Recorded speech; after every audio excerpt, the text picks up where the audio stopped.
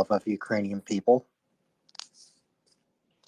No, as I said, and I think you're making a very good point. I know that many people are tempted to draw parallels to the Blitz and the bombing of London, and I'm always kind of wary of making historical parallels. I think that this is a common mantra that you hear very often. Oh, history repeats itself. I do not believe it does, but there is something to be said about the senseless and just abhorrent targeting of civilians in any kind of war. It has never yielded any kind of results, and it has never weakened the resolve of any people willing to fight for freedom. I think the Vietnam War is a good example. I think the Blitz in London is a good example. And I think here in Ukraine is a good example as well. If anything, there is always a surge in donation, both to volunteer organizations and to the armed forces of Ukraine, following each and every one of those abhorrent attacks. So I would tell you that I'm saddened to hear the news about what's coming out of Kharkiv, and obviously I am. But it has unfortunately become such a common occurrence. It doesn't mean that it becomes any less sad and abhorrent, but it's just something that the Ukrainian people have come to expect from their brotherly nation, Russia, because this is the way that the Russians still portray themselves even up until today. So it has never weakened the resolve of anyone on the side of the earth, and it will not weaken the resolve of the Ukrainians. Quite the contrary. I have met so many people that have lost family members and friends in those kind of attacks, and they're at the end of the day, the only thing that they think, and the only thing that they tell me is, we need to beat Russia. There is no other way of going about it. This will not weaken our resolve, and this will certainly not get us to any kind of negotiating table, because there is no table and there are no negotiations possible, if only because the Russians do not want them. So it's just dreadful. It's just another senseless loss of lives. But the Ukrainians will not bow before this kind of senseless terrorism. As the Americans like to say, we do not negotiate with terrorism, especially when there is nothing to negotiate about. So I am saddened for the lives that will probably have been lost tonight. I do not believe in the slightest that this will change anything when it pertains to Ukrainian resolve to win this war. Guillaume, concerning the exact sentiment that you expressed, do you find that that same sentiment even for those in the East that have chosen to stay in those areas? Do you find that same sentiment there? It's a very good question, Daryl. Appreciate it, and it's something that I have been repeating, many times, and that bears repeating even now. Among the bravest and most devoted and patriotic Ukrainians I've ever met were Russian speakers from Donbass. It's weird how Russia pretended to be liberating those people. The only things that they've been liberated them from are their lives, livelihood, apartments, and sometimes limbs, and sometimes lives. The resolve of the people out here in eastern Ukraine has never been weakened, and you have to bear in mind that those people have been living through a war of aggression for 8 years already. Especially in the east, the people are undeterred. I have spent the last couple of days with two amazing guys called Yura and Serhi. They started volunteering in 2014 to bring to the Ukraine armed forces what they were sorely lacking at the time, which is to say anything, really, because the Ukraine army was in shambles at the time. And they are still conducting this work. And Serhi is from Donetsk, Yura is from Slavyansk, and they have devoted their entire lives to making sure that the Ukraine armed forces have what they need to win this war. It has not impacted the resolve, and to be perfectly honest, nothing will. They have sent their families to the west of Ukraine, and they're still doing the work that needs to be done out here. So I would say that not only is the resolve of Ukrainians not going to be changed or weakened by those kind of attacks, but especially not in Donbass. The most patriotic, and it's not to besmirch or demean the people in Western Ukraine, but the most patriotic Ukrainians I have ever met were Russian speakers from Donbass, and they will certainly not be intimidated by this kind of senseless terrorism.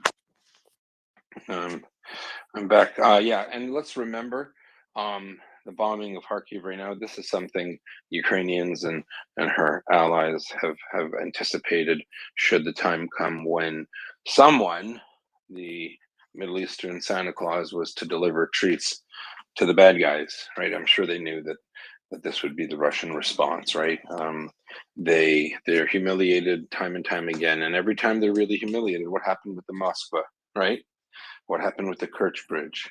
Every time there's a major setback for the Russians, they do what they're good at, which is kill civilians. So it's They're bullies. say again.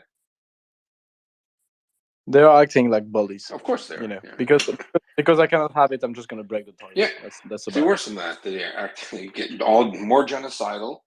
There's no military, like there's zero military value to this, and this is a problem. This is a big problem, right? So, you know, if we look at it this way, we have to call it out for what it is. And when we talked about media recently, we talked about the difference in the implication of what media does. It's not a Russian attack on Ukraine versus a Ukrainian attack on Russian troops. These aren't the same. There's no parity here. So it's important to point out. Guillaume, when Ukraine liberates Luhansk and Donetsk and Crimea, what do you expect to see following that liberation? A great deal of joy, yes, and urgency to rebuild this nation. What kinds of scenes do you expect to see? I know we don't expect to see them anytime soon. This will be a long war. I understand that. But you were just speaking about the Ukrainian patriotism that you have seen in eastern Ukraine. And there is a built up desire in Luhansk, Donetsk, to rejoin and rebuild the nation. And I am assuming the same in Crimea. I think it's a good question, but to be perfectly honest, Alan, what I do expect when those territories are going to be liberated is unearthing mass graves after mass grave after mass grave, because this is what the Russian army has been doing in the territories that they've been controlling for months or even weeks or even days at times. You can only imagine the scales of the atrocities that have been perpetrated upon the Ukrainian nation in territories that the Russians have been occupying for years. I have heard so many stories, so many painful stories of people, having had their relatives disappeared, tortured, and come back changed forever when they do come back. So prior to it's kind of it is, in my opinion, going to be the same as in the Kherson scenario, which is to say, scenes of joy and happiness and people celebrating the liberation, and in a matter of hours coming upon a torture chamber and illegal prison in the basement, and what amounts at times to concentration camps and mass graves. This is what we're going to see, and I think that we should bear that in mind. Unfortunately, we have gotten used to those kind of atrocities, but it doesn't mean that they're going to stop. So, because we have seen them in places that have been occupied for mere weeks, we can only imagine what has happened in places that have been occupied for years. So, as much as I want to rejoice in the prospect of a potential liberation of those Ukrainian territories, I can only imagine the amount of human suffering that we will unearth there, and we will unearth it, unfortunately. I completely agree with you. It's an excellent answer. It's something that we need to prepare ourselves for, that Ukrainians need to prepare themselves for. Because after 8 years of occupation, as Guillaume says, we can only imagine the kind of oppression that Russia has inflicted on these Ukrainian oblasts. Only after Luhansk, Donetsk, Crimea are liberated will we learn the full story of the war crimes Russia is committing. And maybe at that point in time, the evidence will be so overwhelming that the perpetrators, beginning with Putin, might be brought to justice. It's not unheard of. National leaders have been taken to trial, and this national leader, above all, should be taken to trial. How? I don't know. You cannot go to the Kremlin and arrest him and take him to the Hague for trial, but maybe he can be apprehended, and maybe there will be Russian commanders and Russian soldiers in Ukraine fighting there now who will be apprehended and tried. That is our hope. I mean, Guillaume, when you look at the possibility of war crime trials, is it just, and this isn't the right word either, but is it just a dream? Is it a mirage that will disappear at the end of this war with Ukrainian victory? Obviously, it's really hard to tell, and as a journalist, and I am not here to make predictions. That is not my job. And since I've been wrong since about pretty much anything when it pertained to the Russian invasion, as I said, I did not expect such a full-scale invasion even until the very last days. But I am pretty pessimistic when it comes to the potential trial and conviction of Russian criminals of war. I don't know, maybe it's just me being pessimistic, but as much as we would want to believe that the good guys triumph in the end and the bad guys are held accountable for the crimes, I do believe that the good guys will win in the end, which is to say Ukraine is going to win this war, and I am fairly certain of that. But I do not necessarily see accountability for Russian criminals of war, and for all the atrocities that have been perpetrated. You have to bear in mind that even after the end of the Second World War and after the crimes of the Holocaust, at the end of the day, only a tiny minority of the perpetrators were ever brought to justice. And it was an incredibly momentous event, and it felt at the time that there was some kind of consensus on the fact that we needed to bring those people to trial, and we needed to actually create new instances, like an entirely new procedures to judge those people, because the crimes against humanity that had been committed were so egregious. And yet, at the end of the day, it was only a tiny minority of the perpetrators and the murderers that were brought to justice. And it might just might be my pessimistic nature, but I do not see the vast majority of the people that have been committing crimes out here in Ukraine being brought ever to justice. I do hope that I'm wrong. I am praying that I'm wrong, but yeah, unfortunately, I do not see it happening. I hope you're wrong too. I'm a pessimist like you, but we also know that the Nazi criminals were pursued and prosecuted for 70 years.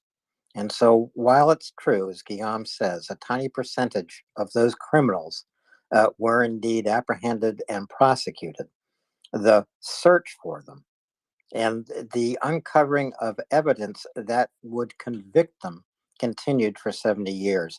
We may well be looking at a similar effort after this war of Russia, this genocidal war by Russia is concluded. It will take decades for these crimes to be uncovered, for the crimes to be fully known, and for the perpetrators to be brought to justice. This is a hope that we have for the future. But parallel with that, we will also see a nation rebuild itself from the foundation up as a sovereign, free nation, looking to Europe and reminding all of us who live in free countries the price we sometimes have to pay for freedom and democracy and self-determination. Alan, on those beautiful words, I'm afraid I'm going to have to leave you guys for the evening, as I have a pretty busy morning ahead of me. But it was an absolute pleasure spending some time with you, as it always is here on the MriyaReport. I really appreciate everyone that took the time to listen to my rambling answers. I do hope that in a small capacity I was able to answer the question that you did have, and I would love, obviously, to be back in the future. Yeah, I just wanted to tell all of you guys, thank you very much. I appreciate you giving me some time tonight. Guillaume, I just want to say thank you for spending the time with us and sharing your insights and all of the information you passed to us. It's indelible for us to have people like yourself here to speak to what's going on there, and we truly appreciate it. Be safe as you can be, and Slava Ukraine. Heroem Slava. Appreciate your kind words, Daryl, and we'll talk to you guys soon. Take care. Merci, Guillaume. Au revoir. Merci à vous. Merci beaucoup, Guillaume, and à bientôt. We have some more hands, Daryl. That was just a wonderful 2 hours to have with Guillaume, a remarkable reporter, clear-eyed, going above and beyond what most reporters do anywhere on any beat that they are walking. And so we can go to Lisa and then to Tony. Lisa? Hi, Alan. How are you tonight? Very well, thanks. And you? Oh, I'm good. You are such an eloquent speaker. I really enjoy listening to you. But, we were talking about as far as like prosecuting the war criminals. There was so much done by so many people that I believe that, there's never going to be a way to get all of them. We might be able to get some. But can you hear me? Lisa, your audio can you hear your me? audio is breaking up a bit. Can you hear me now? I can hear you fine. Yeah, I can hear you fine. Okay. Lisa. It's I think Alan may be having a little issues. Oh, yeah. But I was gonna say, I remember when I was in high school, there was there was a man up in Cleveland, Ohio, that he was finally tracked down, and he had been a young Nazi soldier, and he had committed some pretty bad atrocities, and I believe some murders, torturing. And this man was in his 80s, I think, 70s, late 70s, early 80s. But his family and people fought to try to, to keep him from going. But he was convicted, and he had to go over and stand trial. And at 80 some years old, he had to go to, I don't know, do they send him to The Hague? Is that where they send them? Yeah, he had to go to The Hague. Yeah. Do you remember that, Daryl? I don't know if you remember. Yeah, for his age, yeah. Yeah. He was one of the oldest Right. to have been sent. Right. His name was Demyanyak, the last name. And but yeah, he went over there, so he had to finish out his life there, but I don't think he lived very long after that. So yeah, that justice was served, but I'm a believer in that. If they don't serve it, if they don't have to pay for it here, they'll pay for it in the afterlife, wherever that you believe that may be. So Well, Lisa, you make actually a very good point here. That there is no statute of limitations on wars against humanity. There is no statute of limitations that can ever save a war criminal if they are identified, and if the evidence is uncovered and apparent to convict them, they will be brought to justice. And this is a commitment that we all must make. if we believe in freedom and the dignity of life. Very, very simple. The same will hold true in Ukraine. Russians who are committing war crimes, even today, right now, as we speak here at MriyaReport, will, we hope, be brought to justice.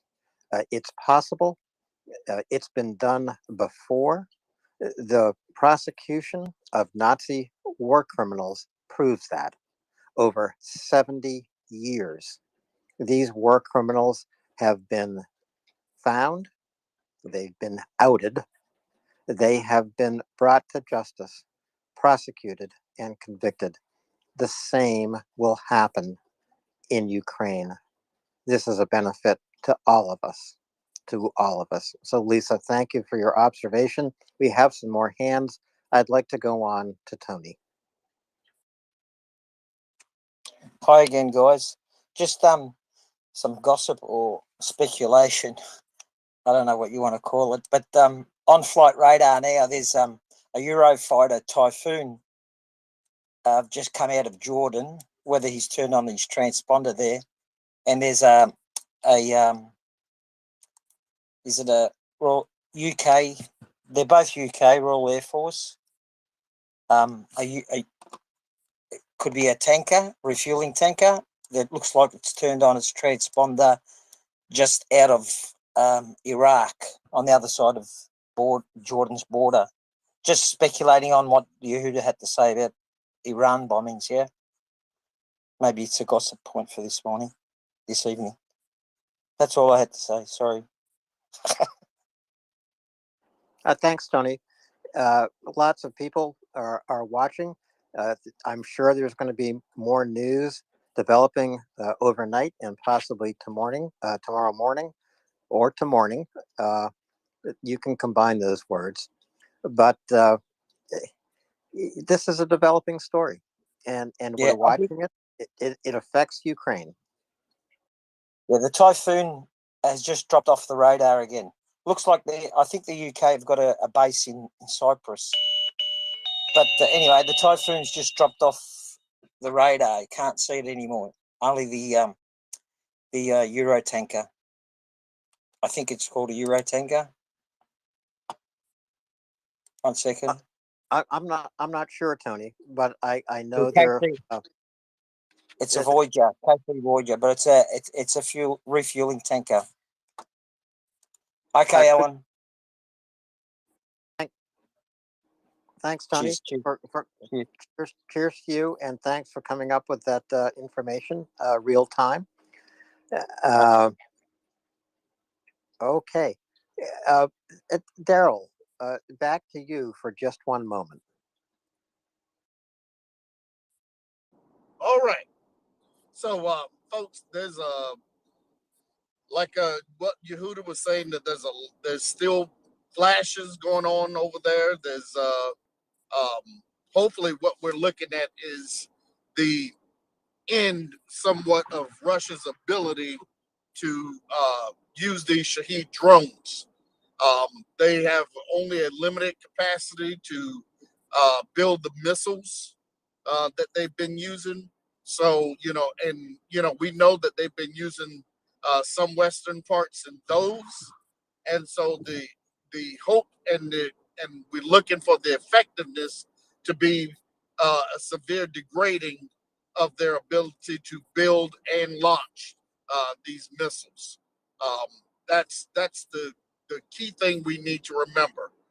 We don't know who perpetrated them, although it's widely suspected of Israel, because Netanyahu made a statement concerning the attacks in Israel.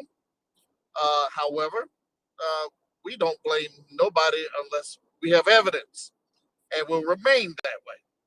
So, excuse me for being rather coy, but that's the way it works sometimes, right? We don't want to blame the wrong guy, or congratulate the wrong guy, or congratulate a guy that really doesn't want to be congratulated because he just thought he was doing the right thing, right? Okay. So with that, what are you guys' feeling about what's going on right now? Me and Alan are here. We're getting information about some of these things, but we want to hear you guys' thoughts on these things that are going on, the shipments, um, the bombings, and of course what Chuck has spoken about earlier today. And if you did miss it, Chuck Farrer was on earlier today with bullet points. Please, when that gets posted up, please, you can go back and listen to those on the Spotify. But, talk to us. Go ahead, Lisa. Thank you, Daryl. I'm in a talkative mood today. Um, back in 2014, I had no idea that even before this, that this had all happened.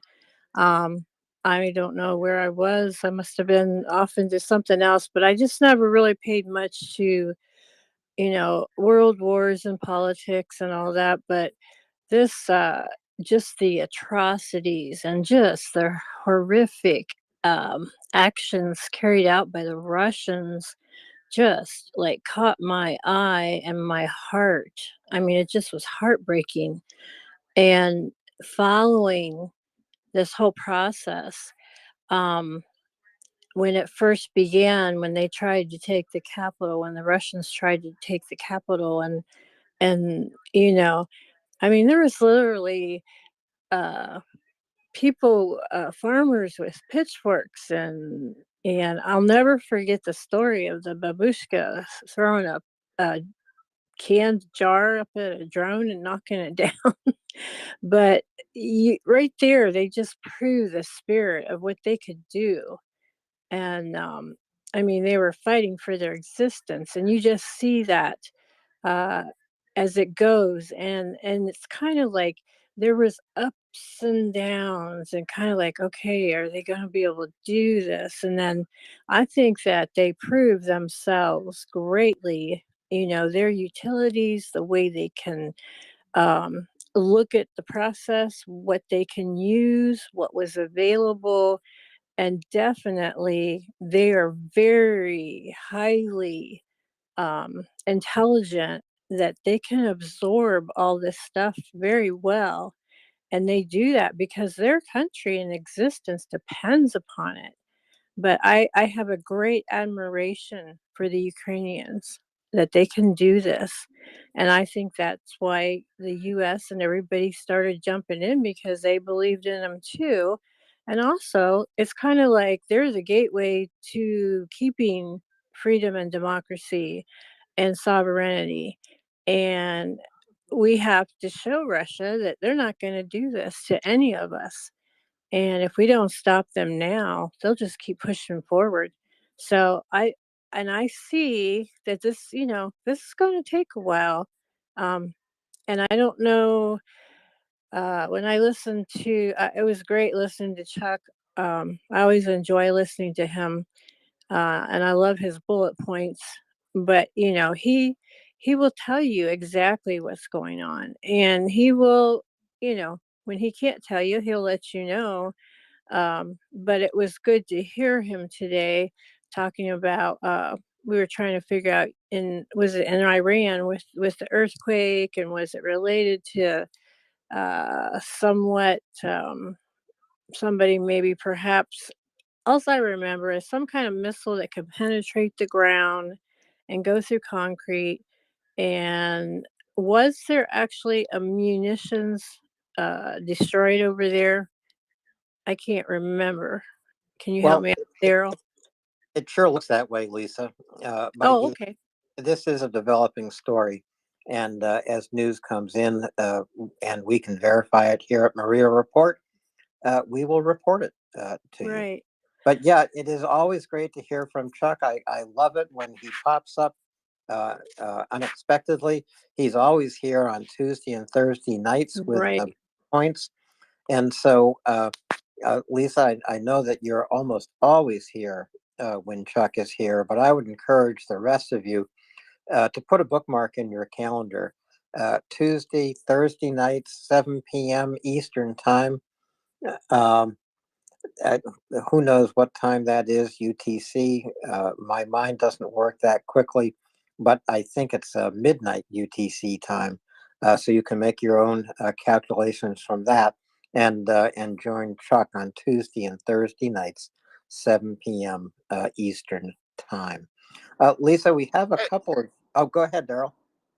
yeah, I do have a couple of things I want to bring to the front right now, and one of them is the Ukrainian military received new uh, battle urban mine UMGs. I believe these are mine clearing vehicles. Um, they also receiving uh, from the British and the German government WISET mine clearers. That's I'm not sure how many, but also too, uh, they are they have ordered 105 vector reconnaissance drones from a German company, Quantum Systems. So there's a couple of different things that are happening as far as equipment for Ukraine right there. And new equipment for Ukraine is always good news. Joanna, welcome.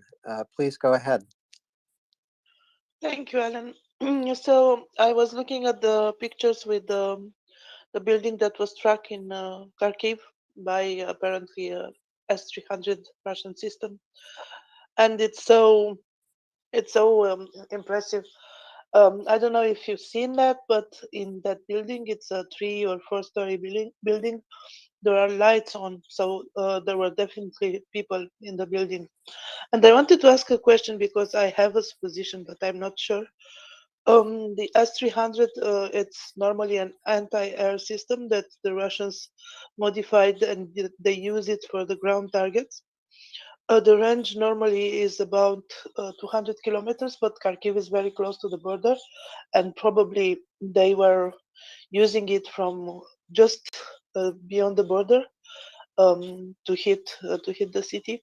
And I believe there is not even the time to make air raid alert or something like this because of this proximity. So basically, when the Russians are using this system on a short distance, I believe there isn't time for the people to take shelter, and this shows again how Russia is a terrorist state and how they are choosing to target civilians because they are not able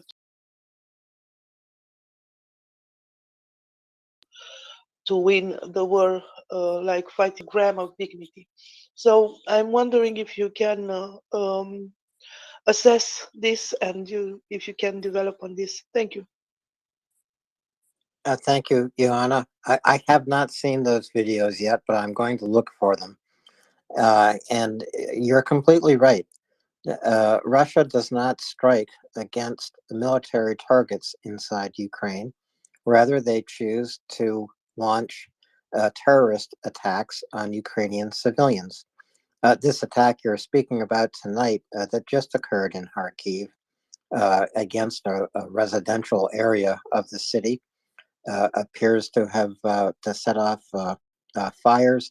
We know a first responder in Kharkiv, Roman, who is the chief of a fire station in Kharkiv. I'm certain that Roman is on the scene right now, uh, saving Ukrainian lives, putting out fires, and being a courageous Ukrainian, because this is what Ukrainians do whenever they are under attack. You don't have to be a Ukrainian soldier to be courageous. You can just be an ordinary Ukrainian trying to live your life in the city where you grew up, in the city where you're raising your family. That's where we see courage every single day uh, expressed by Ukrainians. So this is a story we're going to follow. And you're right, Joanna. The Russians do use this system. I think it's called an S-300, which was originally an air defense system. They've converted it into a weapon of terror. And they have these systems very close to Kharkiv, because Kharkiv is not more than 30 or 40 kilometers away from Belgorod, inside Belgorod Oblast. Kharkiv is essentially a border city, uh, lying very, very close to the boundary with Russia. But I am glad you're watching this story and continue to come back to us with the updates that you have. Uh, in fact, I mean, this is the kind of story that unfolds minute by minute. Um, and can you direct us to the news and videos that you're seeing? Yes, of course, I will send you a DM. And thank you for your answer. I want to just post it to the nest. That'll probably be better. Just go ahead and post it to the nest. Okay, thank you. Yeah, thanks, Daryl. That is the best place to put it, Joanna. So that's a benefit to all of us. Folks, please retweet MriyaReport. Bring your friends here, your family members, your work associates, anyone with questions about what is happening today in Ukraine, anyone with questions about what is happening today in Iran, because attacks on Iranian factories manufacturing drones and missiles that will eventually be sent to Russia has an effect on this war. Any way that Russian ability to continue this war and to continue its terror on citizens in Ukraine, uh, any ability for them to do that, wherever they find it, must be destroyed, must be interdicted. It's possible that these attacks in Iran on factories are simply what we would call attacks on logistics. Weapons that had been manufactured and were waiting to go to Russia uh, perhaps have been destroyed. So that means hundreds or thousands of Shahed drones that Russia was expecting to continue its war of terror have been destroyed on the ground in Iran and will not be arriving in Russia. Again, developing story. We'll keep our eye on it. Daryl, I don't have you for many, many more minutes, do I? No, I'm getting ready to drop down. I'm probably going to be in the space, but probably going to go to listening mode for a little bit here. Um, and like I said, I'm still on the road here, so I will be listening, but it may get a little ugly for my signal.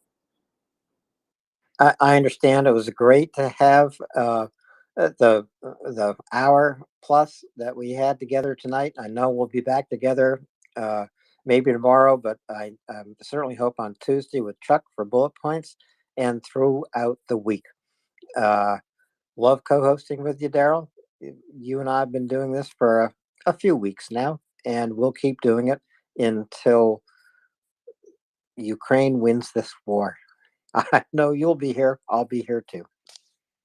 Absolutely, absolutely. So everyone, I bid you a good evening, and I will talk to you tomorrow. Thanks. Thank you, Daryl. So again, retweet this space. Come up with your questions. Come up with your observations. Come up with your comments. Come up and tell us how much you care about what is happening in Ukraine. Really, a good way to begin is simply to come up and tell us how you found MriyaReport and the difference MriyaReport has made to you. Because we've been here 24 hours a day, 7 days a week since February 24, 2022. And this was the day that Russia launched its full-scale genocidal invasion of Ukraine. We will be here 7 days a week, 24 hours a day until Ukraine wins this war. We will be here long after as we work with Ukraine to rebuild their country and to weave back together a community that has reminded all of us, what it means to fight for freedom. So again, retweet this space. I'll be honest, it's it's evening on a Sunday night in the United States. Lots of people are watching football. It is hard to compete against the NFL. Uh, so it could be quiet here tonight, but again, bring us your questions, bring us your observations. And here's how to do that. If you're a listener right now, uh, simply request to speak, and then, and this is at the bottom of your screen, tap on the little microphone logo, request to speak, we'll bring you up, and then tap on the little heart plus logo, raise your hand. We do keep a queue of speakers and go to everyone in turn. So I'm going to look for a little bit more news that has occurred today and try to bring it to you in as concise a way as possible. We did have Chuck here earlier tonight talking about the battle line.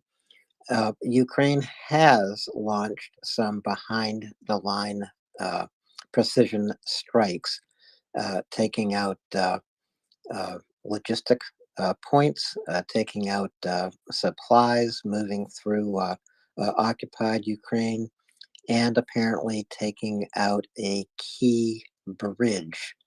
And I'm just looking for where that bridge was located, but it's in Zaporizhia Oblast. It's a key bridge that connects supplies to the Crimean Peninsula. So every single day, things are happening in Ukraine. Ryan, are you listening with us at the moment, or are you? Yeah, I'm here. Okay, great.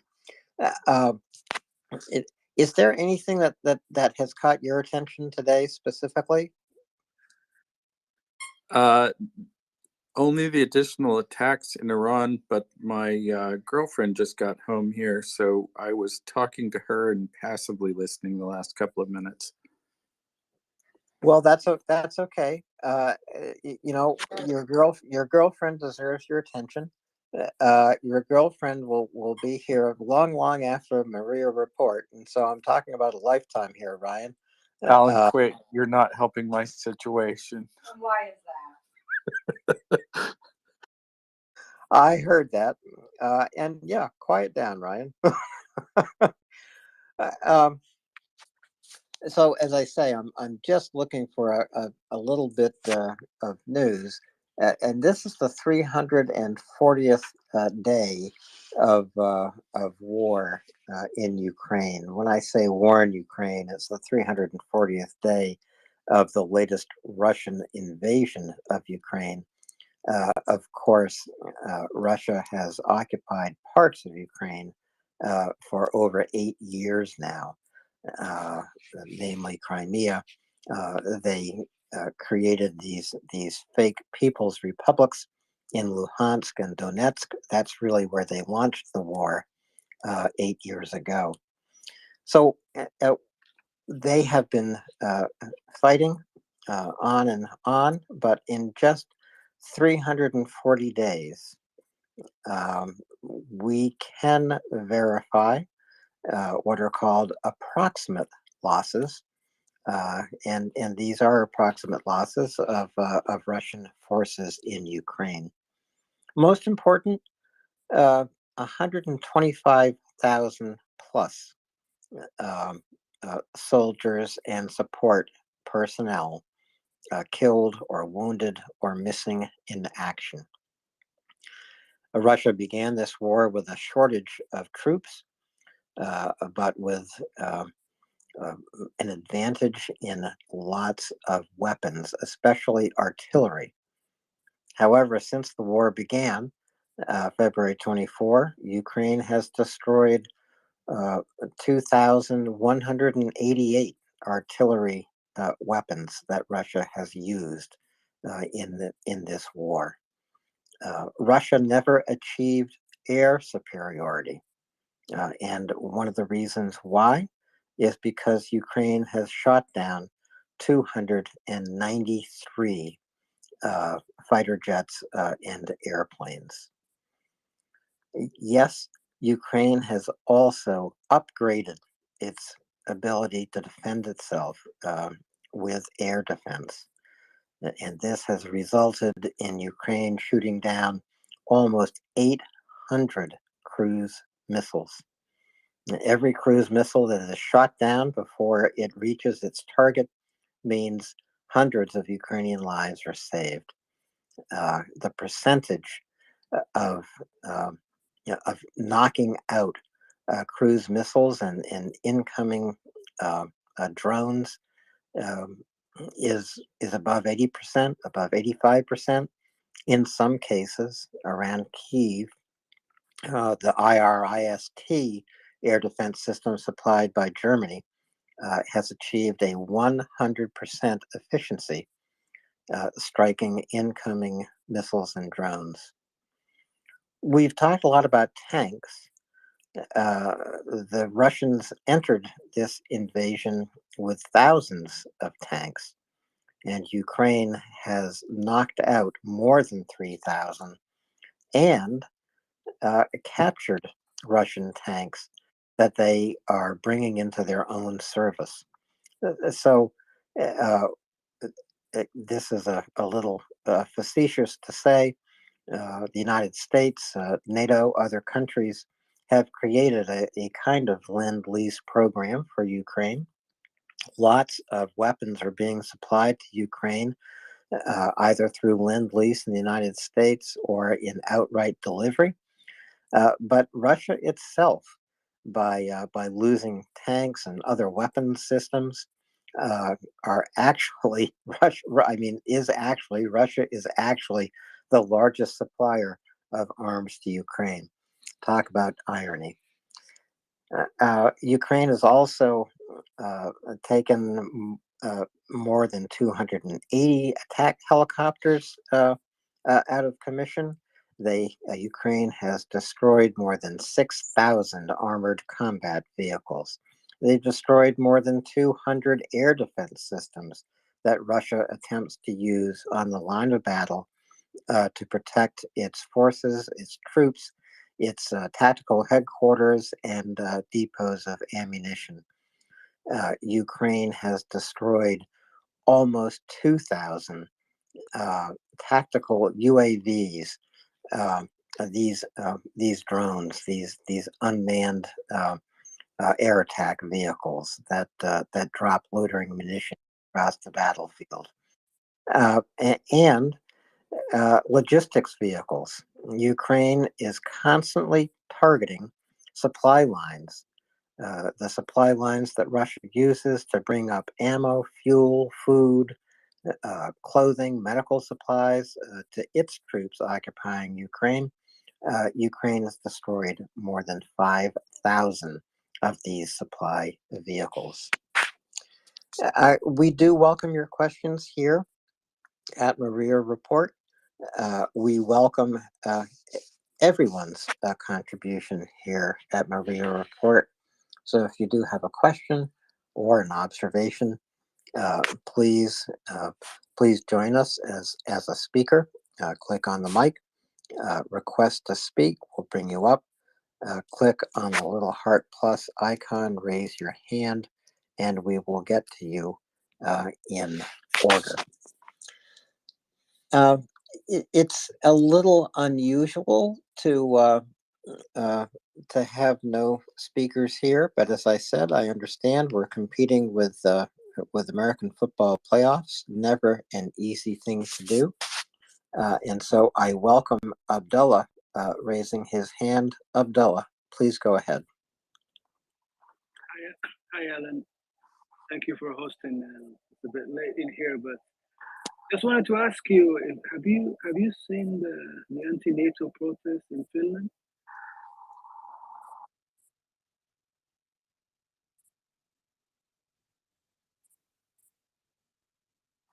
Alan, can you hear me, Alan?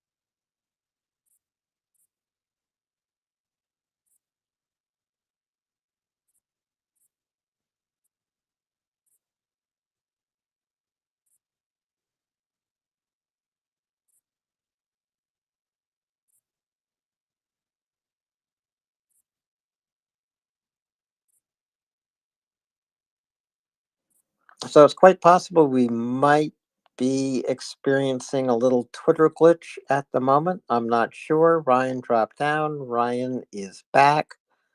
Um, Abdullah is back, and your hand is up. Please go ahead.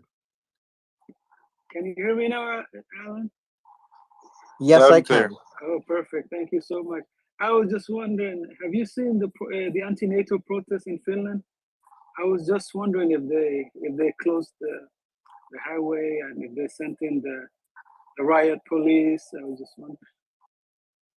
I haven't seen news of that. Abdullah, where is this happening? It happened in Finland. Apparently, only 7 people showed up. It was hilarious. Yeah, Well, you don't need riot police for 7 people. that was my point. There was just a joke about the whole just Finland. That tells you the people of Finland where their loyalties lie. Alan, I just wanted to ask you if I could ask you a question. Before the invasion, you know, we saw a lot of the intelligence, the U.S. intelligence, telling the Ukrainian leadership that Russia is about to invade. The invasion is about to start at any moment. Did you believe that the Russia was gonna pull off a full scale invasion? I just wanted to get your opinion on what you thought the Russian plans were, you know, 10, 11 months ago. Yeah, well, it is hard to go back in time and remember what you thought. And at that moment, I saw the intelligence because it was reported in in the newspapers here in the United States. It was reported on television, and it astonished me to read this intelligence. And I guess I'd have to say uh, I thought it was a possibility. I think that the Biden administration was doing the right thing in broadcasting real time intelligence to the world. But I didn't think that Russia would be so stupid as to launch an invasion of a peaceful country uh, until they launched it. And so did I believe the intelligence on February 20, 21, 22, 23? I had my doubts. I believed it on February 24 when the news came in that Russia had rolled across the border. Did you believe it, Abdullah? You know, 50-50. I was saying to myself, why would they send so many troops right into the, you know, right next to Ukraine? And then I was saying to, and I was also saying, you know, so many intelligence failures in the past. Maybe this is not true. It's impossible. But you know, I was leaning towards an invasion. You know, because it's exactly what a lot of people were saying. Why would Putin send so many of his best troops? You know, it's not easy. You know, to send to keep so many troops. You know, battle ready. You know, for a long period. So I thought. So that's why I was leaning towards an invasion. But when it comes to intelligence, and the intelligence was so definitive, you know, they were saying that the invasion was going to happen even to the date. I think they were off maybe 1 or 2 days. I don't know if you remember, Alan. Yeah, so it was really an interesting time, to be honest. And then to see all of these European leaders saying, "Oh no, it's not going to happen, impossible." They were denying the intelligence in front of them. But I was amongst them as well. But I'm not a world leader, to say. But it was something. It was a period in history, to watch what was developed and what was transpiring at that time back in February of 2022. The intelligence I'm waiting for, Abdullah, is the intelligence that alerts us Russia is pulling out every single Russian soldier, every single tank, every single piece of artillery, and then what I will be waiting for is how to stop Russia from ever trying this again, whether in Ukraine or on any other neighbor. Joanna, welcome back. Your hand is up. Please go ahead. Yes, thank you, Alan. So, if I remember correctly, in September 2021, there were reports that Russia will make a big exercise, military exercise with Belarus, and under this pretext, they began to bring in the soldiers and the equipment. By November, December, the US intelligence was really pointing to the fact that an attack was possible. And I remember very clearly that towards the end of January, I tried to make like a calculation how much does it cost for Russia to bring in 200,000 troops and all the equipment to the borders, not only in Belarus but also in Russia. And it became very clear that um, it doesn't make sense to spend so much just to do an exercise. So it was clear somewhere end of January that Russia intends to invade Ukraine, unfortunately. So I just want to link this with the talk with Guillaume, which, by the way, was amazing. He was speaking about the motivation of Ukrainian soldiers and all Ukrainian people and those who help them, because there are also foreigners that fight for Ukraine. Well, the idea is that if they do not fight now, if they do not end it now, they will have to fight in another 3 or 5 or 10 years.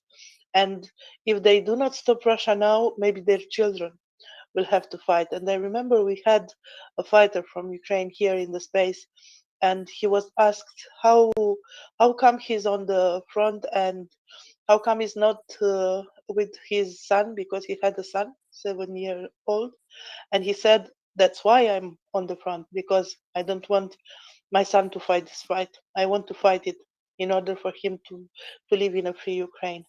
So Ukrainians have no choice now. They have to fight. And Russia, you know, they lost an army. They lost the contract army, and with which they started the war. They practically lost it, dead or wounded or deserted or surrendered or prisoners. And they made another army, the mobilized army, and they lost pretty much a lot of it in the last months. And there are rumors that they are starting to mobilize another army. So the Russians will not stop. They must be stopped. And I think the Western countries waited for something, waited for a break point, waited for a decision, a normal decision, a sensible decision from Russia after they lost 50% of the territory they invaded. Maybe they will come to their senses and they will just go back, but it didn't happen. And that's why I think there is this new determination from all the Western partners to Ukraine to deliver the tanks, to deliver the weapons they need, because Ukraine must have everything in order to free its territory, and sooner rather than later. It has to be done quickly, because we see what's happening in the occupied land. We see when the territories are freed, uh, the common graves and the suffering through which all the people there had to pass, and let's not forget Mariupol and the other cities that are occupied, and let's not forget what Russians do to these cities, to Severodonetsk, to Lysychansk, to Bakhmut now, Soledar, Vuledar. They use now, they maybe they don't have other artillery or something, or they are just reckless and they do not care at all for civilians. They are using incendiary munitions. I've seen reports of a few days ago. They used again the thermobaric weapons, which are really producing a lot of damage. So this must be stopped, and it's just my way of saying that yes, Ukraine must receive whatever they need now in order to fight this war to an end and push Russians out of the Ukrainian territories. And of course, there will be the need for reparation and for the trials, as Guillaume said. Sorry for speaking so long. Thank you. Thank you, Joanna. And I'm so glad you were able to hear much of Guillaume's interview, more than 2 hours this afternoon, speaking with Guillaume Batak, who is a French journalist on the ground in Ukraine and a friend of MriyaReport here. I know he will be back because we'll have a lot more questions for him. Dr. Nefario, your hand is up. Please go ahead. Hey, hello, Alan, Brian, Yona, and the speakers. Thank you so much for giving me the opportunity to ask my questions. My question is about the Black Sea Fleet and the submarines. We know the Ukraine is been getting a lot of support for the land forces. I was wondering if the new aid package is being reported any kind of like weapons or being able to track the 4 kilo class submarines are selling on the Black Sea at the moment, if we know their location or where they're positioned right now. Thank you. Yep, we don't know their location so far as I know. We do know the various positions in the Black Sea where these Russian submarines that carry ballistic missiles, we do know where they fire from. And that's because submarines and also surface vessels that fire missiles have a predetermined spot. It's it's a firing box, and so they get to a point where their position is exactly known. Just helps them uh, aim their missiles against Ukrainian cities, and they fire from those positions. It's extremely difficult for Ukraine to intercept either submarines or surface vessels in the Black Sea.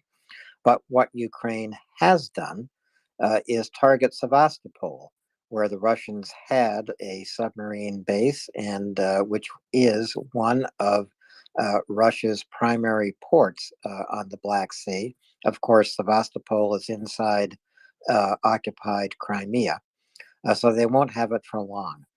But Ukrainian attacks on Sevastopol required Russia to pull back its submarines and its surface vessels uh, to ports on the other side of the Black Sea. So they have farther to travel. They that means because their journey is longer, they actually probably can be detected. But again, Ukraine does not have the capability right now to detect and intercept submarines. They do not have the capability right now to attack Russian surface vessels far out in the Black Sea. They sank the Moskva, as you might recall, in Sevastopol harbor. Now the Russian vessels are in the middle of the Black Sea targeting Ukrainian cities. Will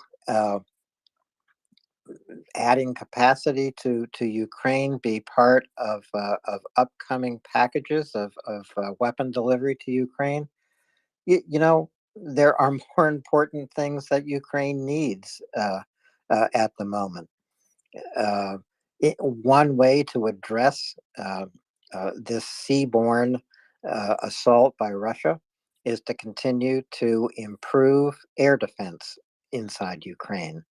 And air defense systems are being supplied in increasing numbers to Ukraine so that they can position these around Ukrainian cities and protect more and more Ukrainian civilians from terror barrages of drones and ballistic missiles and cruise missiles, wherever they are fired from. Whether they are fired from the Black Sea or from airspace above Belarus or airspace above the Caspian Sea, which is the other place Russians fire these missiles against Ukraine. So more air defense always needed. And this air defense has been coming. Patriot systems, this is an anti-missile defense, has now been positioned on the border between Poland and Ukraine. And this is not only for the defense of Ukraine, but it's for the defense of any wayward missile that might find its way into Poland. And some missile parts have fallen into Poland. Some missile parts have fallen into Moldova after being intercepted. So it's a good question, Dr. Nefario. And I am certain that weapon delivery to Ukraine will continue to strengthen their ability to defend their cities with air defense and to take the fight to Russia. Joanna, have you followed the air defense capability of Ukraine at all? A little bit, yes. As far as I know, 3 Patriot systems are promised to Ukraine. I don't know if they arrived yet. I've seen a video with one such a system on the move, but I don't know if it was the one to be placed at the border, Poland-Ukrainian border. I also know that they should receive a SAMP system from Italy. They will receive 7 more Gepards, if I'm remembering well, from Germany, and ammunition for the Gepards. These are very important because they can take out drones quite efficiently, and thus they feed the other systems that are much more expensive to use. The missiles for ISP or other type of defense are quite expensive, while the Gepards are not so expensive. I know that the problem with the ammunition for the Gepards was solved, because at one moment it was a problem. I don't really know about other systems, but I can check if you want. That's okay. It's a pretty general topic, and I appreciate your support here tonight as a speaker. Really appreciate it. So Joanna just did speak about problems solved for delivery of ammunition to Ukraine. It's a significant thing that Switzerland has stepped back from opposing re-export of ammunition. And this is artillery ammunition. This is air defense ammunition. So these are surface-to-air missiles. Switzerland had for a long time not wanted munitions manufactured inside Switzerland approved for re-export to Ukraine to arm the weapons that they need. Switzerland has reversed that decision, and this opens a new and continual logistics line to Ukraine, which is absolutely necessary. So that is an important development that's happened in roughly the last 10 days to 2 weeks. Abdullah, your hand is up. Please go ahead. Yes, thanks, Alan. Alan, I don't know about you. Speaking of the Black Sea Fleet, I'm looking forward to, I don't know if you scuba dive, I'm looking forward to taking a glimpse of the Moskva when Ukraine is, liberated, when Crimea is liberated. But I wanted to ask Iona, the SAM T system, is that going to be sent to Ukraine? Has that been confirmed? Yes, I will search for the info and give you more details. But as far as I know, yes, it was confirmed. Well, that's really good news. That's a very capable. I was reading a few months ago. That's a very capable system. That's really good news. Thank you. Thanks for your question, Abdullah. Nicholas, you came up to speak. You haven't raised your hand. I wonder if you do have a comment or a question. Okay, hello. You hear me? Yes, loud and clear. So I am from Georgia, Tbilisi. So my question is about what do you think about Georgia? How the Georgia can help Ukraine, and what do you think about the political situation in to the Black Sea? Because we know about the Black Sea is owned by Georgia, and also the Moldova, Ukraine, and Georgia situation about EU candidate status is different, and the Russia pro-Russian government is in Georgia, and for this reason the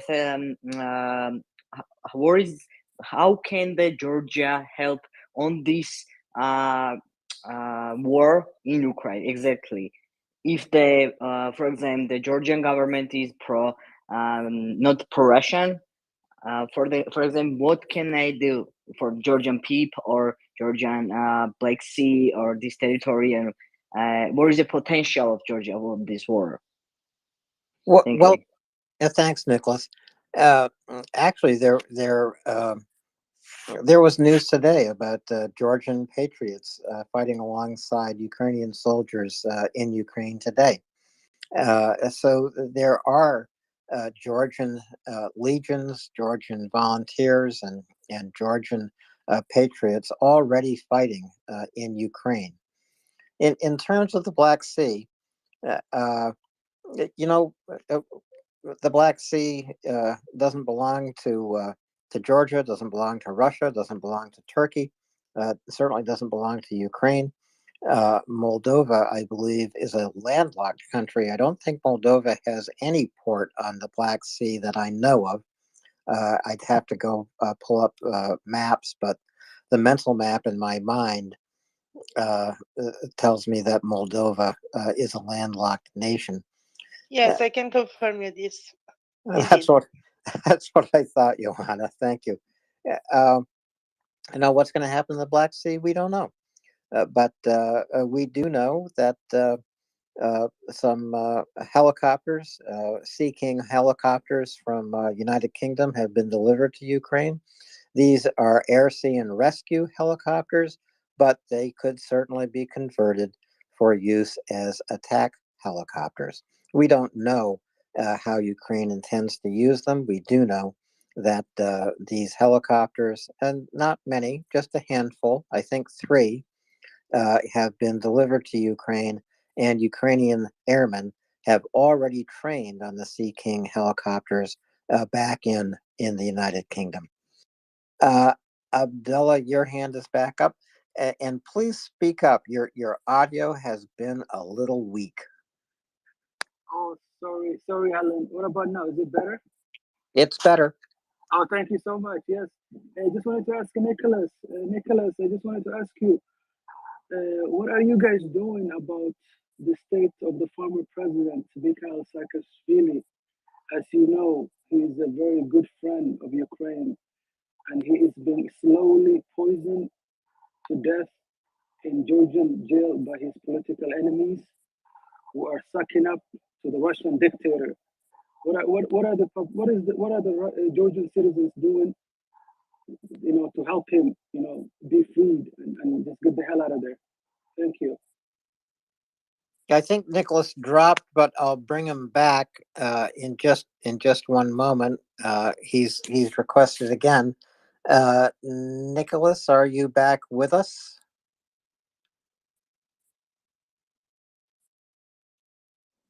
Nicholas, go ahead if you heard Abdullah's question. Nicholas? You hear me? Okay. Yes. Yes, that's a really serious question for all of Georgian citizens because the president is in jail. It's not in jail. It's him. Her condition is very serious. Yeah, he's in the clinic, not a jail. So political situation is very chaos in Georgia because the part of the government is exactly pro-Russian. They flying in Russia. They have some good dialogue in Lavrov, and the citizens of Georgia have nihilism, and they do nothing for now. I don't know because the police working very well like KGB methods. You know, if you're talking like something in loudly, they come with you, and I don't know, you have a new problem from government. And for now, the supporters of Saakashvili doing everything, but it's not enough because if we want to free Saakashvili, we need to international, for example, support from diplomatic corpus, from France, from Germany, from European Parliament. For now, it's stuck. Nothing happening. The president's health condition is very risk, very serious. He's every day in the very little room. He can't to attend the court. They have very I don't know a very bad situation, you know.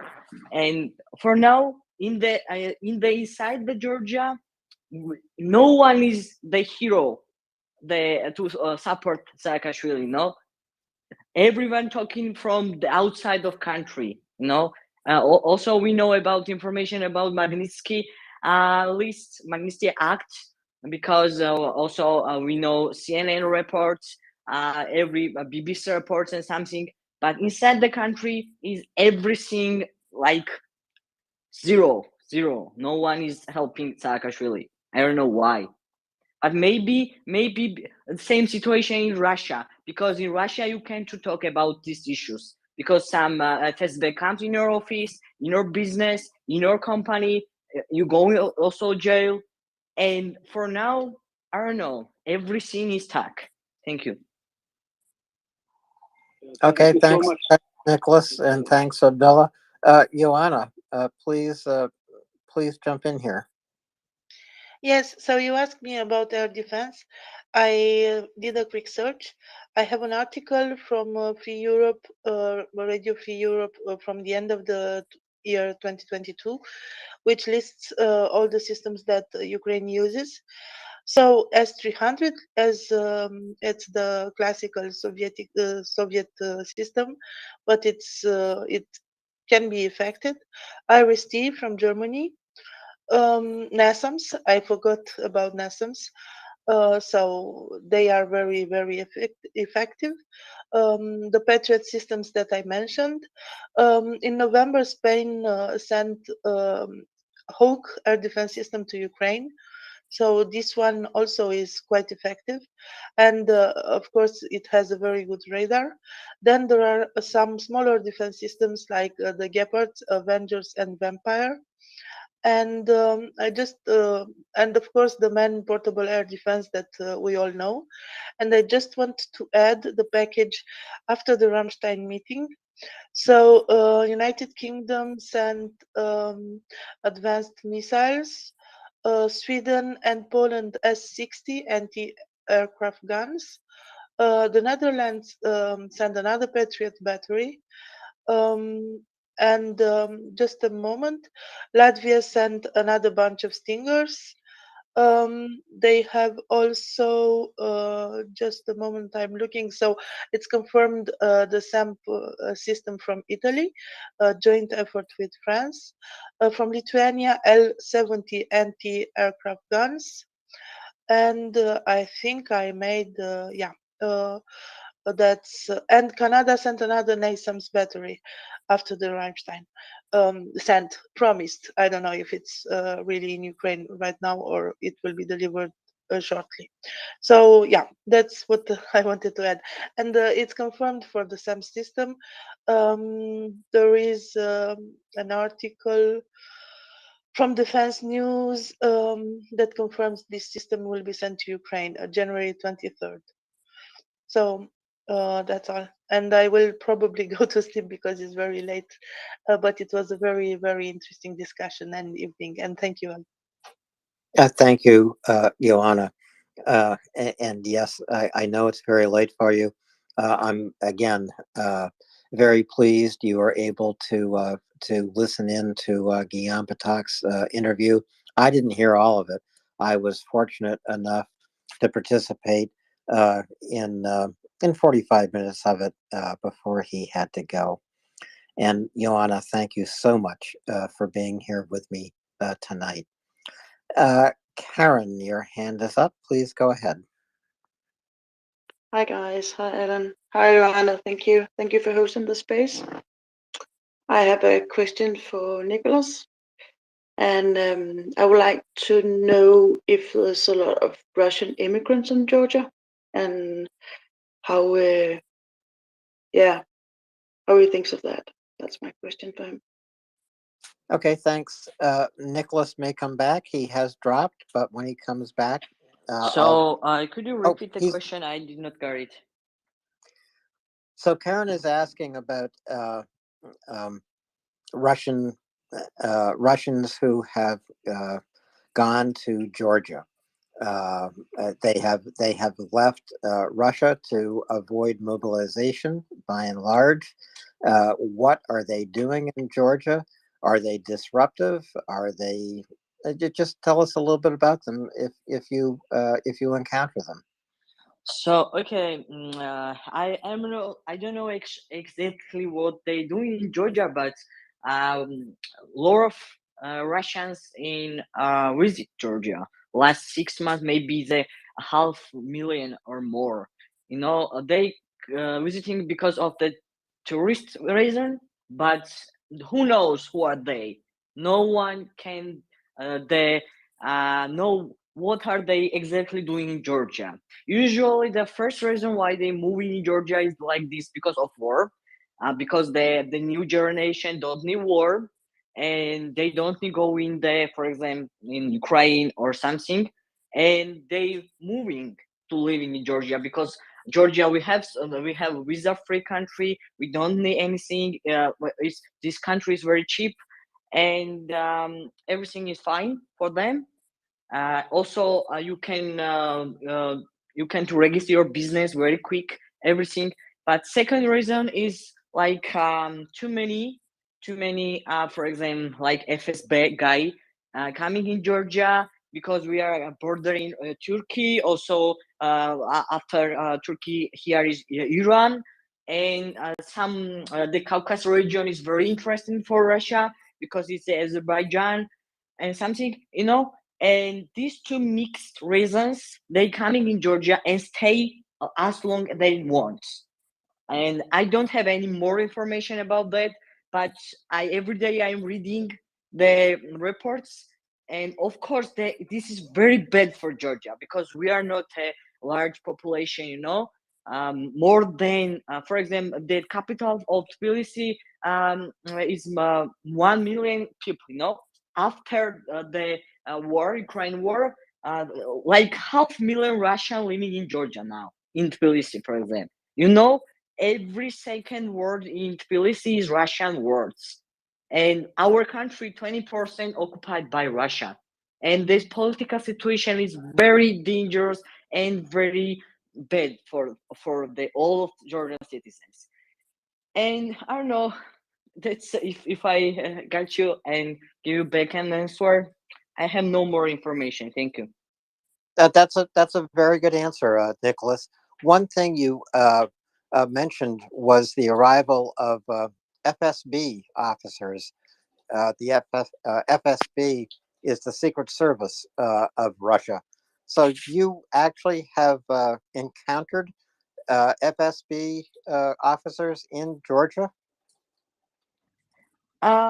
Actually, I don't know. You know, I have no exactly answer of about this, but our government every day is connecting Russian government. You know, we don't trust the Georgian government. We don't know what are they doing because in Georgia is an oligarchy system. Some the very rich multi-millionaire guy is own everything, and also this oligarch Ivanishvili is a of course their business starts from Russia, you know, and this guy is whole time their business and money is come from Russia, you know, and we also know how they doing this job in Russia, also connecting government and everything. No FSB for this reason. For now, we know that we are no, our country is not entering the international sanctions. You understand? Our government say we don't need any sanction about against Russia. That means you are including this Russian pro-Russian policy and pro-Russian politic also. And I don't know, we don't trust no one in our government. That's my questions answered. Thank you, Nicholas, and a very good answer. Karen, you have a follow-up. Yeah, I actually find this very interesting, as Nicholas is saying that I read that between for 500,000 and 700,000 Russians were went to Georgia, amongst other countries, but in Georgia, and they are buying up land. And if you compare with Kazakhstan, the Kazakh government just made visa restrictions for Russians there, but in Georgia there's no. So yeah, I get what he's saying. It's quite exciting, actually. Thank you. Well, actually, Kazakhstan has delivered some supplies to Ukraine, including yurts.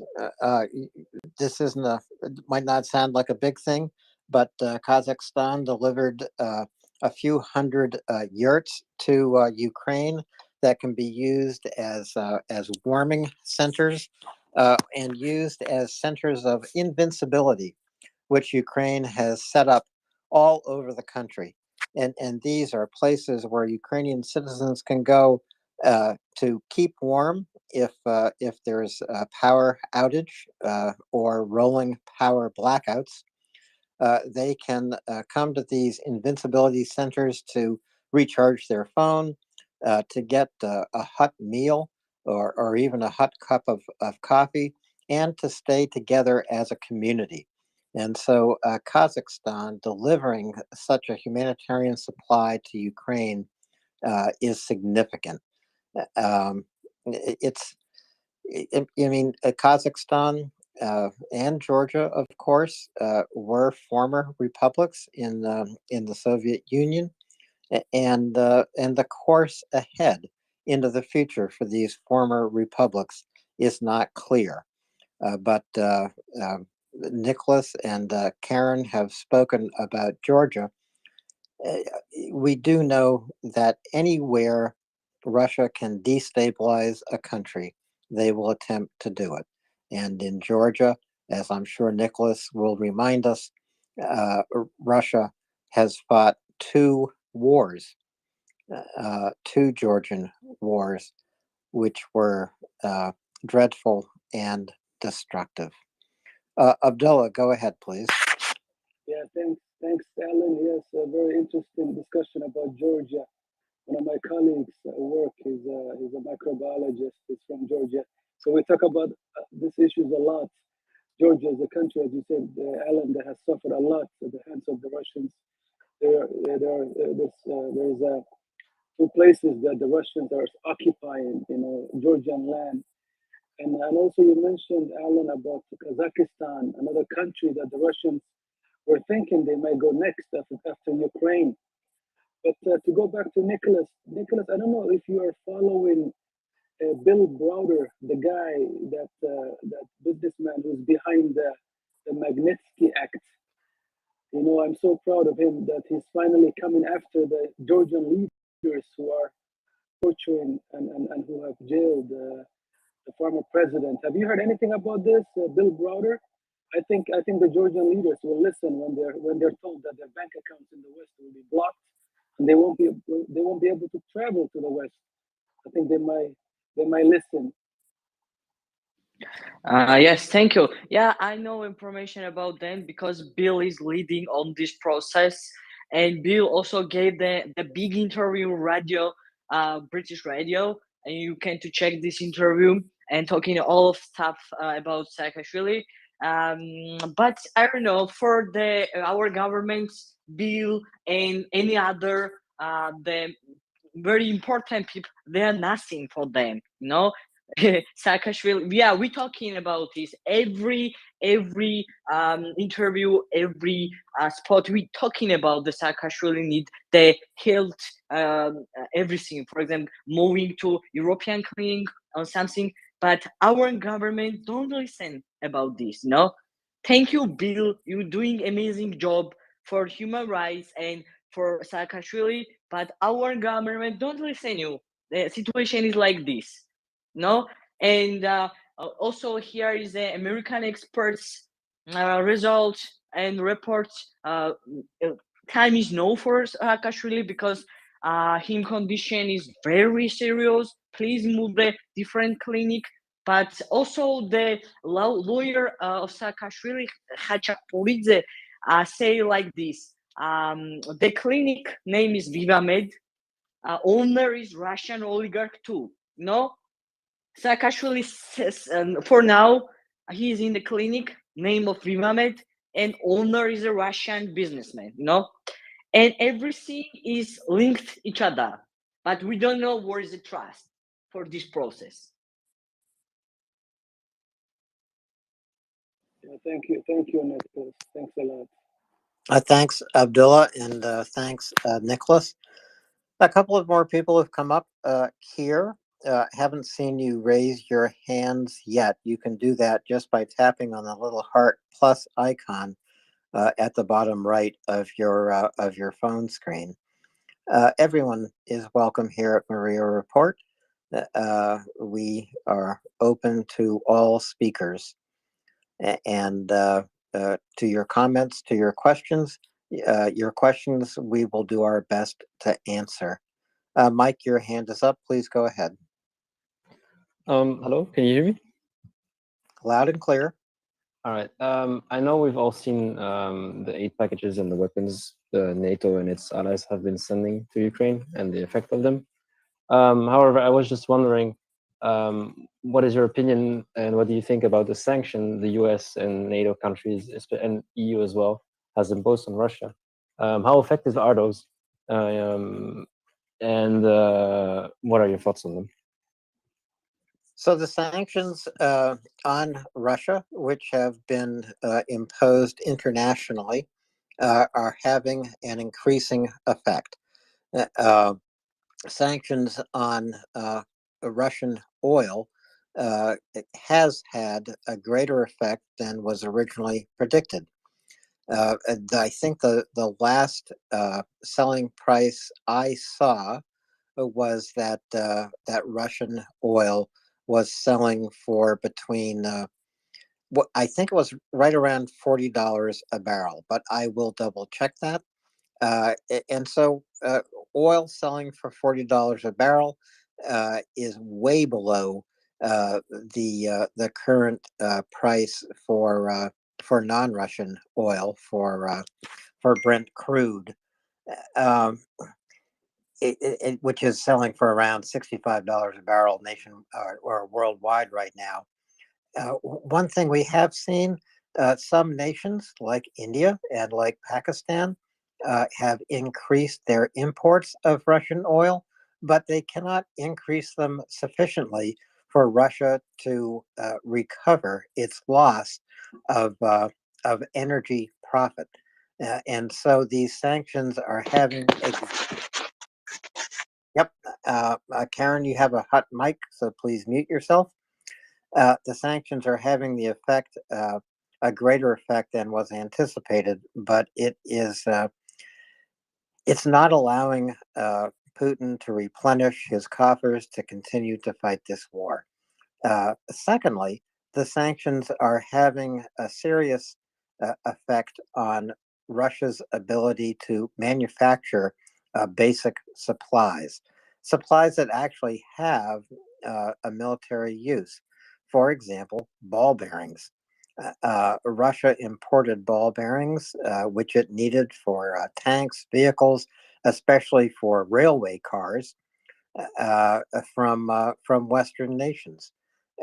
This import has now been cut off because of sanctions. So, in specific examples, the sanctions are working. In the overall look of the Russian economy, the sanctions are working. Economic statistics reported by Russia are not reliable, but it does appear that the Russian economy will be shrinking by at least 4% in 2023, and perhaps by more, because the sanctions are cumulative. They take a greater and greater effect over time as we move forward. So yes, sanctions are working. And it is also a key way for Western nations, for the coalition of the willing, to be united and to penalize Russia for this genocidal war in Ukraine. Folks, I just want to remind you, you're listening to MriyaReport. We're here 24 hours a day, 7 days a week, delivering verified news about what is happening inside Ukraine, what's happening on the battlefield, and how Ukrainian citizens are responding to this genocidal war that has been launched against them by Russia. And they are holding up well. Yes, there are thousands of civilians who are casualties in this war, but there is nothing, absolutely nothing Russia can do to undermine their determination and their courage. We have a couple of more hands up, and I want to welcome Ryan back up. Please go ahead. I was just thinking about this Belgian leopard problem and the private company, I guess they're called OIP, that purchased all the leopards for 15,000 euro a decade ago or so.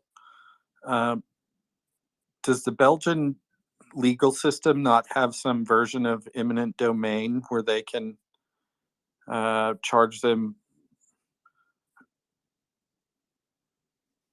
I shouldn't say charge them, where they can reimburse them for the cost they extended to acquire those, plus storage and maintenance expenses, and not some exorbitant 1,000,000% markup. I mean, if ever there were an excuse for an eminent domain situation, I think this might be it. And so, by eminent domain, this would be the Belgium Seize government them. seizing these assets and delivering them to Ukraine. Well, who was it exactly who bought these Leopard 2s? Yeah, and how exactly did they get them for such a steal of a deal? Some company that probably purchased them with the intent of reselling them on the arms market, or maybe even parting them out. But whatever the case, if they're in functioning condition and can be sent to Ukraine, even in non-functioning condition, and brought back to a battle-ready status, then I don't know why we're quibbling over how much they want to sell them for. Get them on an effing boat and resolve the remuneration dispute on the back end. Somewhere between 15,000 and 500,000 is probably a good number. I didn't know there was a used tank lot. Leave it to the Belgians to go to that tank lot and buy main battle tanks. I wouldn't put them on a boat, Ryan. I'd put them on a train and send them right to Poland and then to Ukraine. But this is a story I'm going to look for and follow, because I haven't seen it. I don't know a lot about it. I think it's great that you bring it up. because wherever there are main battle tanks, especially Leopards, that are available and accessible, they need to be claimed. They need to be freed because we're still freeing the Leopards, and they need to be sent to Ukraine. Ukraine needs at least 500 main battle tanks, more than 500 main battle tanks, whether they're Leopards or Challengers from United Kingdom or Abrams from the United States. General Zaluzhny has asked for 500 to 1,000 main battle tanks to be sufficiently equipped to launch an offensive. And these tanks have not yet arrived in Ukraine, but that some are on the way, more are on the way.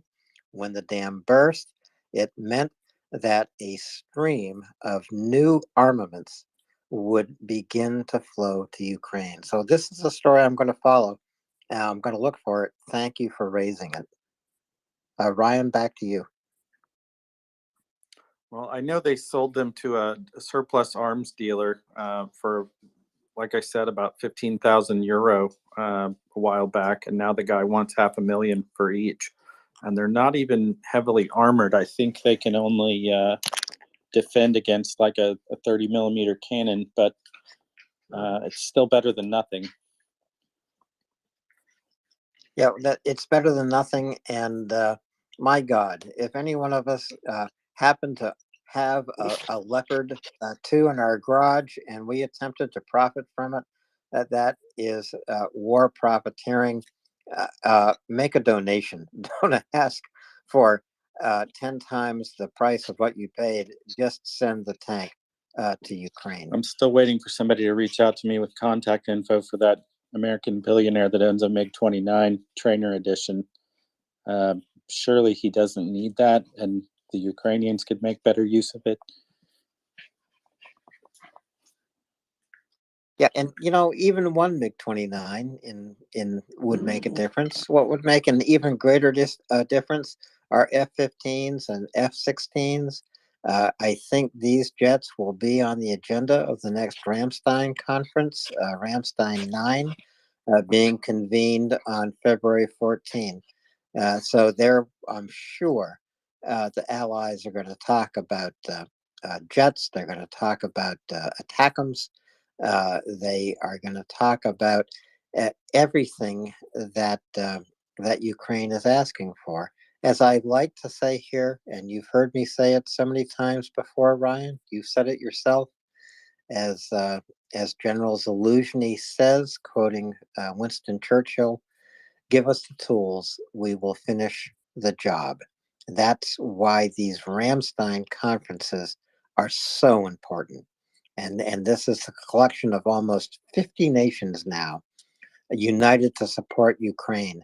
They are looking at all the weapons they have, weapons in surplus, weapons they can deliver to Ukraine.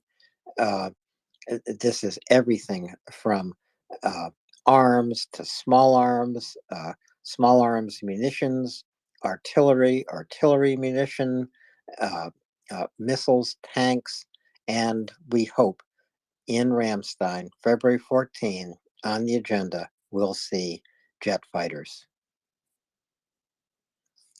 Ryan, go ahead, then we'll go to Abdullah. Ryan? Go ahead, Abdullah. I'm fighting a pitched battle with an adolescent schnauzer right now. Thank you, Ryan. Thanks, Alan. Alan, just wanted to, it's very late here in Dubai, so I'm gonna go to sleep. But I want to thank you for giving me the opportunity to talk. Thank you for hosting. Thank you, MriyaReport. As you can see, the region, there's a lot of things going on in the region, but I think it's a good thing. I think it's about time that the international community said enough is enough to the Iranians when it comes to supporting the Russian fascists. So I think good things are about to develop in the region, and I just wanted to say good night, Alan and Ryan and Nicholas and everybody else, Iona and Dr. Neff, and take care. Thanks, Abdullah, and thanks as always for joining MriyaReport. So, Ryan, I am looking at some some news about these Leopard tanks that an arms dealer in Belgium purchased. The Belgian government itself wants to deliver these Leopard tanks to Ukraine. Let's see. I'm just scanning this article. Indeed, you're right. In 2014, so 9 years ago, this arms dealer in Brussels bought these tanks for 15,000 euros a piece. Wow, what a deal! I think I heard Axel talking about this earlier tonight, as he said, "What a deal! What a steal!" Now this arms dealer wants to sell these tanks for €500,000 each. One would assume that the European Union would try to tax such a profit at 110%. That would seem to be fair to me. For a 9-year investment, that's a massive return on his capital. I think I didn't realize it was $2014. That's a steal. I don't know why anybody would sell them so cheaply. I think somebody should investigate that. Clearly, someone made a mistake. I mean, that would be the most charitable thing to say. But someone in Belgium made a mistake. And if that mistake can be corrected today, then Ukraine will be getting more Leopard tanks. They'll have to be worked on. They'll have to be brought back up to par and into service. But Ukraine is trying to put together between 500 and 1,000 main battle tanks. They can come from anywhere and they can arrive at any time, but sooner rather than later. So we have a couple of new speakers who've come up. You have not raised your hands. You can do that by tapping the little heart plus icon at the bottom of your phone screen. Raise your hand, get in line, and we will take your questions and comments. So, I mean, you're silent at the moment. I could just go to you in sequence, see what you have. I have an owl and a rabbit, and the owl is why, what, who. Don't recognize you, but do you have a comment? Why, what, who? No, I just started listening, and I'm irritated to see that I'm the speaker, but so no comment from me, but I keep on listening. Thank you. Well, thank you. Why, what, who? I'll probably drop you a speaker if you don't want to speak. That way others can come up. Glad you are here at the Maria Report. We bring as many people here as possible, and we do that through your help. That means when you retweet Maria Report, when you invite friends and family members, work associates here, that means you're bringing more people to the best place to be if you want verified news about Ukraine. If you want to be in a space where you can ask questions, get answers, and stand up for Ukraine's victory over Russia. Tony, you're back and your hand is up. Please go ahead.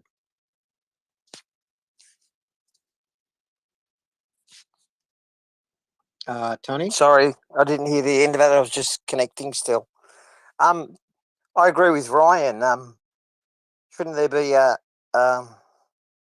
don't know, like we've got here in the national interest, in the public interest or in the European interest, that that contract be made null and void? And the other question is, has he already got them in his possession, the arms dealer? The Leopards, yeah? Yeah, good question, Tony. I believe he does. I believe he has them in a garage, right, Ryan? Leopards? Yeah. The Belgium arm dealer. He's got some somewhere. I don't know how many he has either. I don't have any leopards in my garage. Unfortunately, my garage isn't big enough. If it were big enough, I could find one for 15,000 euros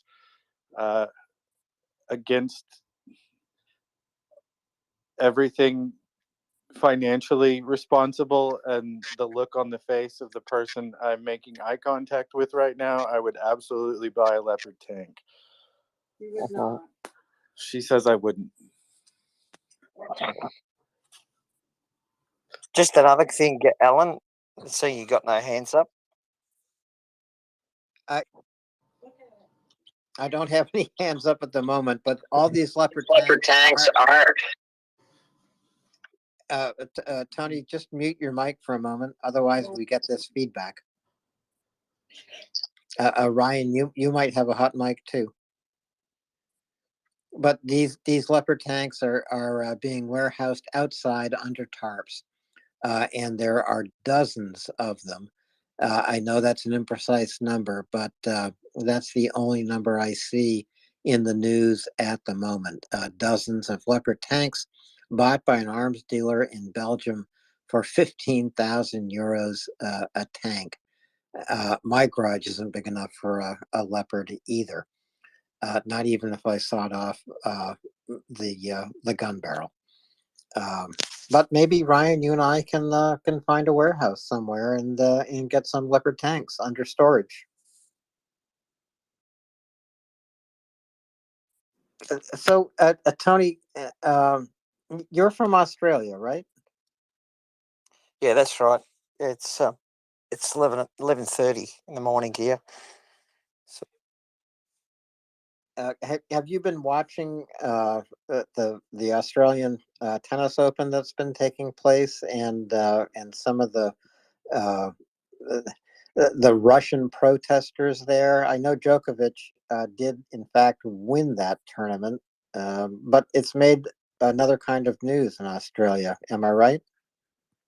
no, I haven't seen it this morning. I haven't really watched the news this morning, but I've seen a little bit of the news saying that he'd won, and I've noticed some newspaper clippings on Twitter that he should come out and say something about what his dad done.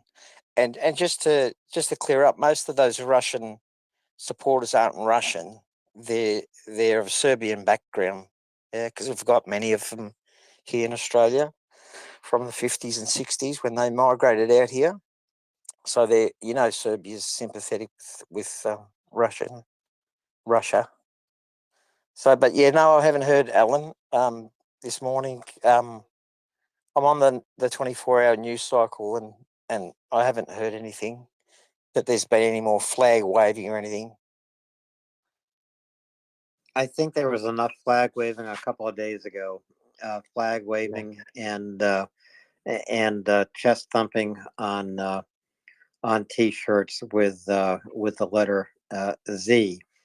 Yeah. These protesters, whether they are Russian or Serbian, these protesters stood up at matches where Ukrainian tennis players were competing, and that's what makes it especially objectionable. Yeah, that was sad. That's really sad to see. But what can you do? It's a democracy, Alan. But it's the authorities should have come out and had more stringent security checks of people going inside. Yeah, but I mean, it's worldwide. It's known worldwide. That letter is like a swastika. Yeah, that it shouldn't be publicised or worn or promoted. But I was saying the other day that I think only because it's an event they're able to do it. Otherwise, it's not like that here in Australia where they're out on the street or on a weekend or on any given day in front of an embassy with those symbols and flags. not the Serbians at least, but because it was an event, there's a Serbian playing. They took their opportunity. Weasels, if you want to call them that. Yeah, we can call them weasels. Australia is guarantees free speech, as we guarantee free speech here in the United States, as most democracies encourage free speech. And I think the authorities did remove these protesters from the stadiums, and they made their protest outside. That's right. It wasn't inside. It was they removed them immediately as soon as they seen them. Security chucked them out, and any of the pictures and stuff that you guys seen on your news or on Twitter was on the outside steps of the stadium. So it wasn't inside that they were, unfurling and standing up and, bare chesting sort of thing. So no. Right. Got another speaker? Yep. Just one thing. Can I just add one thing, Alan? Go ahead, Tony. Yeah, just on what we discussed earlier this morning with that Eurofighter Typhoon out of Jordan and that tanker UK and speculation. Just wondering, because I was watching on live Iranian news, they were saying that people were hearing a low flying jet. So, question is, don't the UK and all? Have we got a rabbit? The rabbit wants to speak. No. I don't see a rabbit, Tony. I can hear one here. Yeah, Antoine, mute your mic so Tony can finish his question. Okay, so I was just saying they wouldn't be really silly to switch on their transponders halfway back from a mission. I mean, they've got to be more professional than that. And I was just wondering, are they not scared to be implicated on it? And or have the finger pointed at them that it was you, UK, you came into our country to bomb. Is the West finally standing up? Is what I'm getting at, and hopefully we are, to say we're not going to cop this. Yeah, I think the West is finally standing up, Tony. There are a lot of air assets in the sky tonight. I think the one that you identified in particular is actually just on a routine patrol. That's the information I've received. But there are air assets up all over the Middle East and the Mediterranean, the Black Sea, and tonight, and they're watching. Well, they're up there for a reason. We don't know what that reason is until tomorrow, or maybe until the next day. But yeah, the West is standing up, and the West is standing up taller and stronger every single day. Most specifically, in how it is helping Ukraine arm itself, and eventually, we hope, actually field a NATO equipped army on the battlefield. Not a NATO army per se, but an army with NATO equivalent weapons, everything from main battle tanks to infantry fighting vehicles to air defense systems to missiles. This is what they need. This is what they need to defend themselves. And as General Ben Hodges says, when you're fighting an invader, any weapon that is delivered to you is a weapon that you need so you can defend yourself. Pure and simple. Every weapon delivered to Ukraine is defensive, nothing else. And that's all Ukraine is trying to do: defend itself, defend its sovereignty, defend its freedom, and defend its future. So you understand this very well, I know. 100% Slava Ukraine. Herom Slava. They're also going to need some 7.5 to 9 inch googly eyes. Oh yeah, I've seen those googly eyes. Thanks, Ryan. Thanks, Alan. Thank you, Tony. And thank you, Michelle, and welcome. Hi, Alan. It's nice to be here. How are things going this afternoon? It's great to have you. It's a little slow right now because, of course, the NFL is playing these playoff games that make a difference. Not to Ryan, because he doesn't watch sports, and not to me because I bet on the 49ers and I bet on the Bengals. So we'll see what happens later tonight. But sports do intersect with politics. And the other day, Michelle, you and I were talking about the Olympics for a very good reason. Is this a story you have continued to follow? Well, I was just going to say your poor 49ers didn't win. So hopefully the Bengals win for you in this game. I actually have the game on in the background, so it's on, but I'm not paying tons of attention to it, obviously. So we'll see. And Ryan, I didn't know Ryan doesn't watch any sports. I watch collegiate football periodically.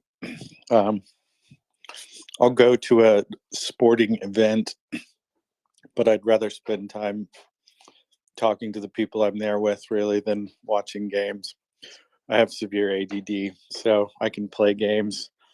I enjoy playing sports, but as far as sitting around in a chair and watching other people play a sport, I'm more likely to strike up a conversation with the person next to me and go get a beer. Yeah, I watch sports on TV, but I'm a huge fan of watching it live, so that's my favorite. To your question, though, Alan, you're right. We were talking about the Olympics the last few nights that we were both co-hosting together, and actually, I just found an article that the BBC printed, looks like about 10 minutes ago, and it was just around Zelensky's strong words on not allowing or not having the IOC allow both Russian and Belarusian athletes compete. And he had raised, I guess, the issue with Emmanuel Macron as well. And he just said it's not acceptable allowing them to attend, and that Ukraine has threatened to boycott Paris 2024 if athletes from both of those countries are allowed to compete. So I know he had a speech the other day. I didn't get a chance to listen to it, so I don't know if you did, Alan. But it seems like his words are starting to get some traction. President Zelensky invited the president of the IOC, the International Olympic Committee, to visit Bucha. Yep, and Bakhmut. I thought it was Bucha, Ryan. I got pretty upset about that yesterday, and I think he was invited to visit Bakhmut, not Bucha. Could be wrong. But he corrected. Well, at this point, let's say to visit Ukraine, but to visit Ukraine for the purpose of seeing evidence of the war crimes that Russia has committed in this war. Now, I don't know if the president of the IOC has accepted this invitation. It would be wise if he did, because he could reverse his decision and avoid further embarrassment. I mean, there's no way that Russian or Belarusian athletes should be permitted to compete in the 2024 Olympic Games, which are being held in Paris. So, interestingly enough, this is important for Emmanuel Macron. Macron himself should stand up and say, Russian athletes, Belarusian athletes are not welcome. We do not care what neutral flag you pretend to compete under. The fact of the matter is, there's only one flag that Russia and Belarus should fly, and that is the white flag of surrender, period. run that white flag up the flag post, get out of Ukraine, send your athletes to the Olympics. Okay, I could live with that. I 100% agree with you. And when it comes to neutrality, so the IOC, I guess, is saying that the athletes could compete perhaps as a neutral athlete, stating that no athlete should be prevented from competing just because of their passport. We had this discussion the other night as well. And a lot of the doping scandals came up, and how Russia had competed under the ROC for the last Olympics. And one of the things that Zelensky said was that how can there be, or there can be no neutrality in sport while his country's athletes are dying on the battlefield. And we were also discussing too how a lot of, I mean, obviously a lot of the men, women that are currently fighting are in that age range where it's the brightest, smartest, most talented group of, whether it's athletes or any other occupation area that might be. And he also drew comparisons with the 1936 Olympic Games in Berlin when the Nazis were in power. So, I mean, in my opinion, we've talked about this a few times. In my opinion, this would be a major mistake if the IOC were to allow both athletes from both countries to compete.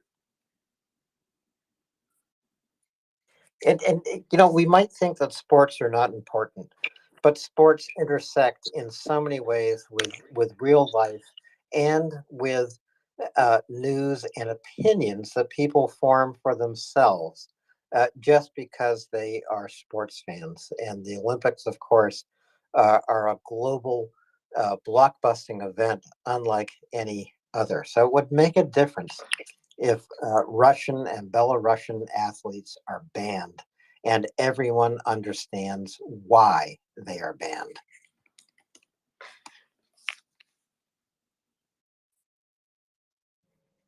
Bloke, you're up. Great to see you tonight. Please go ahead. Yeah, I just wanted to point out, just to reinforce the point, these are not empty words. If you I check see him as still connecting. But maybe on. Michelle, I don't think you can hear Bloke. If you want to cycle down and come back up as co-host, we can do that. Can you hear me? Okay. Okay, Bloke, go ahead. Yeah, these aren't empty words. If you look at my timeline, you're going to see a figure skater, a Ukrainian figure skater, who was killed in Bakhmut defending his country. It's not the only one, right? It is absolutely true what Zelensky says. Ukraine is sending their brightest, some of their best athletes to defend their country. To the very idea that these countries that are committing a genocide, that their athletes should be privileged over Ukrainian athletes is absolutely disgusting. It is unacceptable in every possible way. Even my guest here he's had his life turned upside down, and he was a second in his age category in judo. And he cannot, his training has been completely interrupted. He cannot compete. This is scandalous. Under utterly no circumstances should Russian or Belarusian athletes be permitted to compete when Ukrainians are denied that privilege because they are defending their homeland. It's I don't know what else to say. This is so clearly about right or wrong. It is, and I've seen that story of the Ukrainian figure skater who was killed in combat, and not the only athlete in Ukraine, not the only Olympian in Ukraine who stood up to defend their country and has been killed. So, Bloke, you are hosting a Ukrainian person or family at the moment. Yes. Person now, family later. So you expect more guests. so many people have stood up around the world to welcome Ukrainians into their homes. This is about the most personal and I think effective act any one of us can possibly do. It goes beyond making a donation. It goes beyond speaking here at MriyaReport. It means actually embracing another human being who has suffered dislocation, whose country is under attack. And for what you're doing, Bloke, I give you so much Hey, look, respect. it's a small thing. Lots of other people do it. It's a small thing. Lots of other people are doing the same thing. That's fine. It's something we can make a difference with. And it's a good thing to teach the kids. They learn from the experience. And there's lots of others who are doing exactly the same thing. And I know I owe a couple of people had DM'd me about getting the links of where I put this. I put this up on a Ukrainian government website, so I will publish that so other people who have, the room and can do so, can offer it. And I will get to that. But look, plenty of people are doing this. It's just normal.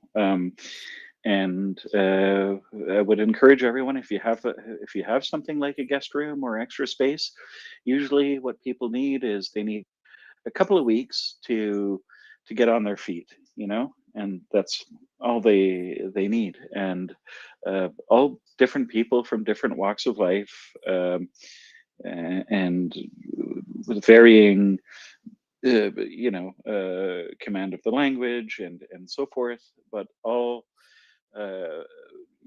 they just want to rebuild their lives, right? They just want to get back to, they want to be safe, and they want to work, and this is just a way of giving them a leg up. Thanks, and Bloke, feel free to post that story in the nest here tonight. I can't do it tonight. I'm about to go out actually and get some smoked meat, but I will do it definitely. I owe some people DMs, and I will give the link where people can advertise if they have an extra room or something like that. It's always a great thing to do. Okay, thanks, and I'll see if I can find it myself and put it up in the nest as well. And thanks for jumping up, even though I know you're busy, and your time is short. Really great to see you. Joey, your hand is up. Please go ahead. Evening, Alan. I don't know if you follow motorsports, but a lot of Russians are still racing in motorsports. Obviously, upon the war kicking off, the FIA did the right thing for a change and got rid of the Russian Grand Prix, which was a shit track, garbage location, so it wasn't much of a miss. But still, Russian drivers are still racing, and even one was competing in the NASCAR. It's not called the Winston Cup. I'm showing my age. The whatever the equivalent of Winston Cup is these days. He's not doing very well, but still they're allowed to race, but not under their own flag, which is, they don't add much because they can't take steroids to win, but they still are racing. So that's, I know many people don't watch motorsports, but from my point of view, as someone that's part Ukrainian, seeing these wankers still competing in motorsports is quite annoying, even if they're not under their own flag. And even then, it's a bit more of an insult, because you know who they are,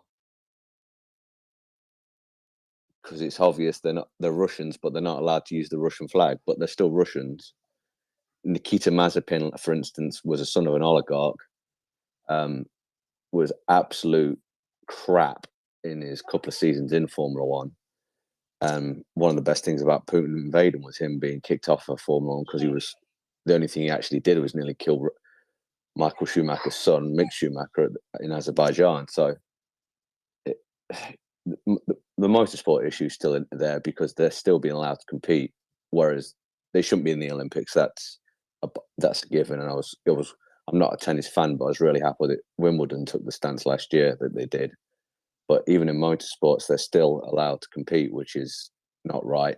Again, they're not exactly they're not the British when it comes to motorsport. We are pretty good at motorsports, not being big-headed, but it's true. Look at the stats. But they are garbage. It is true, Joey. The British are really good in Formula One. Also, so the Italians.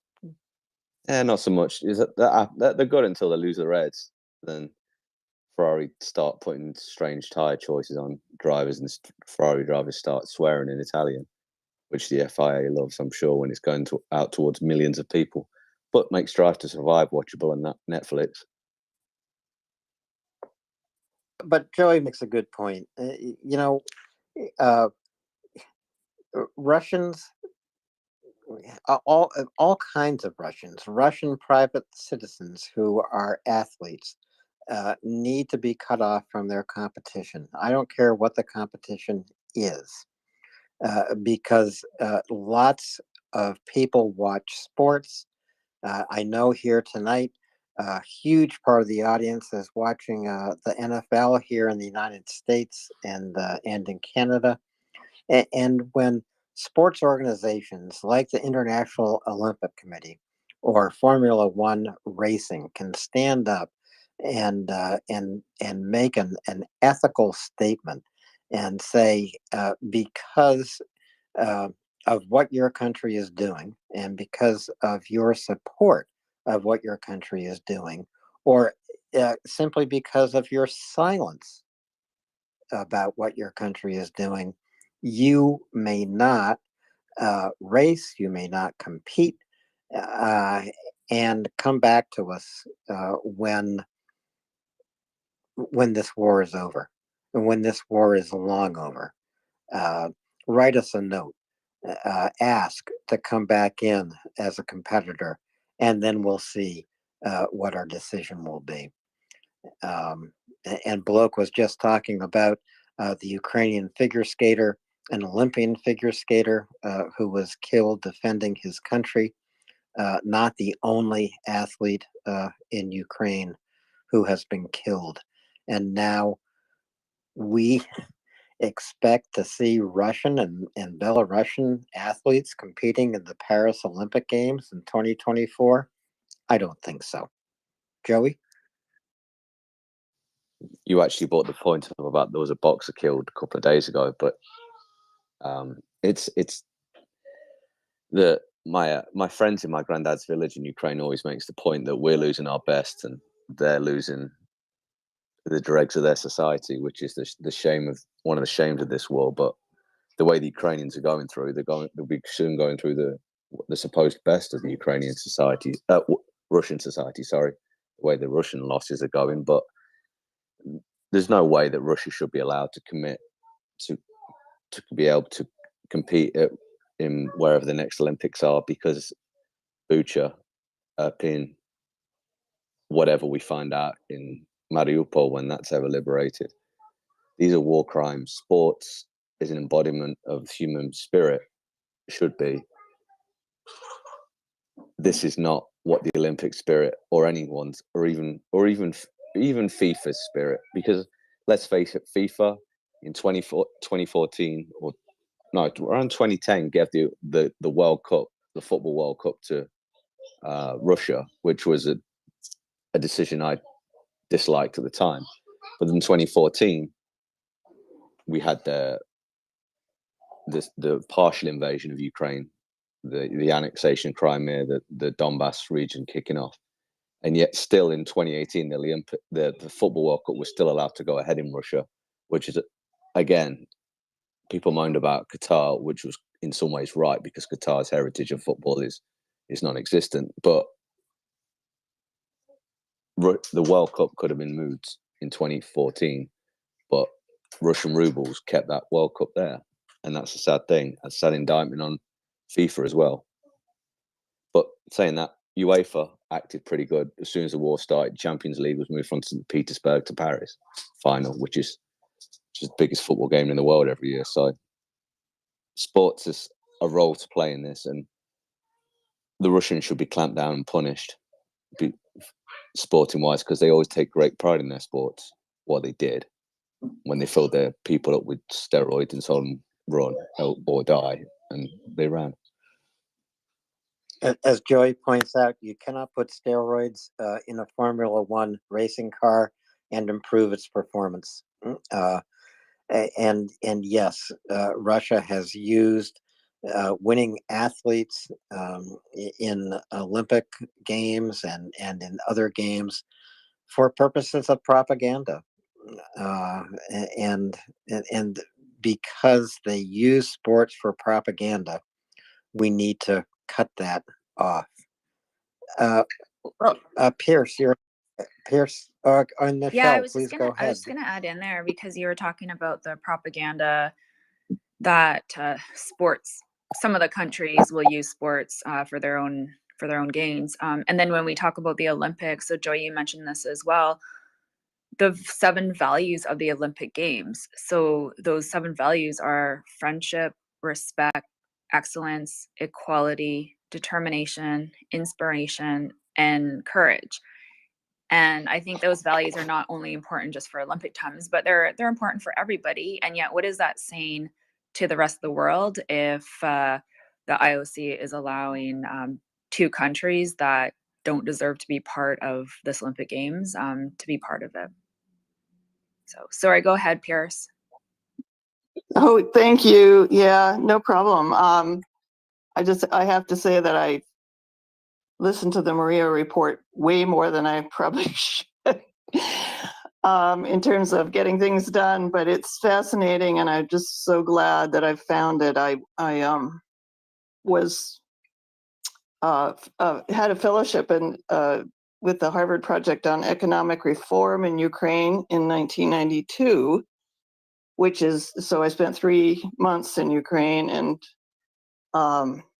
it was an interesting time. You know, it was really fascinating.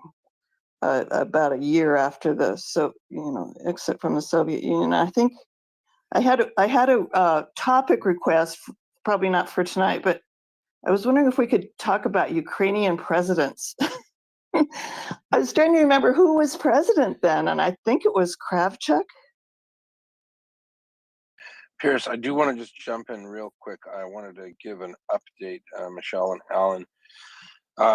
It looks as though the dawn is breaking over Tehran shortly, and it appears that there have been something upwards of almost 20 separate facilities across Iran hit by what appears to be drone strikes or even air strikes, and it's quite large, the scope. Munition depots, collection points for drones and apparently ballistic missiles. Of course, you might be surprised to find that the Iranian government foreign ministry has declared that all the drone attacks were failures. Simple casual survey of the internet would say that's not true, unless they purposely burnt down a lot of buildings in the last 24 hours. Not only that, they're near Abu Kamel, a town in, I think it's Syria, on the border with Iraq. 25 vehicle convoy was struck. The Iranians say it was a fuel convoy, and other sources say it wasn't, said it was something much more explosive. So I just wanted to give that update. It looks, the accusations are Israel, and Israel's clearly not declared anything or saying. So just more, I guess we'll wait within the next 12 hours to see all the Iranians uploading images of all the damaged sites in Iran. And it's a very interesting situation. I wanted to share that and jump in. Thank you so much. Thanks for coming up, Yehuda, with that news. And I do think we're going to have to wait for the dawn. And I am looking at some reports right now. They're all inconclusive, aside from the fact that, as you say, more than a dozen attacks have been reported. And these are attacks on munition factories, on ammunition depots, storage facilities inside Iran. And I am certain you're going to be watching this story developed through the night. Absolutely, yeah. No. So there's, I mean, verified, and there are at least 5 or 6 separate locations I've seen. It looks pretty serious. It looks pretty widespread. Obviously, no word out of Israel. A lot of words out of other people complaining about Israel. So we don't know. Do you know whether or not these strikes have been confirmed to be strikes by drones, or have these been fighter jet or missile strikes? Unsure, but I suspect they're drones. To be honest with you, a couple of the ones in Syria and Iraq were aircraft, though. And I gotta sign off with you for now. Okay, thanks, Yehuda, for coming up with that news. And we'll see if we can bring some more folks up here tonight following this story, because, you know, attacking munitions factories in Iran makes a difference in Ukraine. It means that Shahed drones, ballistic missiles, cruise missiles that are being manufactured in Iran and shipped to Russia are not going to get there.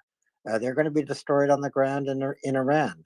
And that means Ukrainian lives will be saved if Iranian munitions factories can be destroyed.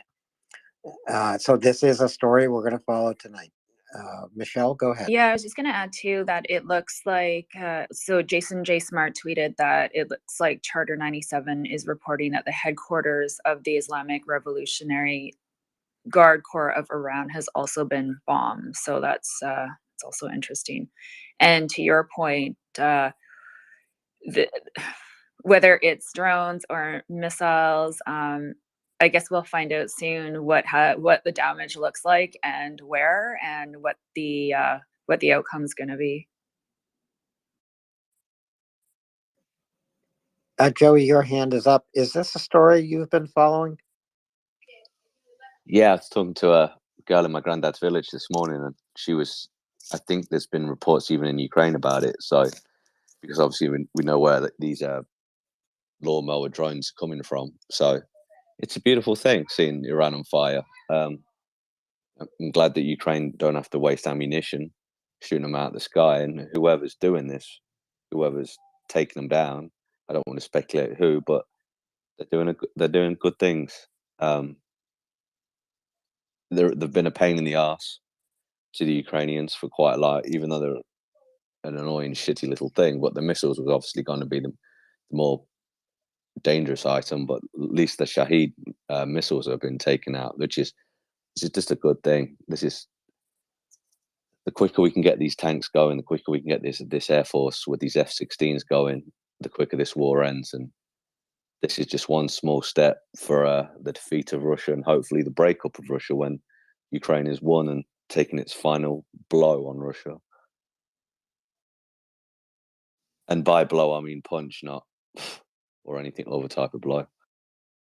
We understand, Joey, and yeah, this is our hope that that Ukraine, as quickly as possible, delivers the knockout blow on Russia and knocks Russian troops completely outside their territory, completely outside Luhansk, Donetsk, and Crimea, reclaims its sovereignty and its borders as they were, honestly, in 1991. That's a long time ago, but in 1991 is when Ukraine took its first step towards freedom with the collapse of the Soviet Union. Folks, retweet this space. Michelle, please go ahead, and then we will go to Joey. Michelle. Yeah, I just wanted to ask you, Alan, if there's been much discussion today about the earthquake that happened in Iran as well, because I think it's, I don't know, it's very perplexing in a way that you have a whole bunch of areas that are getting hit and you have an earthquake at the similar time. So was there much discussion about that?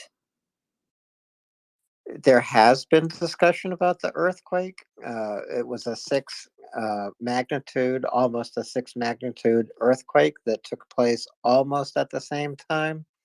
I believe the earthquake occurred before the first strikes occurred in Iran. But that is really unclear. The timeline is unclear. You know, there's been all kinds of speculation that, you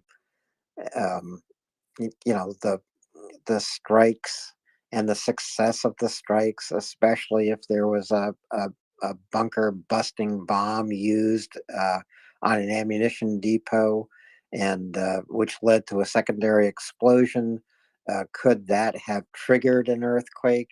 You know, I, I'm just going to say now you're into a Hollywood movie extravaganza. It's just a coincidence, to my way of thinking, that there happened to be an earthquake and military strikes on Iran within a few hours of one another. Joey, your hand's up. Please go ahead. I think that I agree with you, Alan. I believe that there may have been an earthquake. I haven't independently verified or anything, but it just seems a bit coincidence that they hit and the ground starts shaking in Ukraine. They start hitting things in Iran and the earth starts shaking. Well, you hit munitions, they're going to make the ground shake. So, going back to the sporting thing quickly, I just always have equated this whole war, Russia and Ukraine, to the Rumble in the Jungle in '76, where Ali fought the impossible George Foreman. Everyone thought George Foreman was going to kill Ali, and Ali just kept pulling him in, and eventually he's come back with a couple of strikes and knocked him out in the 8th. And I think this is how this war's going, to me anyway. Just going back to the sporting analogy, but the earthquake, yeah, I just think it's a coincidence. You blow ammunition up, it's going to make things shake. Yeah, to go back to the sports analogy, and sports analogies do work sometimes. When Muhammad Ali fought George Foreman, and this was I think this was a fight in Zaire, as you say, 78 possibly, with the Rumble in the Jungle or the Rope-a-Dope fight, where Ali was so clever and exhausted George Foreman in 6, 7, 8 rounds, just absorbing every punch George Foreman could throw, and then trapping him on the ropes and delivering a knockout blow. And Foreman was 25 years younger than Muhammad Ali at that time. Hard to believe that is, or 20 years younger. Well, 10 years younger, 15 years younger, or something. But Ukraine is doing much the same thing against Russia today, absorbing every punch until it can deliver the knockout blow. How much younger was George Foreman than Muhammad Ali, Joey? Do you know? The fight itself was in '74. Hang on, Foreman was born in '49, and Ali himself was born in '42. So Ali was 7 years older, but Ali was past his peak at that point. Ali wasn't the, shall we say, the Cassius Clay Ali that had first came out. But it's the same thing. Ukraine it's like what they're doing in Bakhmut, what they did in Severodonetsk earlier in the middle of last year. They're just wearing the Russians out, and the Russians are so stupid. They don't get it. They just don't get it. They're throwing everything. Ukraine's just waiting to those beautiful challengers and beautiful Leo. I used to have a cat called Leo, so I really like the fact that Ukraine are getting tanks called Leopards. But they're just waiting for those to come over the hill, and it's like the Prussians at dawn at Waterloo. That's what we need, and that's what's coming. It was in '74, by the way, not '78 or '76. We were both wrong. Okay, thanks. That's the way my memory goes. It was in the 1970s, so I'm going to give myself a win.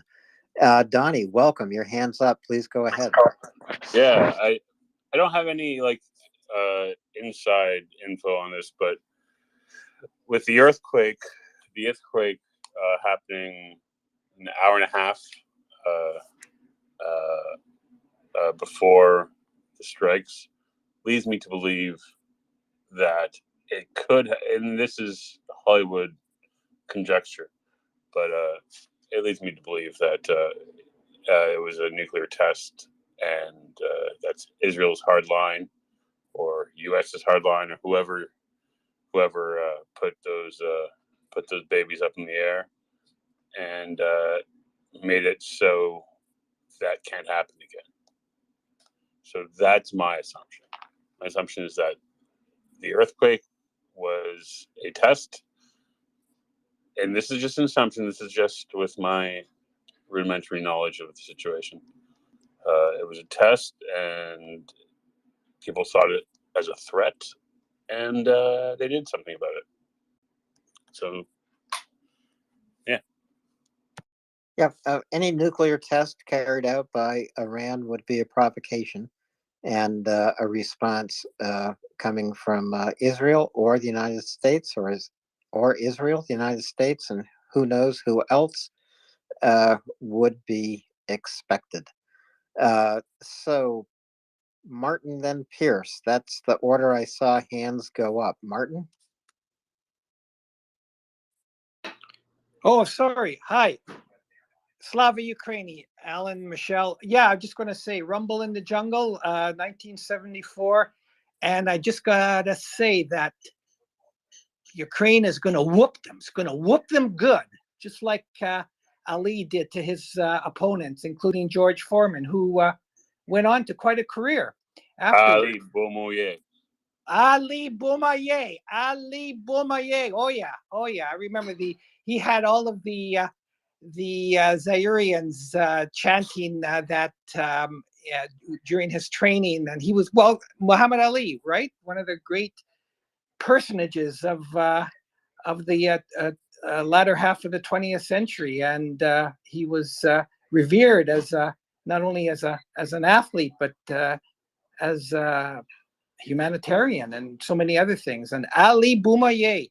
So let's not fear. Ukraine is going to whoop them. It's going to whoop them good. Anyways, I'm going to step down and keep up the good work, Alan, Michelle, and everyone, and Slava Ukraini. Martin, before you go, Kinzaki, who do you have in Cincy or KC? I gotta be honest. I'm a real big fan of Patrick Mahomes, just because of his sheer athleticism and the creativity that he brings as a quarterback, and the fact that there was a Canadian who played for the Chiefs. The French Canadian. He's a doctor. When they won the Super Bowl a few years ago.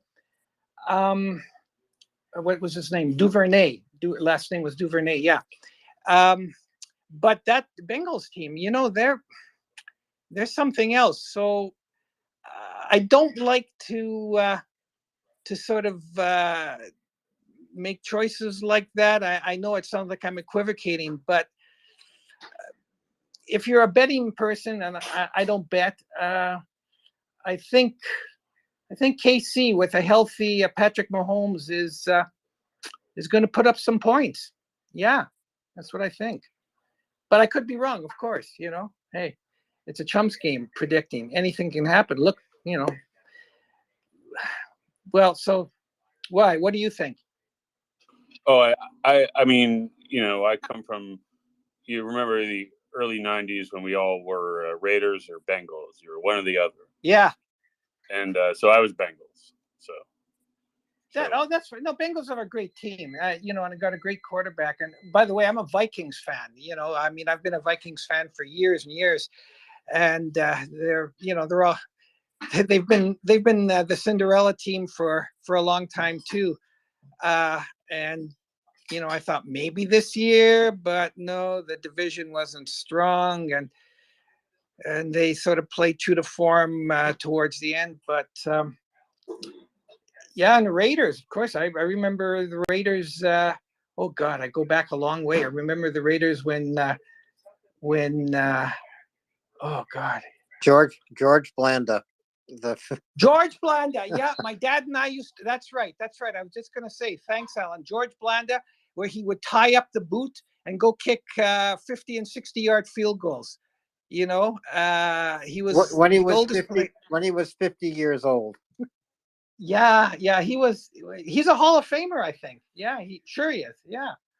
And yeah, the Raiders had quite a team in those days, and you know, they're one of the originals. But no, I've been a Vikings fan for a long time. You know, there's like relationship between the Vikings and Winnipeg, where I'm from, because our team in the Canadian Football League, Winnipeg Blue Bombers, we had a great coach, Bud Grant, who coached the Bombers to about 3 or 4 Grey Cups. This was back in the late 50s, early 60s, and then Bud Grant went on to coach the Minnesota Vikings. He was a native Minnesotan, anyways. But and he took them to I think 3 or 4 Super Bowls, which they lost, of course, but at least he got them that far. So there's a connection between Manitoba and Minnesota, and the Vikings and our city. At least those of us who are big sports fans. So, but hey, listen, Martin, yeah, there's a connection everywhere. There's a connection between all of us. Yeah. But what I want to talk about is the connection we can make here at MriyaReport, because this is where we connect, as Martin connects with us, to support Ukraine, and absolutely. That's what we do here. We might stray over into sports from time to time, but only as it can be brought back to Ukraine. Even when we're talking about the rumble in the jungle, and Muhammad Ali and the Minnesota Vikings and Bud Grant, and just to bring it home to Ukraine, free the leopards. This is the year of the cats. Therefore, my money is on the Bengals. That's why I think they're going to win. You know, I'm not. I'll just conclude by saying, and thanks for continuing on with sports. Like I say, I could talk. Well, especially hockey, I could talk 24/7.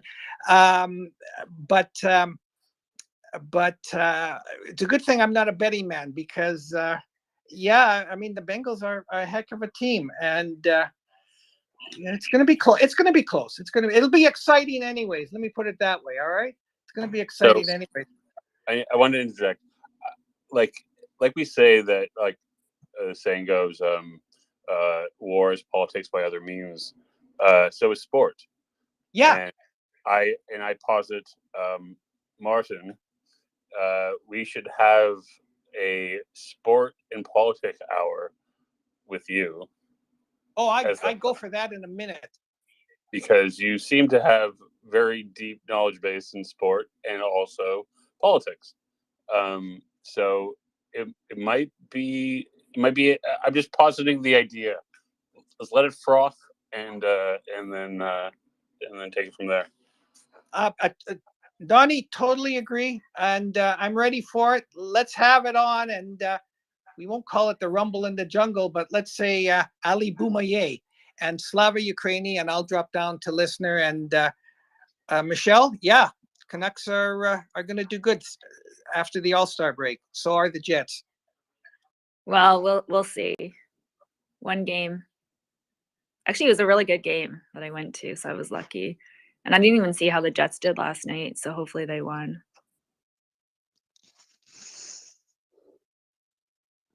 They did, I think, from what I've been told by Axel. Axel? How does he know what happened with the Jets? Axel is the biggest NFL fan you'll ever find in Europe.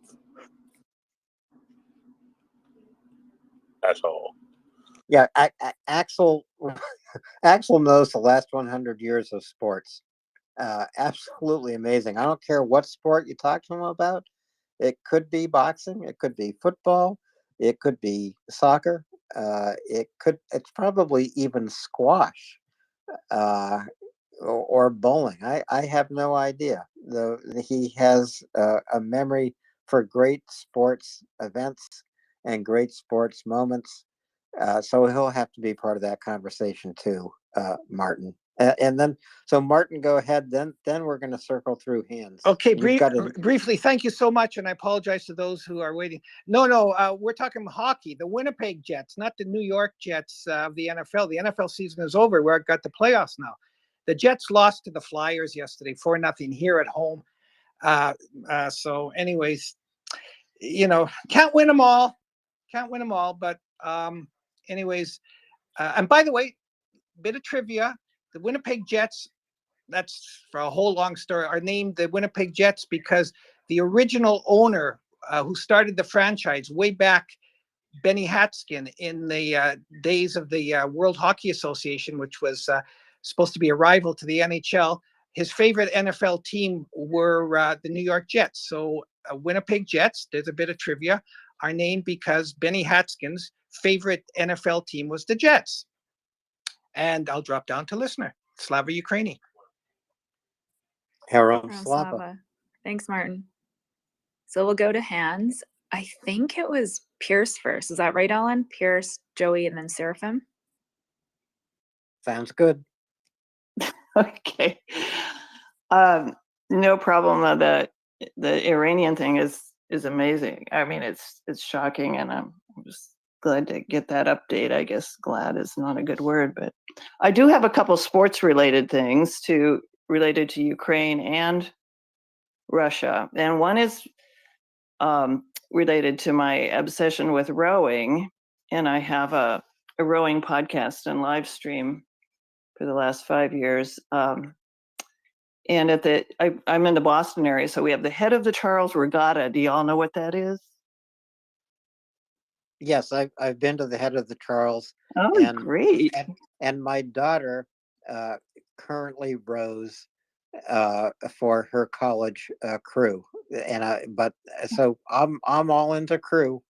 Oh, I love it! I love it. It's so nice to hear, and it's great for young people. It's a great sport. But anyway, so they brought the Ukrainian rowing team, national team over, and I think Hilton's just put them up in a hotel, and Delta flew them over, and one of a guy I know at the Riverside Boat Club, he's a coach, and at Simmons University, kind of sponsored them and brought 4 of them over to the booth for an interview.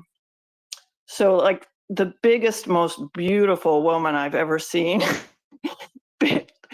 Very, rowers are tall and big if they're Olympic level.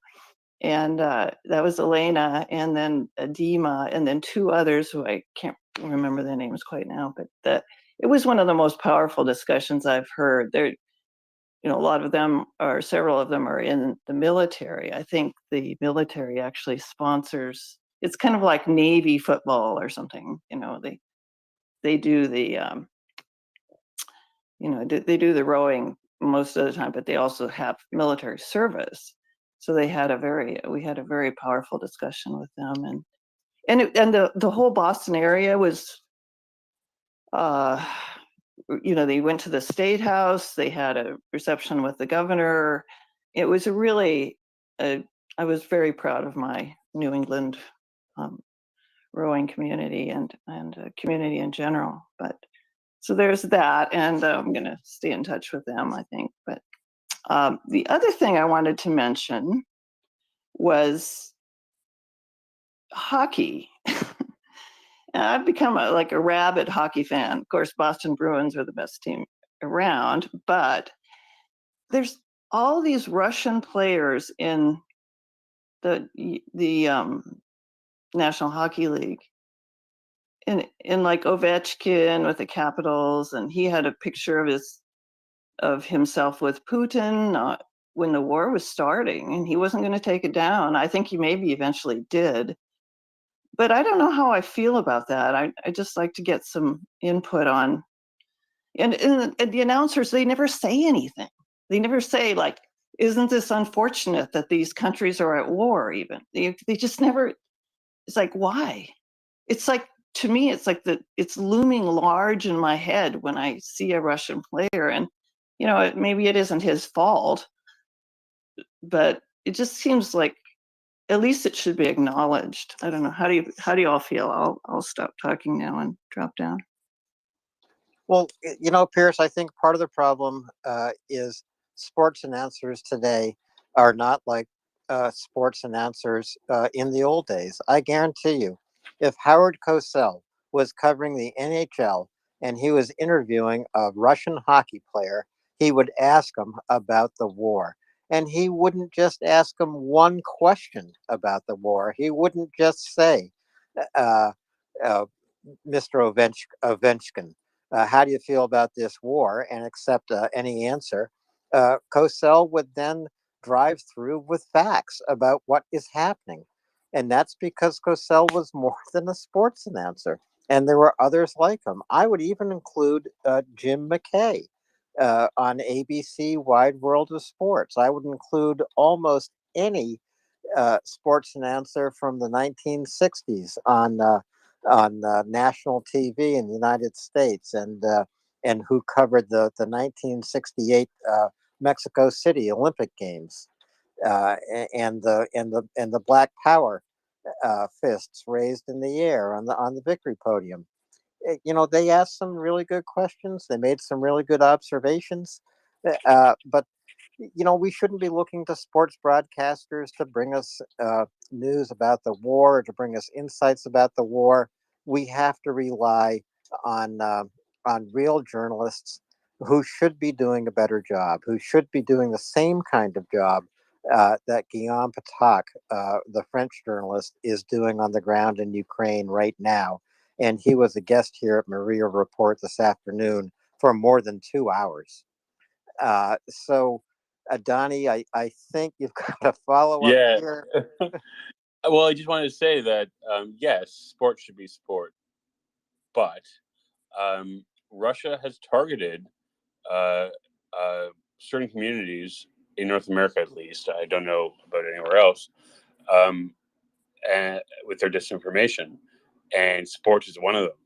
If you haven't noticed, people in health and yoga, they're all like, these people have been targeted by misinformation. So what I'm saying is that yes, sport matters because Russians' disinformation campaigns think it matters.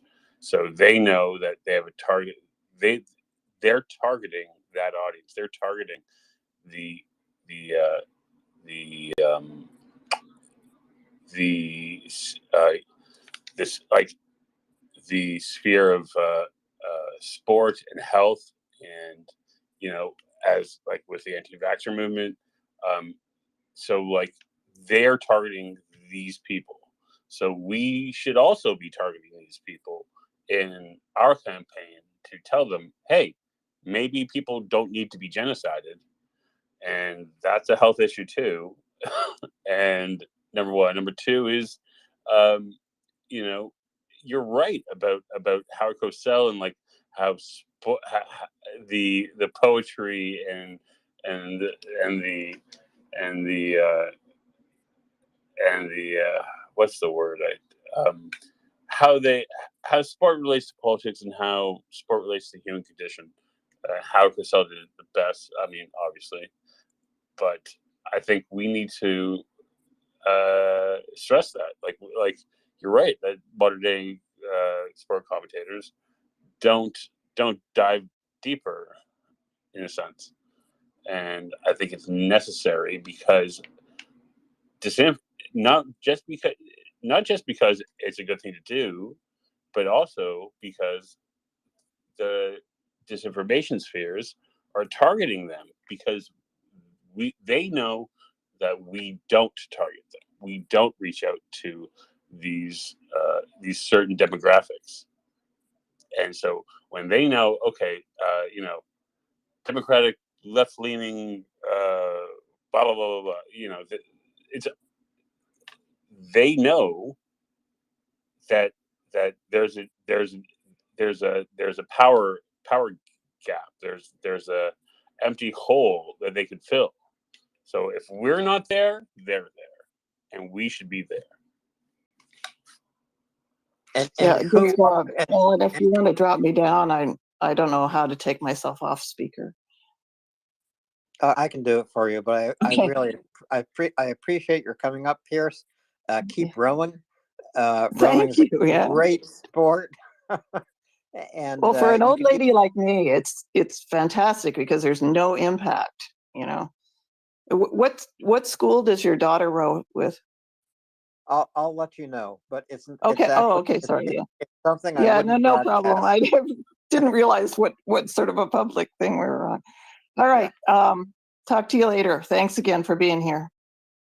I was just Thanks, Pierce. I was just going to add a Thanks. few things to Pierce's comments too, just around the reporters and Russian hockey players. So there's currently 41 Russian-born hockey players that play in the NHL, and majority of them had stayed very silent with what's been going on in Ukraine. Ovi, who you mentioned, his comments were quite vague at the very beginning, where basically he just said, please no more war, and that's about it. To your point, Pierce, I think probably quite a few of us have seen in the media that he's been a Putin fan, and that's been clear, I think, for a while.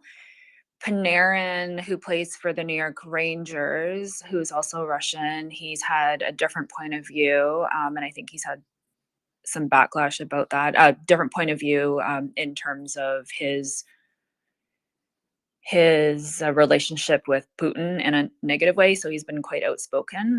I wonder, though, I'm assuming that a lot of the reporters, like especially with the young kids coming up, they've probably been told don't ask any questions with what's been happening in Ukraine. So that probably has come up quite a bit, especially earlier on. So just my two cents. You know, Michelle, I think you're right. I think that young sports reporters are told to walk a line and not cross over into politics. And this doesn't help them develop as reporters. It doesn't help them develop as journalists. And sports reporters are journalists. They have to ask tough questions. And some of those tough questions do go into politics. I mean, that's just the way it is in the world we live in. And as Donnie pointed out, uh, because Russians and other countries, including China, and I'd go so far as to say the United States. I mean, the Olympics have been politicized to such an extent. I wish they could Hello. be depoliticized. Um, and whoever is speaking, we will get to you. Please raise your hand. But you know, first we should celebrate the triumph and achievement of the individual athlete because they do remarkable things. It so happens that the International Olympics are organized around national sports teams, but it's really the individual athlete who breaks the world record. And that's what we have to cheer about. But, you know, what generation is found to be the biggest generation of sports fans? It's the youngest people. We all have sports heroes in whatever sport we follow, whatever sport we play, if it's baseball or soccer or football. It's the kids who cheer for these sports heroes. And these sports heroes have to live up to a higher standard. And they cannot become uh, um, propagandists. That's the way I look at it. So, Keys V, if you could mute your mic and raise your hand, you can do that by tapping the heart plus icon at the bottom of your screen, and we will get to you in order. And the order will be Joey, Sarah. I can't see the rest of your name, but Joey, go ahead. Sorry to interrupt the Canadian Hockey Hour here, but there's a great podcast about Shakhtar Donetsk, who, for people that don't know European football or world football or what is football, whatever, however you want to term it, is a team in the east of Ukraine that had to leave their home because Donetsk was obviously invaded in 2014. So Shakhtar Donetsk are one of the biggest football clubs in Ukraine and are owned by a Ukrainian oligarch. And there's a great podcast called Away From Home. And if you're not listening to MriyaReport, I suggest you listen to this. It's a great story about the human impact about this football club, because football is obviously such a great sport, such a worldwide sport, such a unifying sport. But recently, Shakhtar sold their best player, a guy called Mikhail Mudryk, to Chelsea. Chelsea, of course, were at one point up until around about this time last year, owned by Roman Abramovich, one of Putin's dudes, one of the oligarchs. The British government, when the war kicked in, stepped up and told told Abramovich he had to sell Chelsea. I'm not sure the ins and outs of the deal, but whatever, he sold Chelsea to one of the owners of the LA Dodgers. And the LA Dodgers has been spending money in an outrageous way. But one of the signings he's just made for £80 million was Mudryk, who's bought to Chelsea.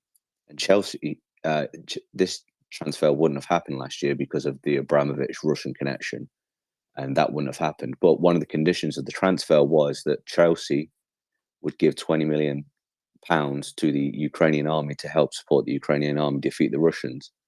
So I don't want to be, I'm trying to be a bit more positive with the sports connotations here, but that's a positive story I've seen about sports recently. I recently bought a Ukrainian football shirt from a guy in Kyiv that has the map of Ukraine, the 1991 borders on the front of it, and he gave a certain amount of the profits from that shirt to Ukraine to help support Ukraine in the war against Russia, which they're going to win, but anything helps. So all positive things, positive thoughts, money, HIMARS, tanks, anything, planes, give them to Ukraine.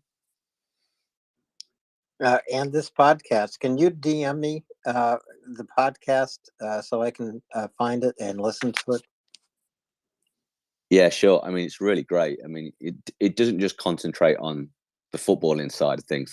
There's the whole scope of the impact, because football clubs I don't know, in Europe, and certainly in England, don't move around, such as like you were talking about the Raiders earlier. The Raiders have had 3 homes now in their existence.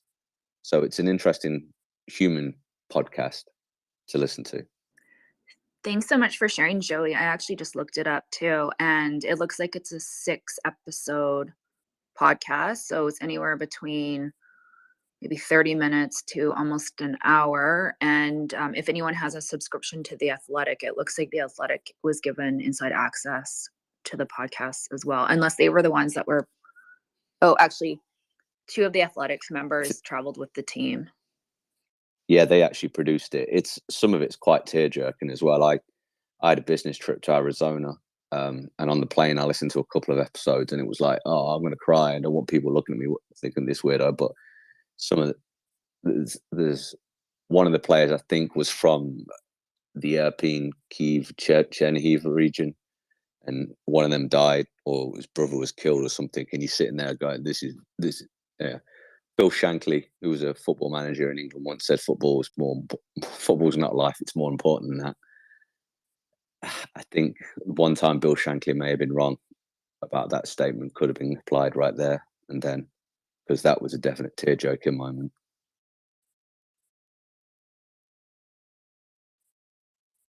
Well, I'm going to definitely check it out. So thanks for recommending it to us.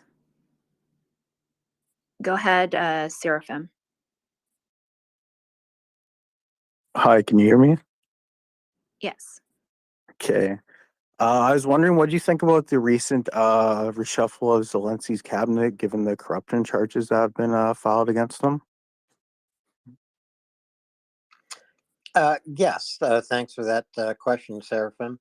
It reinforces the fact that Ukraine is fighting against corruption and is reforming itself and reforming its government. And that is pretty much the simplest and only answer I think your question needs, frankly. But even if they have a corruption, whatever you want to say, office or department, why weren't they able to capture it or find out about before it actually happened, given the amount of money that was taken from donations and so on and so forth for the money that's been poured into the Ukraine? Why wouldn't it be taken beforehand or somebody would have figured it out? Well, investigations do not always conclude when you want them to. And investigations like this do take time. The important thing is, and I'm sure you will agree with me here, that these corrupt officials were fired, and that means that their role in corruption comes to an end. And again, this is something that Ukraine, especially under President Zelensky, has been making great strides with, and that is reforming the government and eliminating corruption. Pure and simple. Ukrainian citizens are not like Russian citizens who live under corruption, who expect corruption to affect their entire life. And this is, as actually a Russian friend put it to me, uh, the government steals from the people, and then the people try to steal from one another because corruption is simply a way of life. It's not a way of life in Ukraine. Sorry, did you say it's not a way of life in Ukraine? Now, that's what I said. So then why is Ukraine ranked among the top corrupt countries in the world then? Because Ukraine is reforming itself. It takes time. And Ukraine is no longer one of the most corrupt nations in the world. I do appreciate your questions, but I also think that you would do a value to yourself and a value to others if you did take a look at the strides Ukraine has made in eliminating corruption of all kinds. You know, one of the very best ways to see that Ukraine is eliminating corruption actually is to look at the audit conducted by the United States on weapon deliveries to Ukraine. If Ukraine were so corrupt, as you might suggest, the United States might have a problem with delivering weapons and humanitarian assistance. But the United States has undertaken a complete and very strict audit of everything it has delivered to Ukraine. And do you know how much corruption the United States has found in these deliveries? But I thought that they weren't sending over auditors for the money that was donated for them. I don't know. Seraphim, the United States has discovered zero corruption, zero diversion of money, zero diversion of any supply that could possibly. So you're saying they found zero supply, yet they got rid of the government for Zelensky's government? That means that they didn't find anybody that was corrupt in there, yet they were taking hundreds of millions of dollars that were sent over from aid? What? No, What? no, Seraphim. You just said that they didn't, though. You just said that they didn't. Just completely wrong about that. What I No, just you just said. said that they did it. That you said that they audited everything that was sent What? over them. So can I help this man? Russo Mirror is going away, and so the problem with being a post-Soviet state is that you have this Muscovite garbage, basically mafia state, right? And they try to expand their tentacles to all their former Western slash Soviet allies, like west of Russia, by the way. So yes, every state every single state that was dominated by the USSR / the Muscovite horde will have corruption because of the fucking mafia garbage people. So you saying that Ukraine somehow is at fault for being invaded, subjugated, and being put under the Muscovy horde's garbage So, mafia state. hold, No, we're hold. not having a discussion. We're not having a discussion. Well, then You're what's the listening to point? me. You're listening to me, Who little is man. this fool? Then why can't I talk about? Who is this fool? Seriously. Yeah, Who go is this? go ahead, Donnie. Yeah, thank you. Yeah, so what this little Muscovite needs to hear is everything Russian touches becomes tainted, becomes soiled with criminality. Do you understand? We're working. Ukrainians are working. Lithuanians did the job. Estonians did the job. Latvians did the job. The Polish people did the job. Bulgarians still working on the job. Serbians not so much. But yeah. So anywhere the Russian tentacles of violence, mafia state garbage goes, there's gonna be criminality. We all Can I get a hold on this?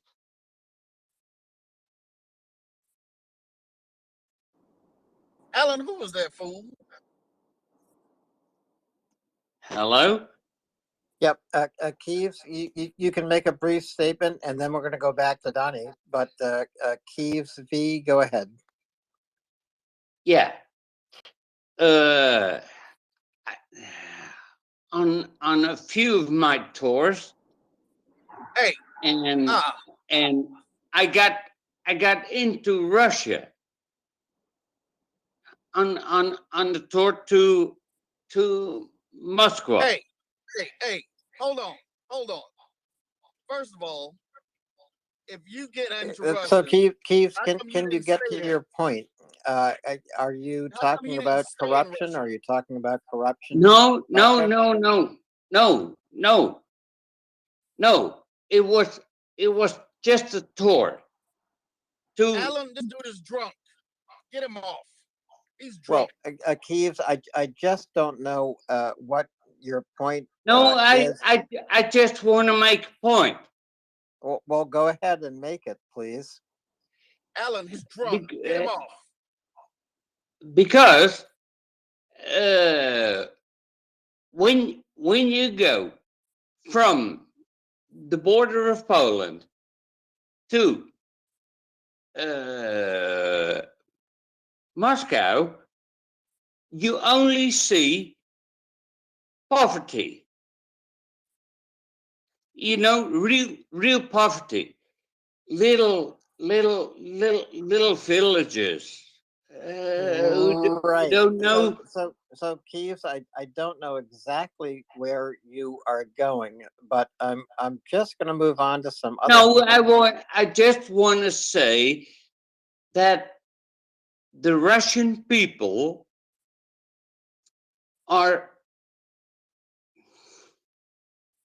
they don't know what is going on.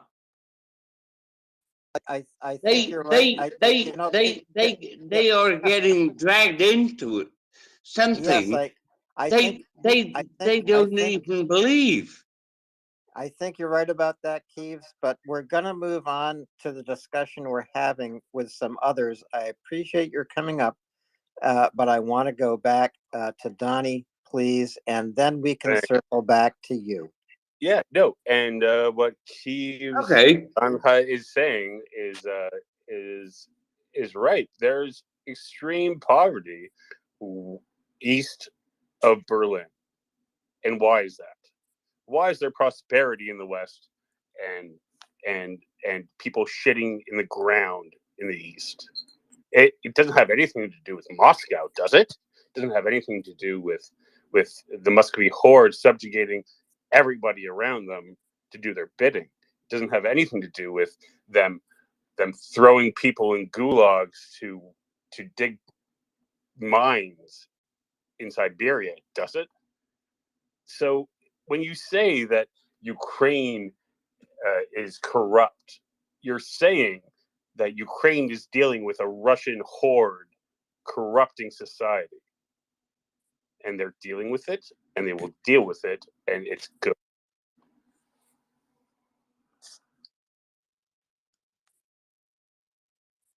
Thanks, Donnie. I'm actually having a little trouble bringing folks up, Michelle. I just want to alert you. I can see hands, but I also see lots of ghost speakers. The only hand connected might be August. August, go ahead. And I'm probably going to have to recycle.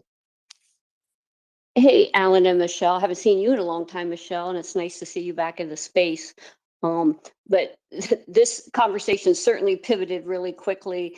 But just to piggyback on what you were talking about with, Zelensky firing all these people, and now they're not going to be able to engage in any more corruption. But I think it's also a great message to send both internally and externally that they're not going to tolerate any more bad actors.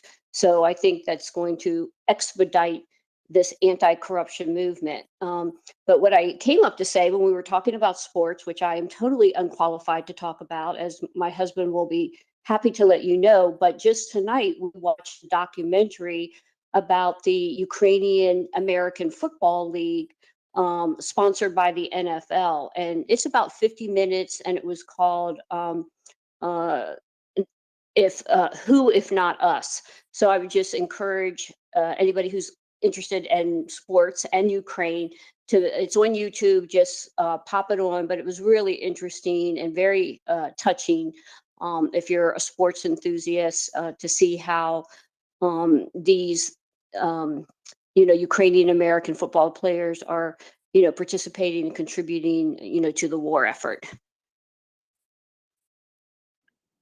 Thanks so much, August. I've heard that documentary is actually really good. I know Nancy's mentioned it a couple times, so I'm definitely going to have to check it out. So thanks for bringing that up.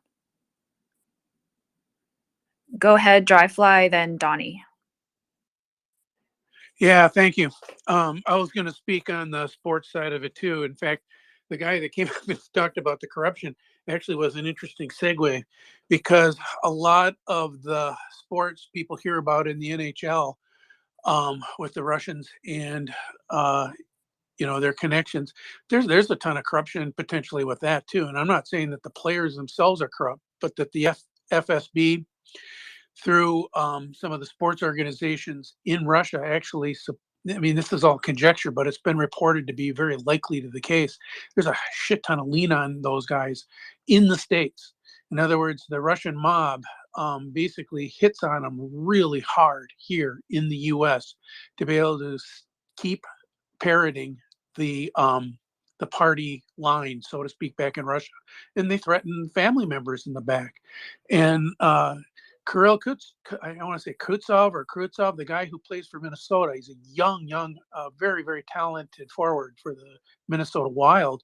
He almost didn't make it back from Russia last summer. He has been playing and just tearing up the NHL for a couple years here in Minnesota.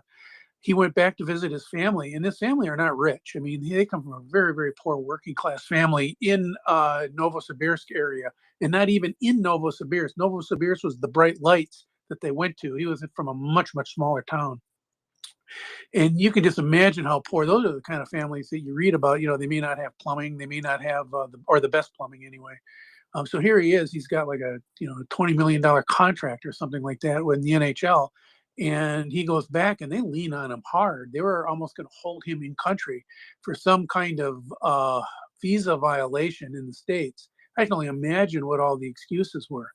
But these guys who come over here, I mean, yeah, they're not speaking out always. Sometimes they're silent. I think it's probably good that the reporters don't hammer them over it. I'm glad Panarin is. I'd love to know what his family relationship back in Russia, because unless he got them all out, they're at risk. but it's all tied again to corruption. It's to what Donnie was talking about.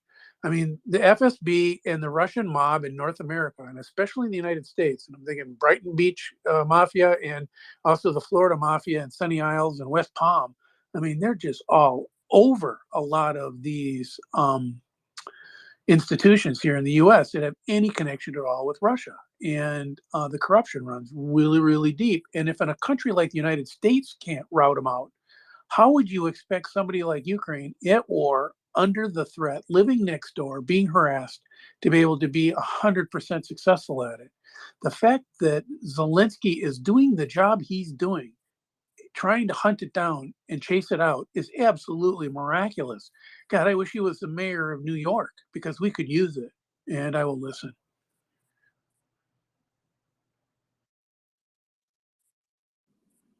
Thanks so much, Dryfly. Great points. You're right. There's so much. It's so entrenched in every which way. And I remember that story too that you were sharing about the young NHLers. So thanks for bringing that up. Yeah, he and I looked after you guys started talking about it. I said, what has he said about it? He said absolutely nothing. He's not said anything in favor of Russia. He's not said anything in favor of Ukraine, although he spent a good month and a half trying to get out of Russia this summer. He went home like a good young son would, to visit family, visit friends, do all that kind of stuff. This was in like July, and he almost didn't make it back. And they were going to actually throw him in jail for draft evasion, because his paperwork didn't completely jive with the mobilization paperwork required.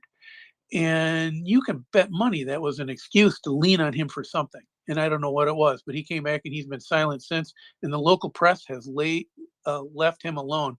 All I can hope is that if he makes enough money, he can get his family out, because they're going to keep leaning on him and leaning on his family until either the regime changes or something bad happens to his family back home, because there is no win in that situation. And again, I will listen. Thank you. Thanks so much. Go ahead, Donnie.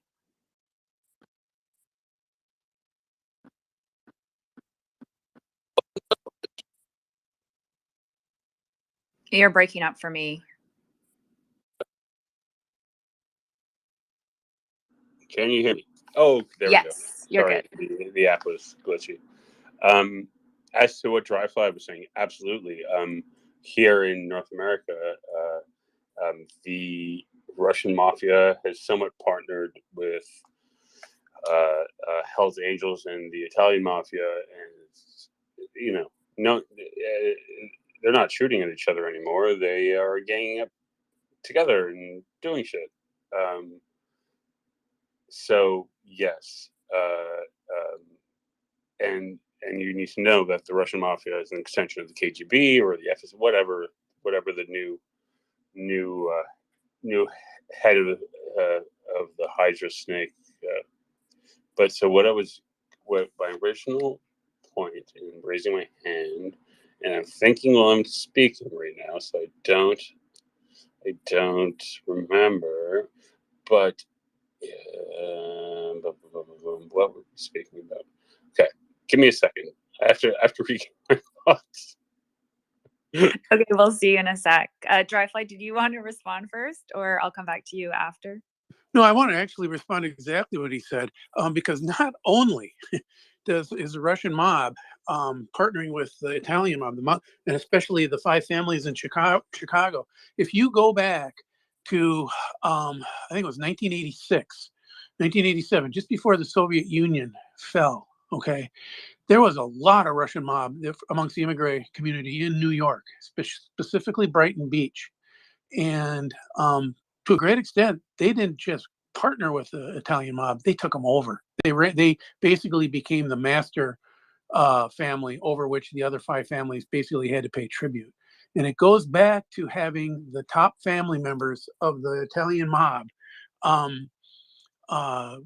have their heads chopped off, and it was chopped off to a great extent by a young, aggressive prosecutor out of Washington or out of New York by the name of Rudy Giuliani. He took down the mob in New York, the Italian mob in New York to a great extent, and left the path wide open for the Russian mob. Now, you could say that was a coincidence, an accident, or it was intentional. There's been debate totally on it. There's a good book called The Red Mafia. There is a recent podcast that was put out about a year and a half ago. It's called The World Beneath, where it highlights the whole history of the U.S. mob from the 1900s to the 1980s. And it talks about how the Red Mob, and one of the things that's key to it is that the Red Mob was closely aligned, I mean, very tightly aligned with the KGB and later the FSB. And they used the U.S. North American mob, and especially the American one. I mean, I don't know about Canada. I can't speak for Mexico, but I think there's a pretty good connection between the cartels and the KGB and the GRU down there as well. But they used them because they were so effective at getting compromise on American politicians and American businessmen, public people, and sports figures, and keeping a control on it. And it was just a great path to launder money. And the fact that Ukraine, against some of these people, like Giuliani in 2020 and 2019, speaks volumes to the courage that Zelensky has, and it also tells you why they keep bringing up that trope, why they keep playing that card, because they want to get him out. And even regardless of the current war situation, if the Red Mob is going to be successful in Europe and through the Middle East and North America, they've got to get people like Zelensky out. So yeah, I mean, it's deep. It's really deep. The guy who came up and trolled us, yeah, he was making points, but he doesn't know what points he was making, because he doesn't know how many of us have been watching this for close to 10 years, and I have been. So I will listen. Thanks so much, Dryfly. Okay, Donnie, I can see your hand back up now, so go Yeah, ahead. no, he's exactly right. Dryfly, I love you, brother. And so what I wanted to, what I lost my train of thought on was, so there's a particular Russian propagandist. She's Serbian. I think you might know who she is. She goes, I don't want to say the name here, but if you go to my profile, all 300 of you, go to my profile. She started making podcasts on Spotify. So my goal is to pressure Spotify into stopping her hate speech and her propaganda and her anti-Semitism. She claims to be Jewish. To be honest, like I've monitored this space for a year now. I know this person. I feel she was born in Serbia, raised in Toronto, lives around Bathurst and Shepherd. That's all I'm going to say. Might own a husky. So if anybody wants to help me, just message me or what have you. But the Spotify account needs to come down. There's other Russian propaganda Spotifys that need to come down. We need to go full-fledged into questioning Spotify to their moral judgments of who to let on their space. So please, please, please, please, we need this ended. They cannot be allowed to spout Russian propaganda on American platforms. Thank you.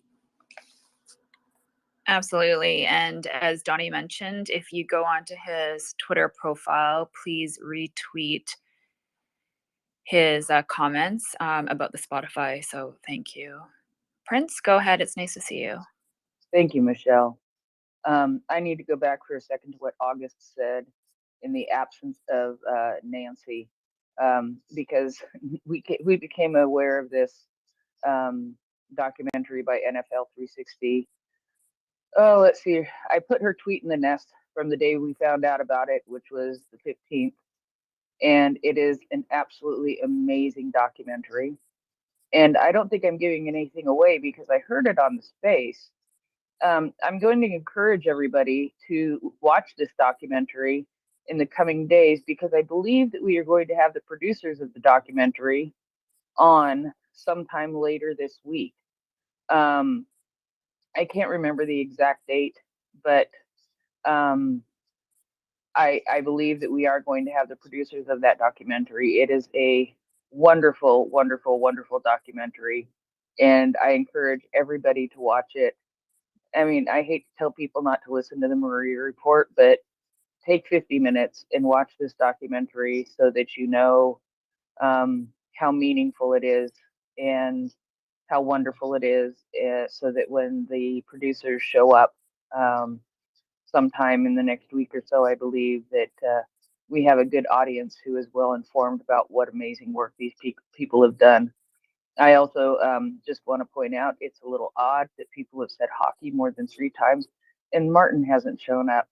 With that, I am going to drop down and say thank you very much. Prince, you missed him. He was up here before, and then he dropped down. I'm assuming he's probably watching the football game. I figured that he was watching the football game too. So, and yes, I probably missed him while I was watching the football game for a little while. It's I guess Bengals just got a touchdown. So is it 14-13 now? Yes, they did. And actually, I think, hang on, it's good. I do have it on actually at the moment too. The score just isn't showing at the moment. And I've been really sick, so I can't remember what the score was 2 minutes ago. Oh my God, this is embarrassing. Oh, that's okay. Tied game, 13-13. Yeah, 13-13. Yeah, that's what I thought. And I hope you feel better, so get some rest. I've been sleeping. I have not listened to Maria Report. I mean, I feel like I need to go to the confession and ask for absolution because, and I'm not even Catholic, because I have not listened to the Maria Report more in the last 48 hours as much as I normally do, and it just feels weird. But I've just been sleeping, so I can't listen while I sleep. Well, obviously your body's telling you something, so please get some rest, and we'll see you soon. And I hope you feel better. So, NAFO Dave, it's nice to see you. You're up. Thanks. I have a few points. First off, Prince took the words right out of my mouth about that documentary. It's absolutely the best thing you can do with 50 minutes right now. Yeah, I know I had the same reservation about telling people to turn off MriyaReport and watch this, but I think that needs to happen. Because MriyaReport, we're here 24/7, so you can catch us anytime. On the athletes, the hockey players especially, I have a Russian friend in Novosibirsk, and she has voiced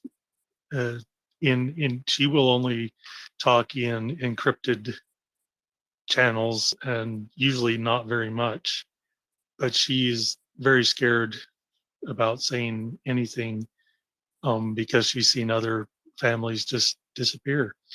And I'm sure that any of these, professional hockey players, their families, if they have any family back in Russia, they're basically being held hostage. So I understand them not saying anything. If they can get their families out and the Russians don't have anything to hold over them, then I hope they would speak out. But I understand when they don't. And to Seraphim, I would just suggest that you take some time out of your day and watch something other than Tucker Carlson. You'll be happier for it.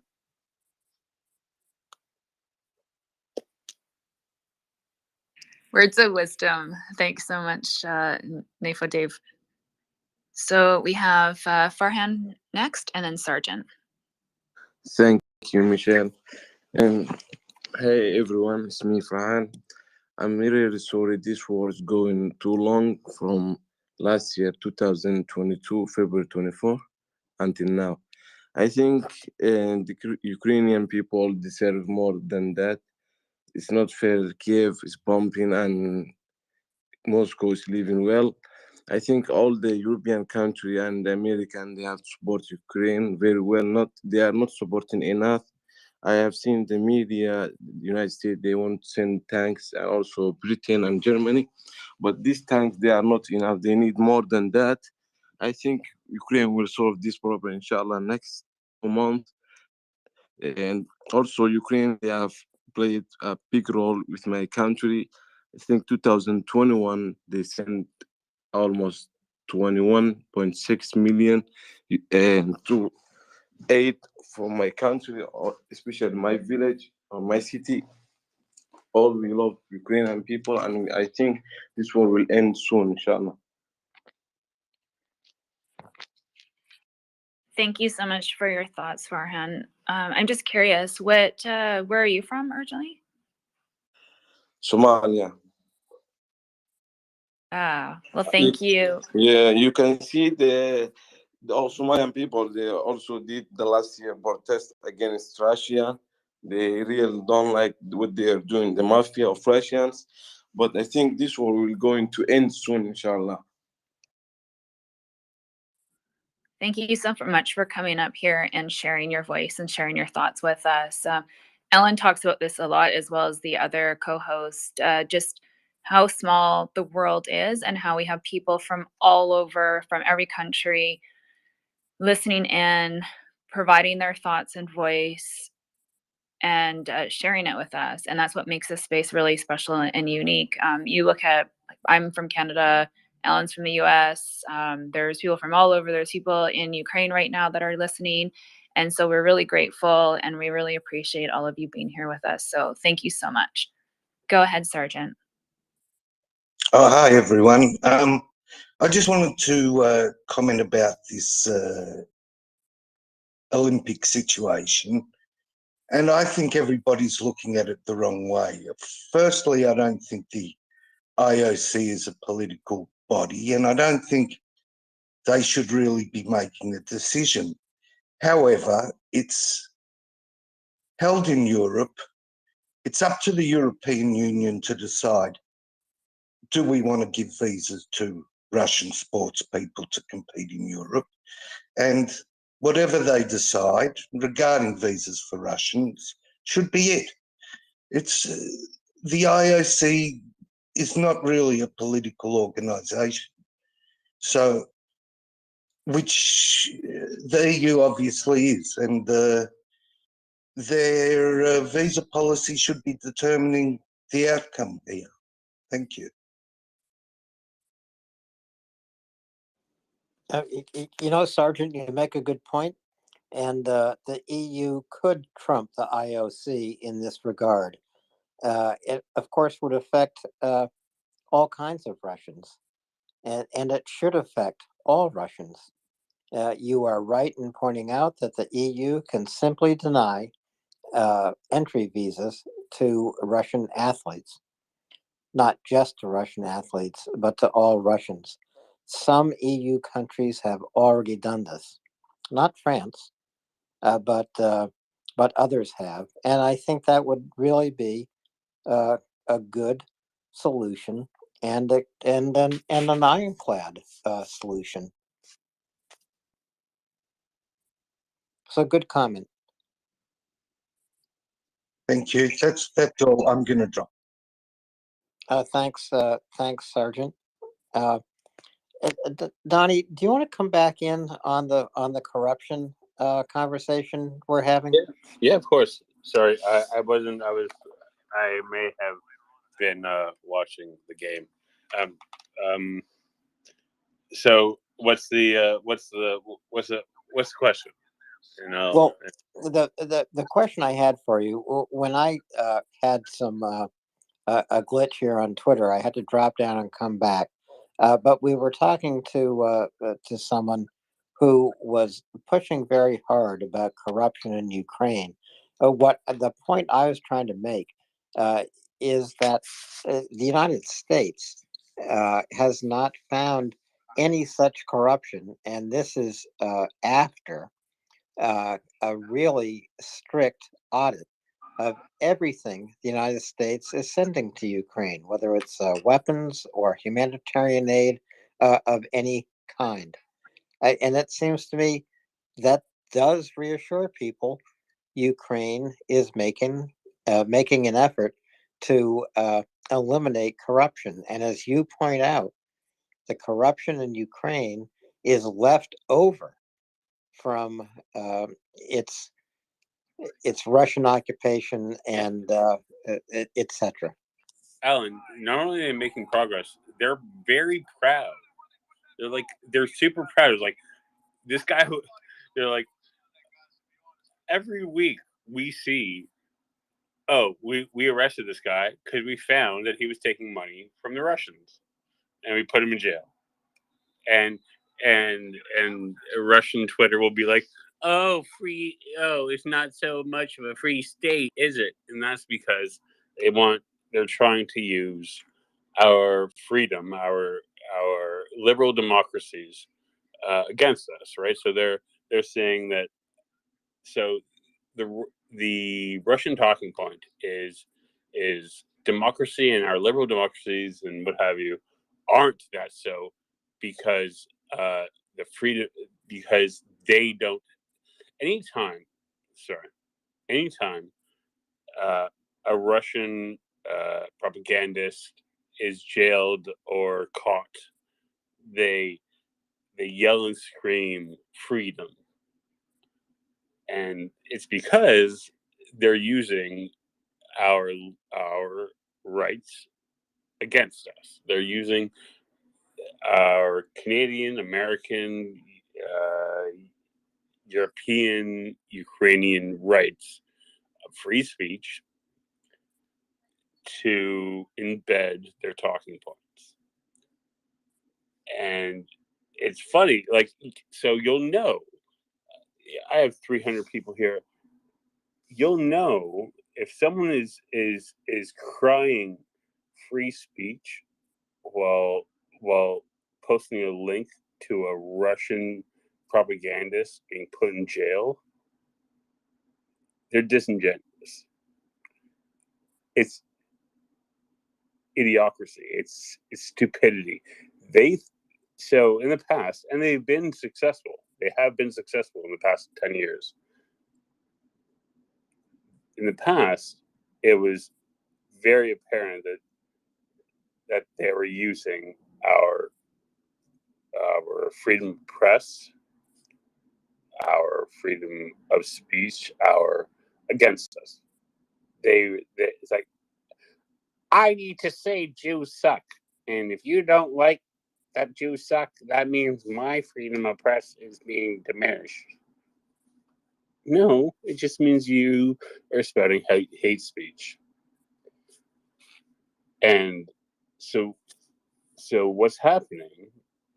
So for anyone that comes across these contrarian garbage humans arguments of liberty and freedom and free speech being degraded because they can't spout Russian propaganda, no, they're disingenuous. No, they're they don't care about freedom of speech.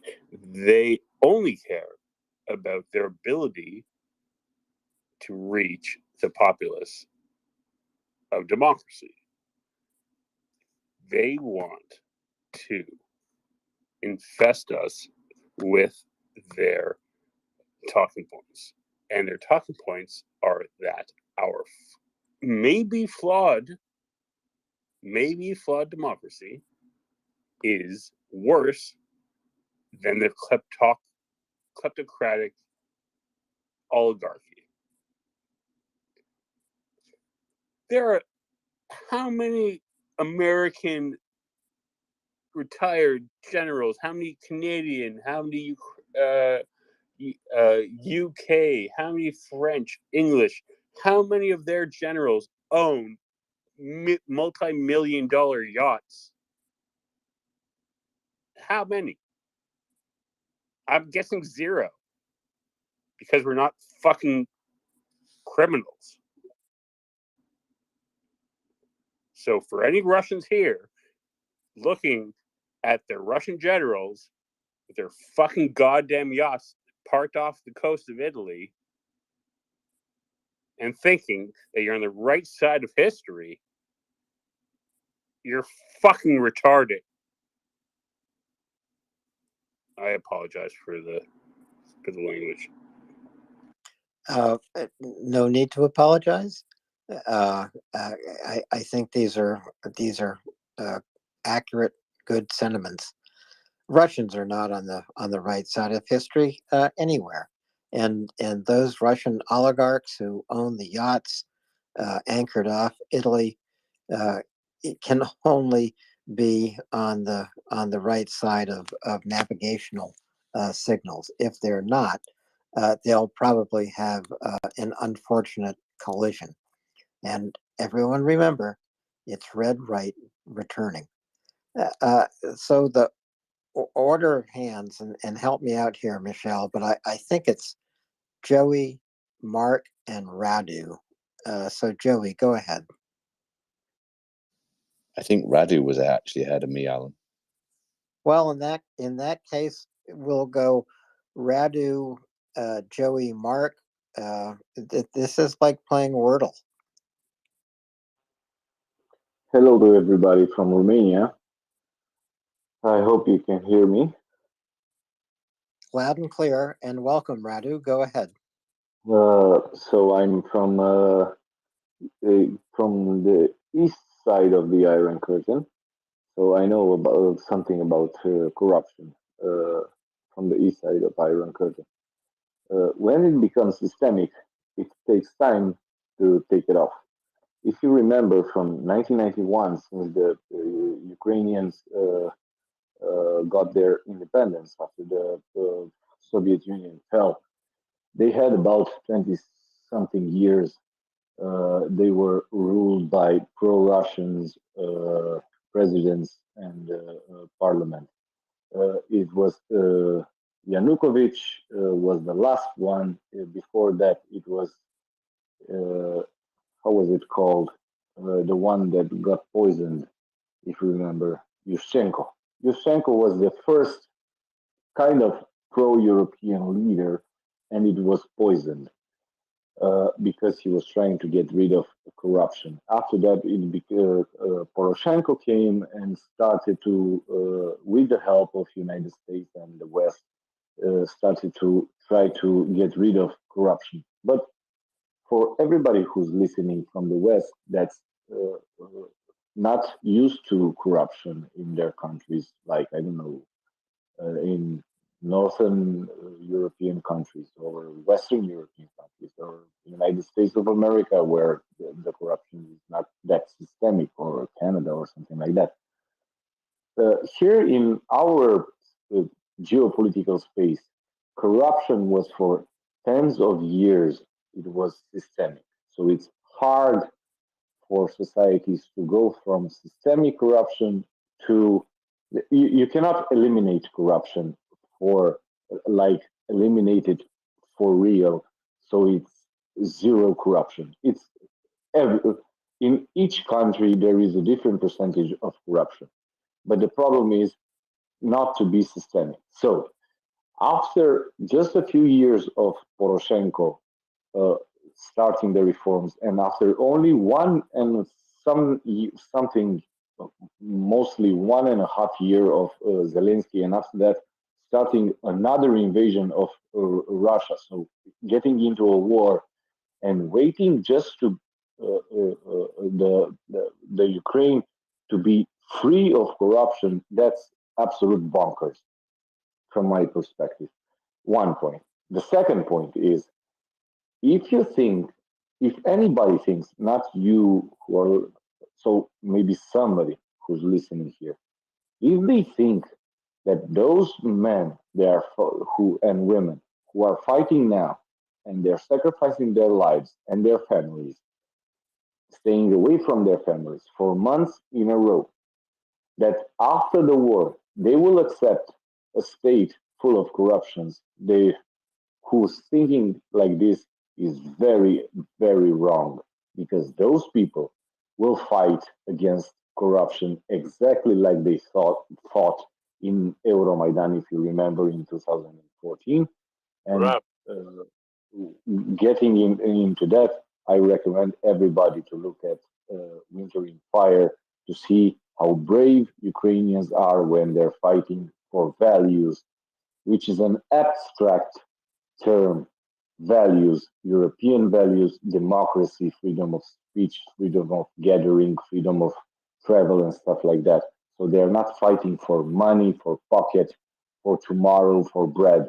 They are fighting for abstract terms, uh, which in itself it means it is a civilized and European nation by these terms. So yeah, it will need time for Ukraine to heal, not only from the war wounds, but from the corruption wounds, but it will be done. That's my point about the corruption. And really good points, Radu. Thank you so much for coming up. And when you say Ukrainians are fighting for abstract values, yes, maybe these are abstract, but when individuals come together to fight for them, they are no longer abstract. They become living values that that become the way our communities live every single day. Yeah, I'm sorry to interrupt you. When I say abstract, I'm just referring that is not for material purposes, like they're making riots for bigger pensions or bigger salaries or stuff that are material. That's why I'm saying abstract.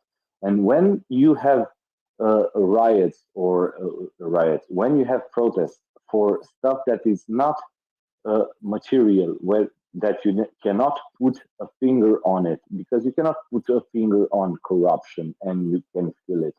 But when you have protests against this kind of stuff for values, that means that society is getting very civilized, and Ukraine is getting very civilized starting from a long time ago. But you have a very big peak in 2014, and we see the repercussions of the Euromaidan and the revolution of dignity when when Russia fell out of control over Ukraine. What did they do?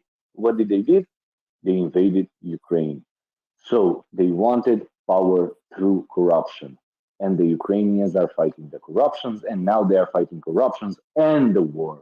So kudos to them, and we all have to fight with along them side by side with them, and to help them win this war and win the fight against corruption, and to get them into our system of values. And trust me, I'm from Romania. I know what corruption is. I've organized protests like Euromaidan in Romania in 2017, when we had almost a million people in the streets in Romania. Maybe you saw it on because it was on even on American television and stuff like that. So I know a little thing about corruption. It's hard to get to get it out of the system, but you have. This is not a sprint. This is a marathon, and you have to fight it day and day and day. Thank you. I will step down. Thank you, Radu. I understand exactly what you're saying. And as you emphasized your point, I understood it more and more clearly. The idea that there is a distinction between an abstract value, and what Radu is saying there is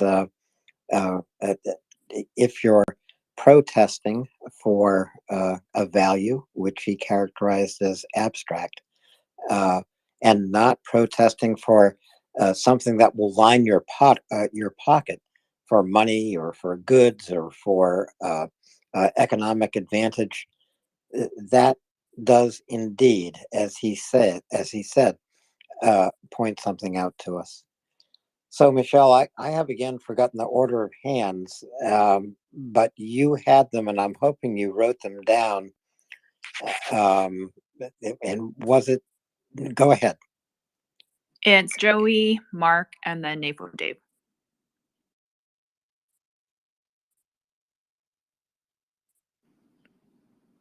Go ahead, Joey. Sorry, just filling in the phone.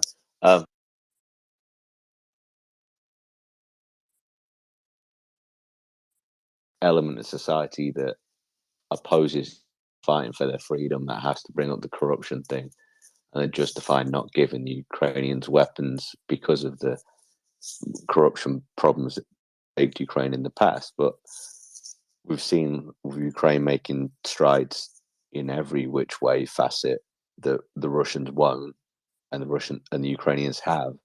So it's just, I believe, a certain part of society that listens to a certain spectre of news believes that Ukraine is still corrupt. Are there corruption problems? Yes, but there are corruption problems in every country in the world.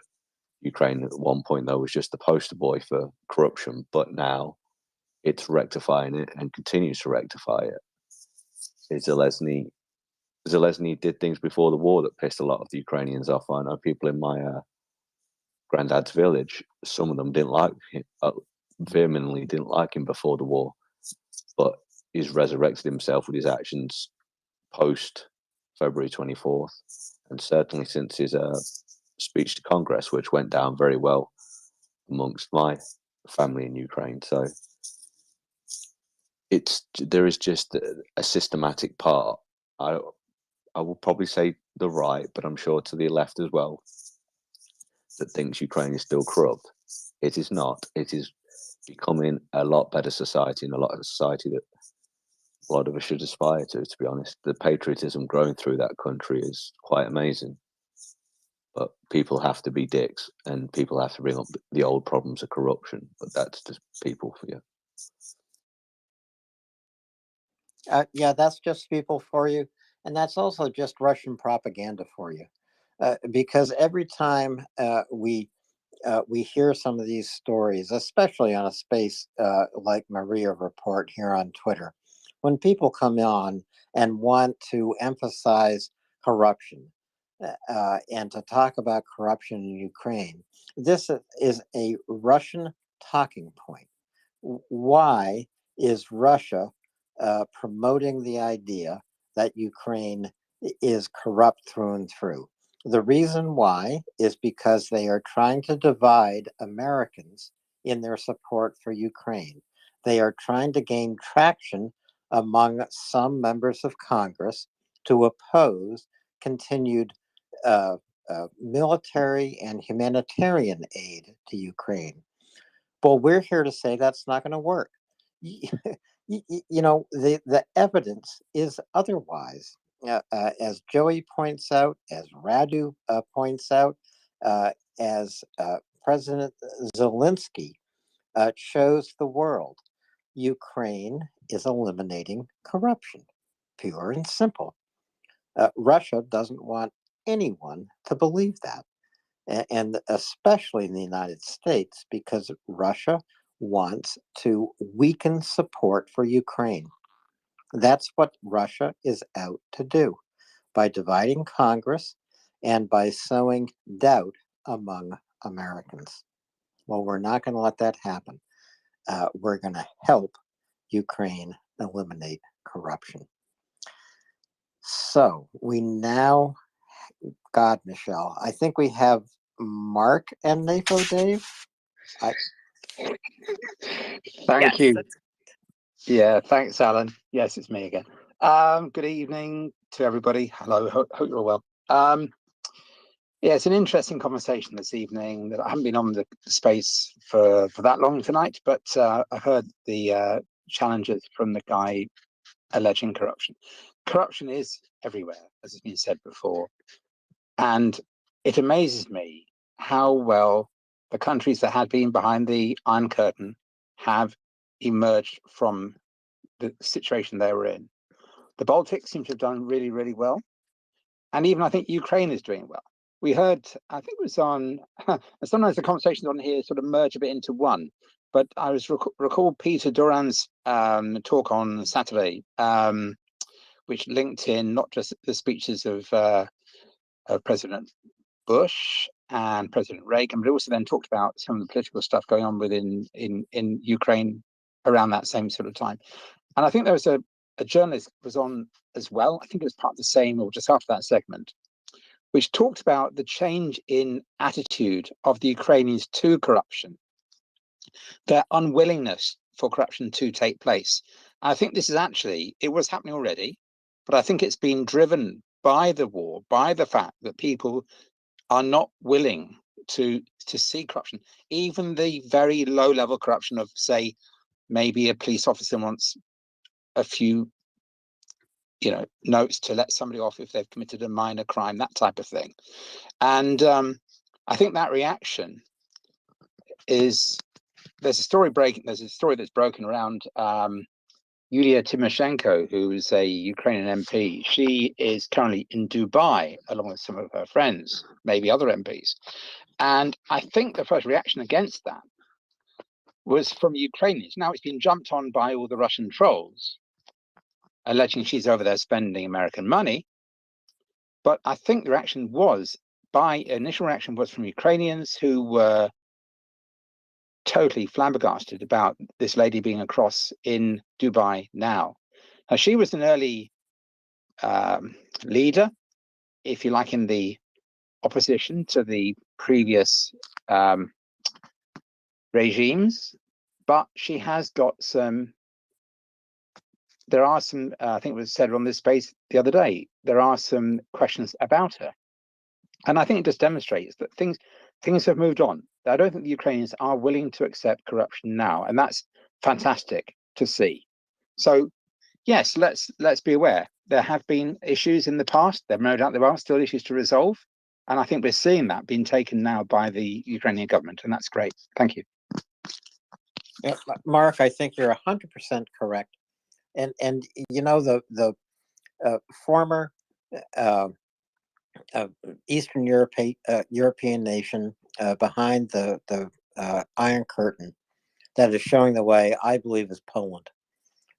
Because when you look at the economic progress Poland has made and the predictions for its future prosperity, this is only possible because Poland has been courageous in eliminating corruption in its economy throughout its society.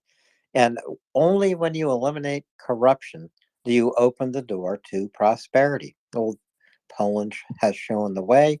Ukraine is learning from that lesson. And Ukraine and Poland will probably be signal lights about how you energize an economy, a former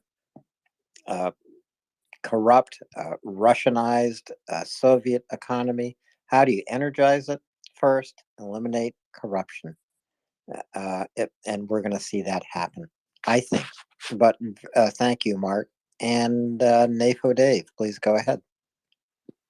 I was talking about corruption has got my brain percolating.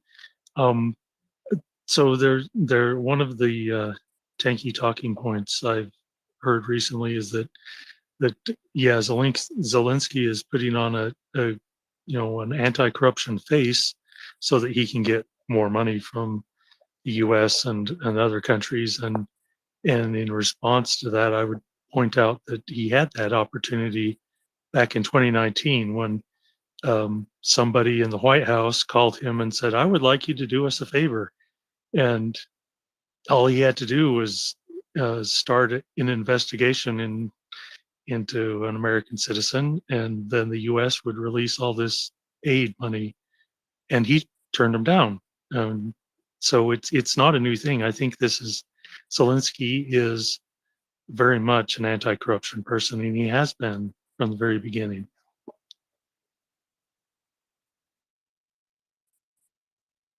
Yeah, he has been an anti-corruption person. He has always stood up with courage, whether it's the ability to say no to an American president or the ability to say to an American official saying, we can get you out. I don't need a ride. I just need ammunition. That's Zelensky through and through. I don't care where you look, and how you evaluate them. You can use those two episodes in his life and come up with a 100% way to characterize this man. Donnie, go ahead. Yeah, you're exactly right. The whole Zelensky's platform was getting away from corruption, and he's literally jailed his friends for doing the wrong thing. And it's so impressive. It speaks to the measure of the man that Ukrainians are better than Russian, this kleptocratic state, and it's. Give me a second. Don't. If you have hands, go to other hands. Let me organize my thoughts. Yeah, definitely take a second, Donnie. But you're right, and when you go back to Zelensky's campaign to become president, he did campaign on eliminating corruption, and this is why he was elected with an overwhelming majority. People don't remember how much Zelensky was elected by. I'm going to have to look it up. I'm either mixing up my numbers, but it was over 68%. It was 73 is what I've heard. Okay. So there you go. But it was because of his campaign to eliminate corruption and open the door to prosperity in Ukraine. Now, history has given him another role, and he's filled that role amply. And Alan, if anyone's, there's 300 something listeners here. For anyone who's lived in an Eastern European country, they still will when I'm there, I'm always accompanied by somebody because they're worried about the Russian mafia. I literally can't go to the corner store without having someone from my family that speaks proper Bulgarian to go to the corner store because they're worried that I will be somehow abused by the mafia state. It's problematic. I don't know if anyone else that was born in the West and has family in the East could speak to this. But when you're there, they're still they're very aware of the limitations of their freedom. Let's just say, I was just so at the time in Bulgaria, there were a lot of swastikas painted on walls. And I was like, "What the fuck is this?" And my dad was like, "Oh, it's just soccer hooligans. Don't worry about it." I was like, "Okay, but fuck that. I'm going to buy some paint and paint over them." He's like, "Don't do it. The mafia will look at you." So I was forbidden to paint over anti-Semitic / fascist garbage because my father was worried about me being too, because they all knew, everybody in my town knew who I was, right? They knew that this is Donnie. He's the offspring of that guy that left, and we all know that guy that left. And yeah, so it's fucked up. it's fucked up. I was literally like told not to buy by a father who knows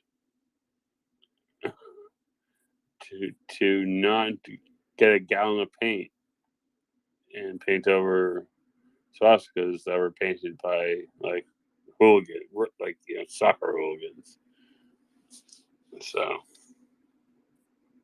Well, as you know, and I know, Donnie, I mean, he was telling you two things. First of all, he was trying to, and for all the reasons we know, because he was your father and he loves you and he was trying to protect you. So he was trying to deflect the truth from the Nazi symbol. Soccer hooligans. That's who painted it. Well, maybe.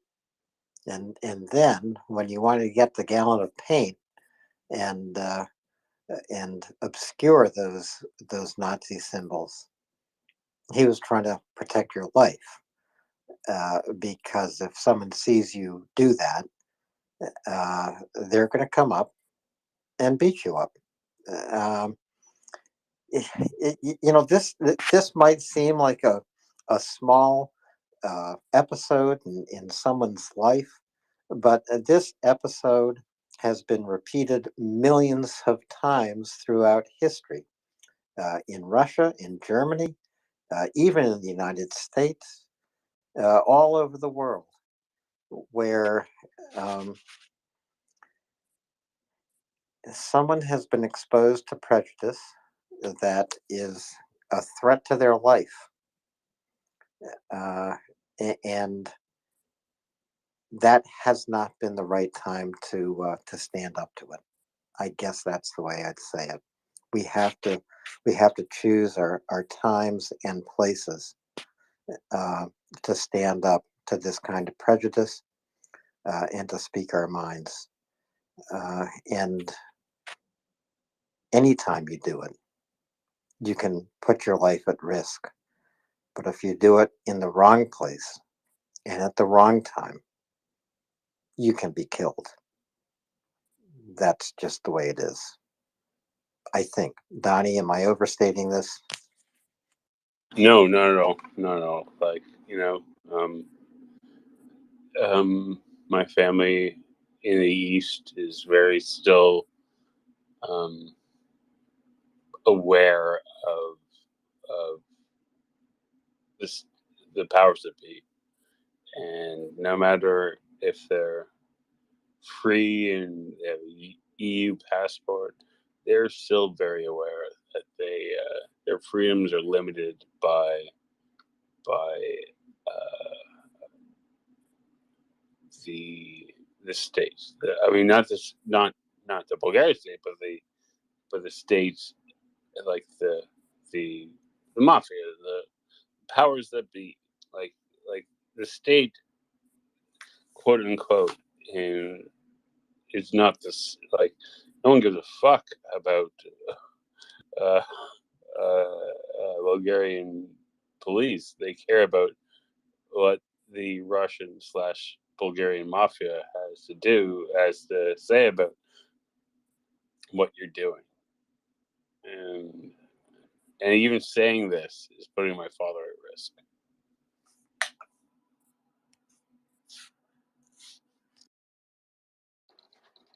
I understand. Joey, your hand is up. Please go ahead. I think one thing that Zelensky's obviously recognized and obviously acted upon is getting away from Russia, which is the Ukrainian people as a whole.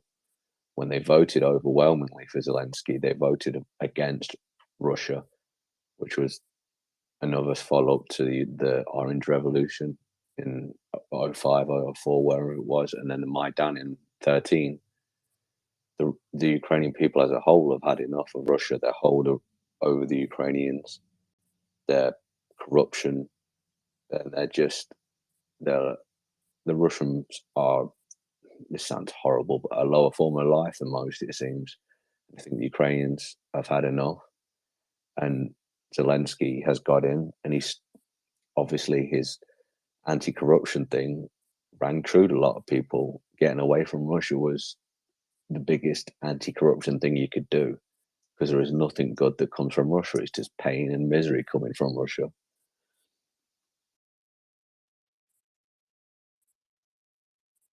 Yeah, you know, Zelensky is also uh, making the country run. I'm not saying he's doing this alone.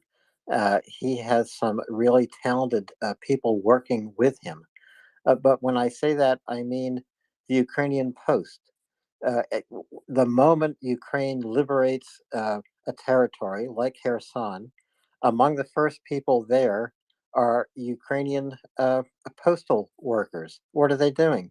They're delivering pensions.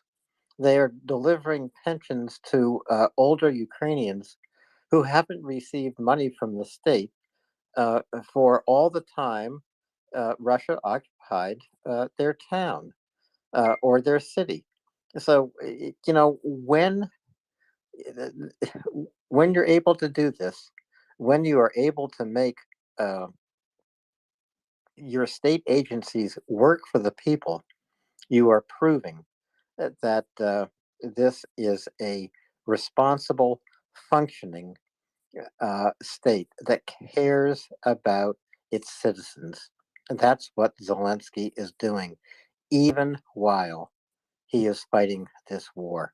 I think that is pretty remarkable. Pretty remarkable. Michelle, back to you. Well, back to Joey. Your hand's back up. Go ahead. Sorry. And all this is from a Russian-speaking Jew, which the Russians were apparently coming into Ukraine to liberate. So this is a man that speaks Russian as his natural first language. He doesn't speak Ukrainian first. He does obviously speak Ukrainian now because from what my family in Ukraine tell me, it's very frowned upon to talk Russian now because it's the language of the enemy. But this is a guy that speaks Russian, but no, now he speaks Ukrainian. He's proudly Ukrainian. Speaks to Congress wearing a T-shirt with the trident of Ukraine on his over his heart. These are little things. He's handling himself. He's handling himself in ways that we wish our presidents could over here. When our orange friend tried to bribe him in 2019 to get information on Hunter Biden, he acted in a way that said, no, I don't want to do this. This is wrong. This is just a cheap shot. You should be giving me aid because that's what human beings do in the face of people being hunted by evil people. Zelensky isn't perfect, but the way he has conducted himself during this last year has been nothing short of, it won't be called Churchillian in the future, it'll be called Zelensky-like, because that's how much of an impact he's made. He's been absolutely brilliant. When he spoke in front of Congress, he came out with a line, and I'm going to paraphrase it because I can't quite remember it. And he came out with something like, Ukraine is not dead. And it was like, and it was, he just then went on to deliver in a language that isn't his own. It's probably his second or third language that he speaks. But he delivered one of the best speeches we've seen in a long, long time. It was powerful. It had gravity to it, and it made things happen. Ukrainians are a different race to the Russians, a very different race to the Russians. The Russians just cannot get hold of this. Their corruption, their evilness can go back to Russia and be corrupt and evil in Russia. Leave Ukraine alone, let Zelensky do his thing, and let Ukraine win the war. Well said. And yes, Zelensky has delivered more than one powerful speech. Zelensky has extemporaneously said what we all need to hear. Go ahead, Joey. I actually have a book of his speeches, and I just started reading them a couple of weeks ago. And well, it's only a thin book, but when I get time, when I'm not being beaten up by a 3-year-old, I read his speeches, and his speeches have been translated from Ukrainian or Russian or whatever they were delivered in, and they're very powerful. This man was obviously a comedian. What a comedian's very good at delivering, but when he's transitioned to a statesman role, when he's transitioned to this role where he has to G up his people, inspire his people. My granddad was Ukrainian. My granddad was of a Ukrainian age, though, that never knew an independent Ukraine, never knew the Western People's Republic of the Western Ukrainian People's Republic had been dissolved 5 years before he was born. The other Ukraine had been swallowed by the Soviet Union before he was born. He was technically born in Poland. So my granddad never knew an independent Ukraine. And I'm only slightly Ukrainian, and we lost contact with Ukraine a long time ago, but I've reestablished contact with Ukraine. I'm learning about Ukrainian history now. I'm even sat here while I'm listening to you guys writing about Ukraine. But the little bit of Ukrainian that's in me, when I listen to Zelensky's speech, when I read this translation, I've never fired a gun in my life, but he almost makes me want to go out to be in Bakhmut and fight these bastards off, because he's just that good at delivering his speeches. If you listen to Churchill during the Second World War, what he did with the British nation, how his speeches inspired a little island effectively to hold and stand its ground against the evilness of Germany. That's exactly what Zelensky is doing. And he's doing it on a scale and in a brilliance that, like I said, it won't be recognized as Churchillian anymore. It'll be Zelensky-like. Well put. Zelensky is superseding Churchill for a lot of reasons. I mean, first of all, I saw Churchill's funeral. I've read about Churchill. I've read his speeches. I've heard recordings of his speeches, but I've watched Zelensky live. When Zelensky came to the United States to address the United States Congress, I did almost anything to get a ticket to sit in the visitors gallery. Well, I couldn't do that, but I watched it live. And I've listened to Zelensky's speeches like you. And I know, Joey, you're going to read those speeches to your 3-year-old, whether or not he wants to hear them. And they're going to make a difference to him, because these are speeches of a lifetime, of our lifetime. And we need to listen and we need to respond. And who could not be inspired by such speeches? People with no heart, people with no passion, people with no love of freedom. My 3-year-old's actually, but I'm lucky enough to be a girl dad, so they're still learning about Ukraine and what Ukraine is. And my 5-year-old told me the other day that the Ukrainians killed the Queen. I was like, no, babe, the Ukrainians didn't kill the Queen. They just they kill Russians. They don't kill good people. They kill the bad people. But yeah, if you read the Zelensky speech, there's a little book on Amazon. I got it for Christmas, and I can't remember, 12, 20 of his speeches or something like that. And they range from before the war and now during the war. And they are very powerful. They are very beautiful and eloquently put in only ways I could wish to speak.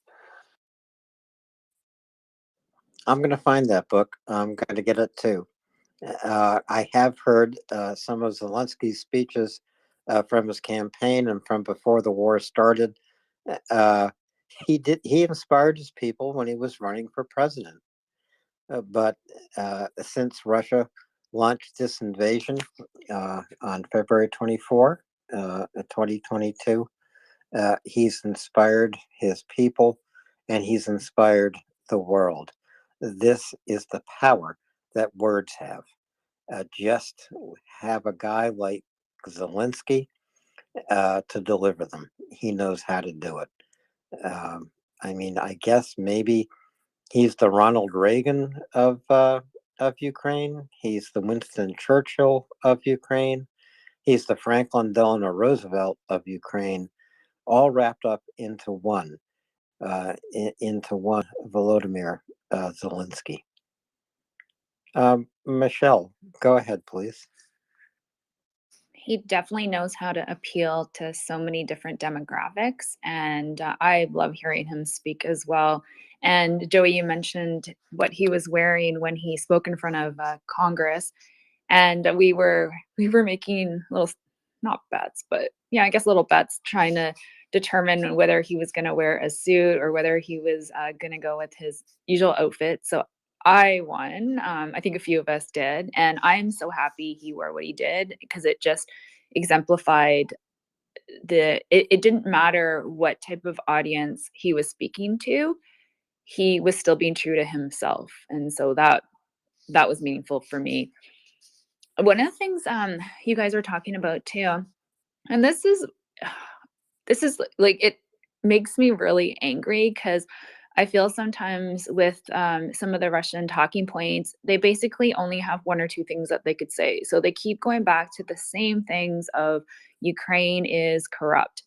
And I've heard this a few times with people that I know in my life. And I've just come back and basically said, so it doesn't matter whether a country was in the past or not. Is it okay for them to be invaded by another country and have their women and children being raped, to have innocent civilians murdered, to have just the treatment of Ukrainian soldiers? Like, that is not okay. So it doesn't matter what your opinion is of whether you think a country is corrupt or not, it's still not okay.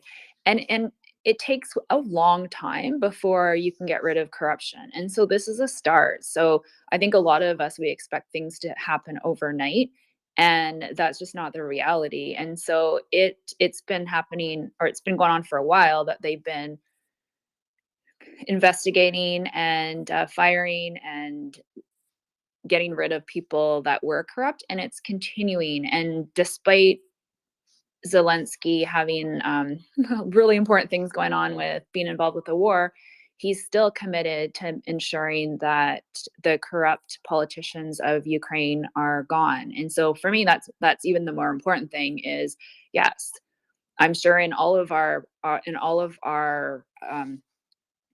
everywhere in the world, there is some sort of corruption. However, they're still committing to getting rid of those corrupt politicians. So couple of things. Go ahead, Joey. You can actually, I bought St. Javelin, who are a great charity that, like Maria Aid, are helping out in Ukraine. I buy St. Javelin stickers a lot, and they've sold a long sleeve T-shirt similar to what he wore at Congress. So I bought one of them, and I wear it at work sometimes because I've got some. I want to get political now, but Trumpers at work that told me some silly things that Ukraine was going to be liberated before the war started off, which to a man of my heritage is not very wise, because I've never punched someone at work, but I came very close to punching that twat that day at work. Putin liberating Ukraine has got to be one of the stupidest things. I think that when it comes to the Ukraine, though, Ukrainian corruption, I think they had when the Baltic nations broke away from the Soviet Union, they had a kind of a clean break almost. But with Ukraine's nuclear connection to Russia, with the Sevastopol, it had too many roots almost still left within to Russia, so the break wasn't clean enough. There was a break, obviously. 90% of the Ukrainians said we don't want to be part of Russia anymore, left the Soviet Union, knocked the Soviet Union out, and I don't think the break was categoric enough. So they've had to go through the color revolutions, the Maidan, and now this war. This war is inflicting so much pain on Ukraine, but in the end, when Ukraine wins,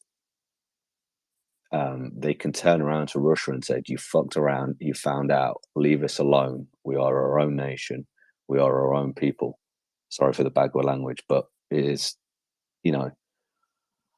I hated Russia for some reason all my life, and I can't not hate Russia now. It's in my DNA now. It's just awful. I don't even like wearing red anymore. It's that bad, which is another story I could tell. But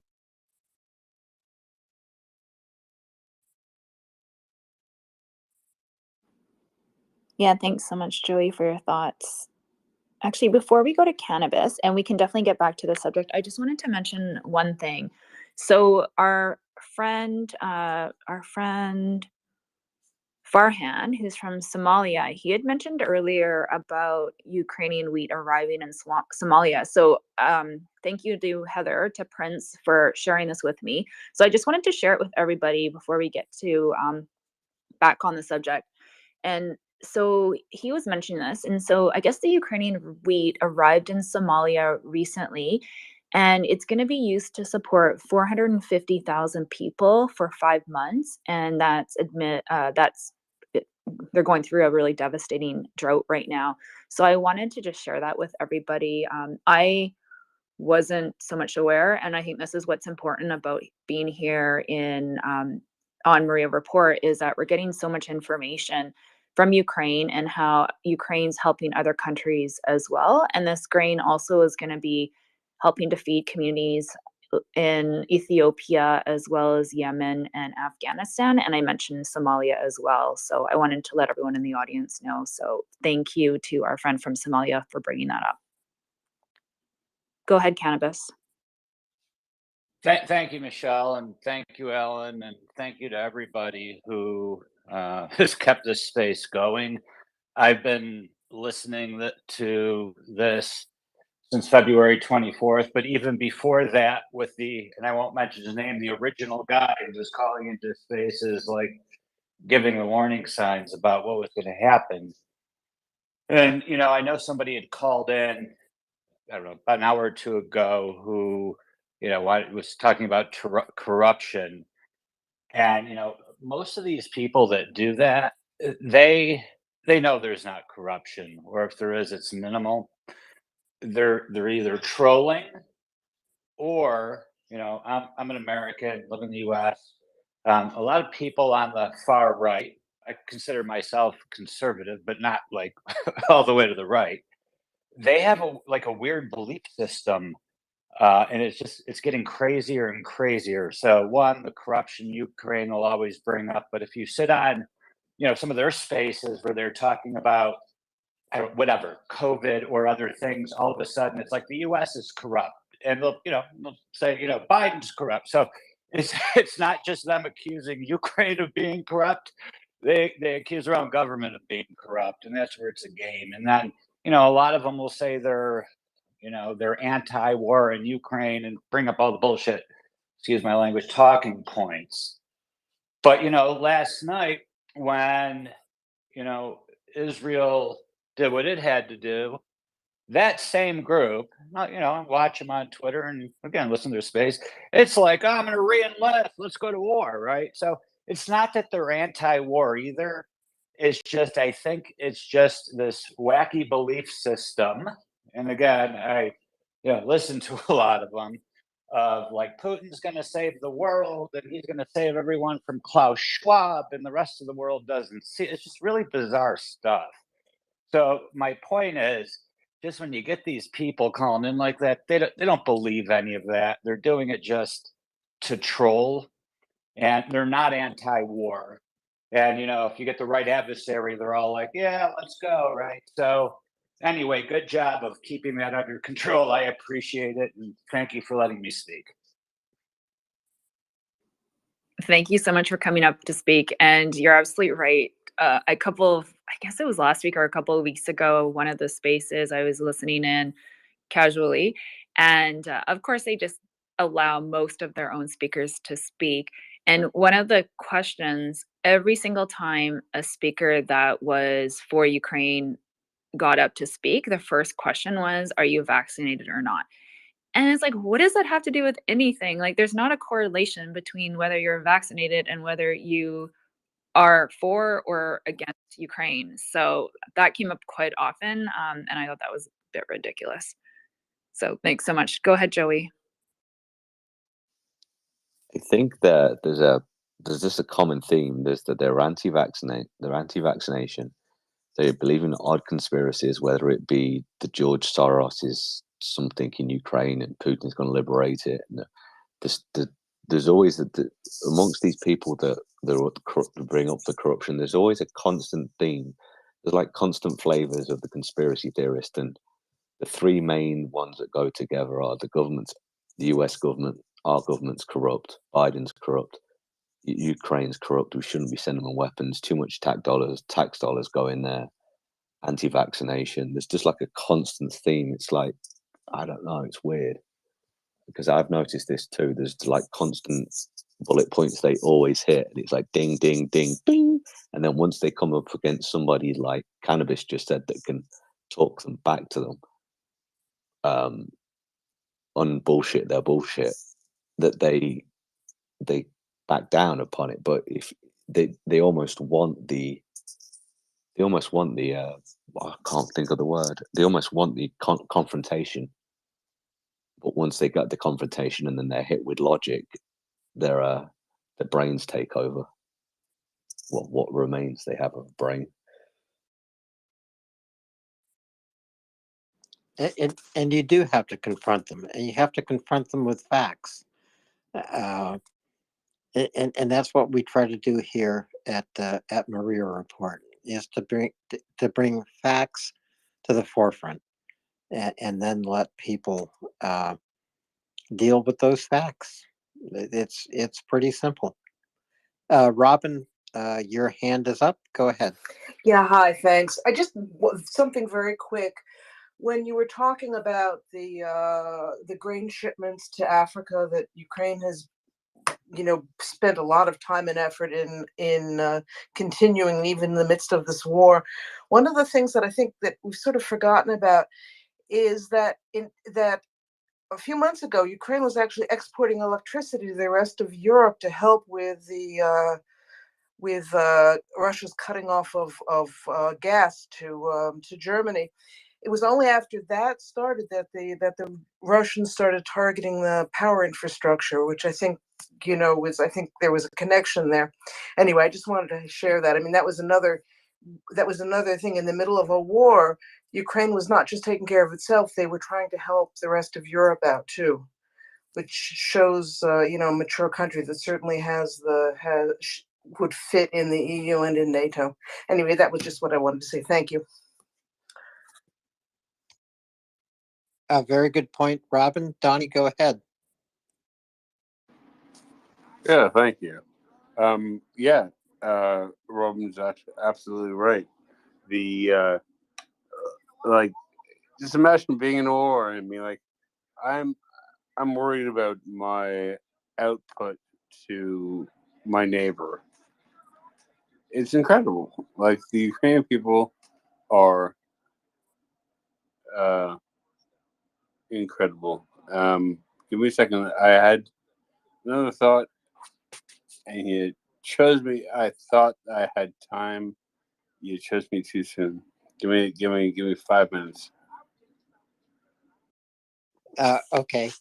And to the point of grain exports that Michelle was just talking about, on Thursday, so that's last week now here in the United States, the Senate Foreign Relations Committee held a hearing with three undersecretaries, one from USAID, one from the State Department, one from the Defense Department. And grain exports came up in the course of this hearing. It was reported on that day, that this is Thursday of last week, that there were 121 ships loaded with grain in Odessa. Well, the grain export deal, which was put together between Turkey, Russia, and Ukraine, it allows Russian inspectors to take a look at those ships to make certain that only grain is on board.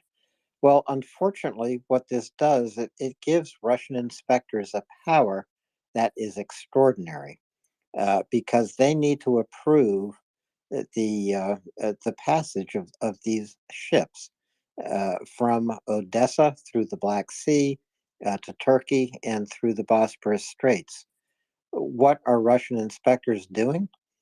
They're not showing up for the inspections that they are required to make. They are postponing inspections or canceling inspections. And so when it's possible to release a dozen ships a day, only 4 or 5 ships are being released a day. So these are 121 ships loaded with grain in Odessa. They're being delayed by Russians. And this is the Russian game plan. Make an agreement and then slow roll it, or just break it. So who would strike a deal with Russia? Because we know how Russia behaves. And regardless of what's happening with the grain deal, Ukraine is pushing ahead. They are loading ships with grain and trying to bring them to places like Somalia, as the earlier speaker pointed out, to combat famine, because there's famine throughout Africa. A lot of the world relies on Ukrainian grain. Russian inspectors are slow rolling inspections of these grain ships. And of course, Russia has mined agricultural land. More than 10% of fertile Ukrainian farmland has been mined by Russia. It cannot be seeded in the spring to grow a crop and harvest it. So again, this is a way that Russia is just not living up to anything. Of course, we see them fighting this genocidal war, but on the sidelines, they are striking these deals. And even here on the sidelines, they are doing their utmost to undermine the deals and to and to not follow up on what they've agreed to. So who would strike a deal with Russia? You cannot trust them.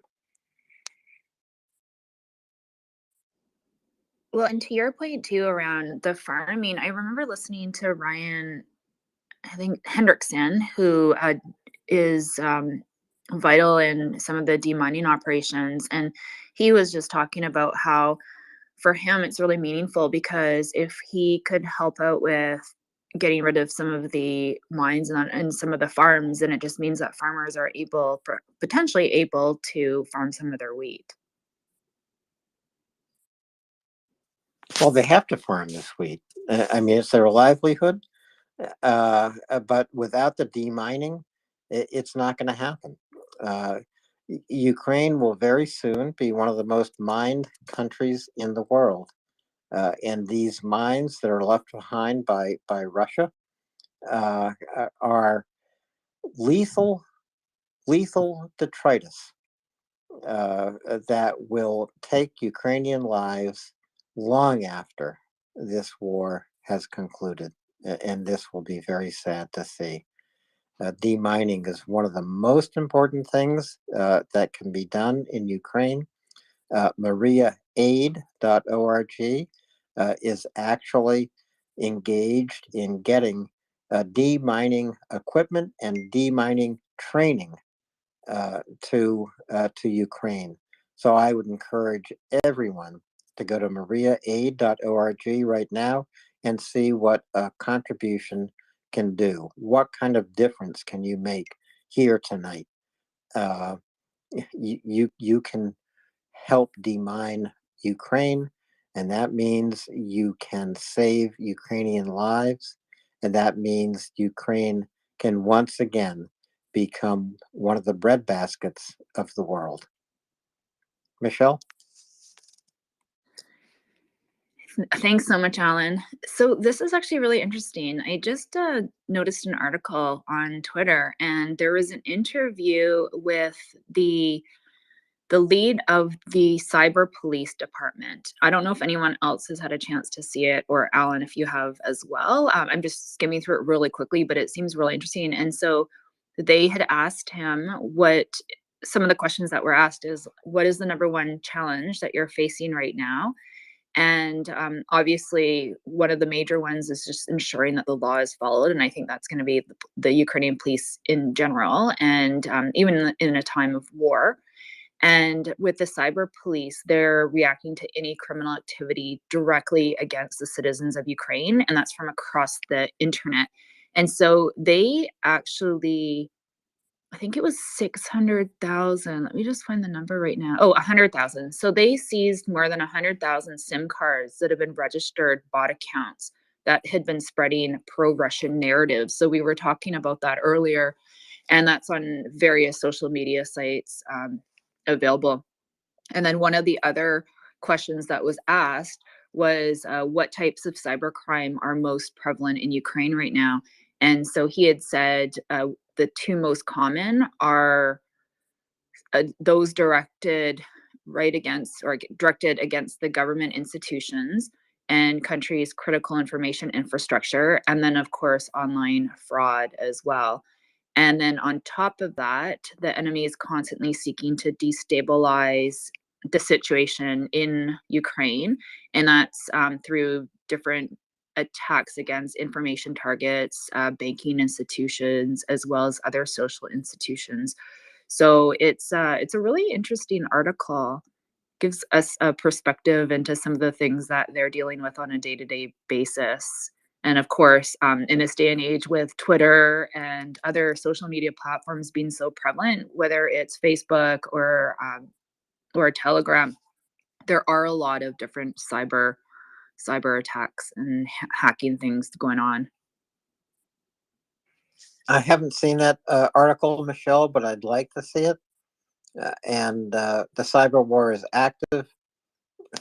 Cyber defense from Ukraine needs to be active because Russia is a cyber aggressor, and this is the kind of well, it's a conflict that's very difficult to see. Uh, I mean, I find it really difficult to understand cyber warfare. Uh, but I know it's going on. I know that that cyber warfare can shut down power plants, can even shut down hospitals, and target individuals, close down banking systems, etc. And it is part of warfare today that all countries are able to wage, and they are waging cyber warfare. So shoot me this article. I'd like to read it because it's something I just don't understand fully because I find it difficult to grasp because I'm an old guy. I didn't grow up with technology. The technology I used was a typewriter and a pencil, and yeah, and we have moved way beyond that. I'm exactly the same as you. I sent you the article. I was actually telling a girlfriend last night, we were out. I told her that an easy course that I took in high school was shorthand. So I don't know if anyone remembers shorthand, but I actually took that course. I don't think it's helped me at all. So I'm not really sure why I took it. But anyways, I agree with you as well when it comes to any of the cybersecurity. Oh, I see Doc's laughing at me. Shorthand is essential, Michelle. Someday you will find a use for it. Every reporter needed to know shorthand. It made a huge difference. And shorthand was invented by Cicero's slave, Tyro. And this is in the Roman Empire. Tyro invented shorthand. Maybe this is mythical. Maybe it's just legend, but actually, I think there's some historical proof for it. Tyro invented shorthand because he recorded his owner's speeches in the Roman Senate during the Roman Republic. And recorded Cicero's words when he was just out in the garden speaking his mind. So without Tyro, a slave of Cicero, we would not have shorthand. Someone might have invented it in the next 2,000 years. I don't know. I would hope so, because as a reporter, I filled lots of very slim notebooks, reporters' notebooks, with shorthand. I also happen to be a very sloppy handwriter. So was it easier to read my shorthand than my handwriting? Actually, it was. Well, those are really good points. So I'm glad you found a use with shorthand. I found that it took me longer to translate it back into words because I couldn't figure out. Well, anyways, that's another story. So I wanted to thank everyone for being here tonight with Alan and I. We know that the football game's on. For anyone who's interested, it is tied 20-20 right now, and there's 8 seconds left in the fourth. So the last few minutes or seconds are going to be very interesting. However, once the game's over, come back and hang out with Alan and I. Right now, we don't have any hands up, so feel free to come up and join us. When you get the opportunity, please retweet the Twitter space. We always appreciate and we're so grateful for all of you that do that. And feel free to come up and have a talk with us. Thanks, Michelle. So it's 2020. This is the Bengals versus the Kansas City Chiefs, and the game is about to go into overtime. It wouldn't look that way. This is the kind of up-to-date news you can hear here on MriyaReport. You can care about Ukraine and still get the score of the AFC Championship game. What kind of world do we live in? I wonder though if everyone that's joined us tonight they're not that interested in football. So that's probably Oh, Joey has his hand up. Go ahead, Joey. I still remember as a kid being English.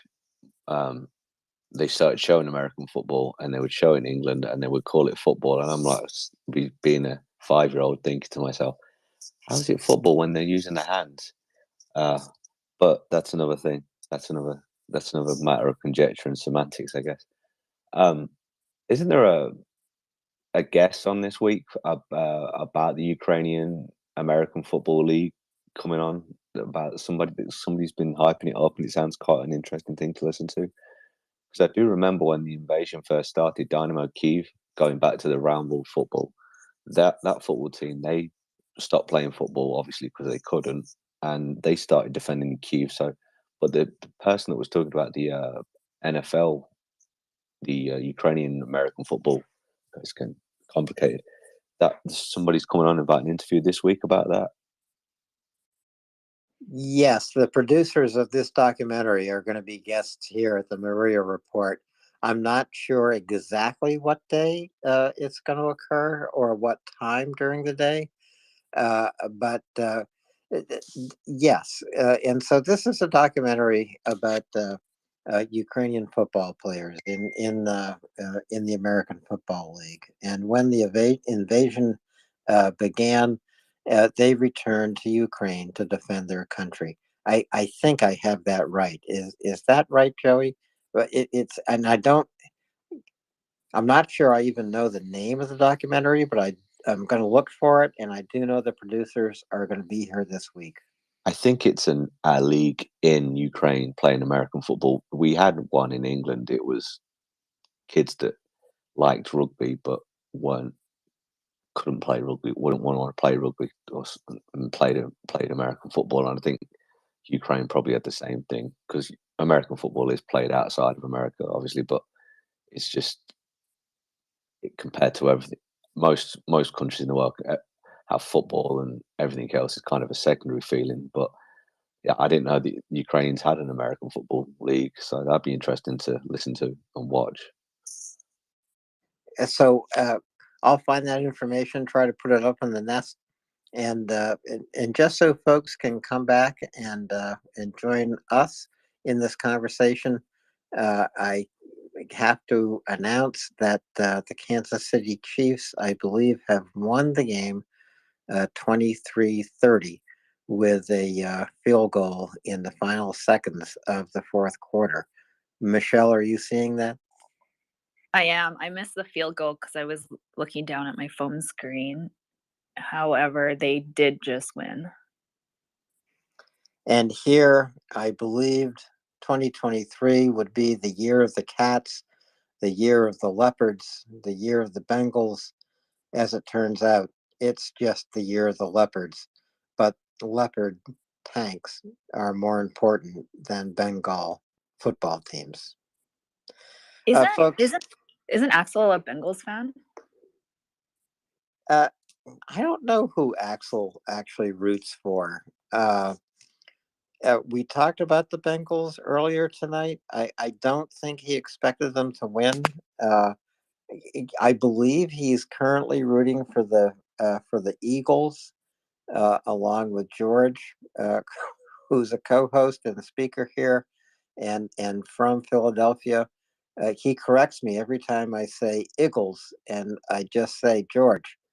I am just talking as if I'm from South Philadelphia, and then he understands because I had two roommates from South Philadelphia in college, and they all said Eagles, not Eagles, but Eagles. So I guess I'll root for the Eagles now too. I was laughing out loud there. I have never heard of Eagles either. You got to be from South Philadelphia, Michelle.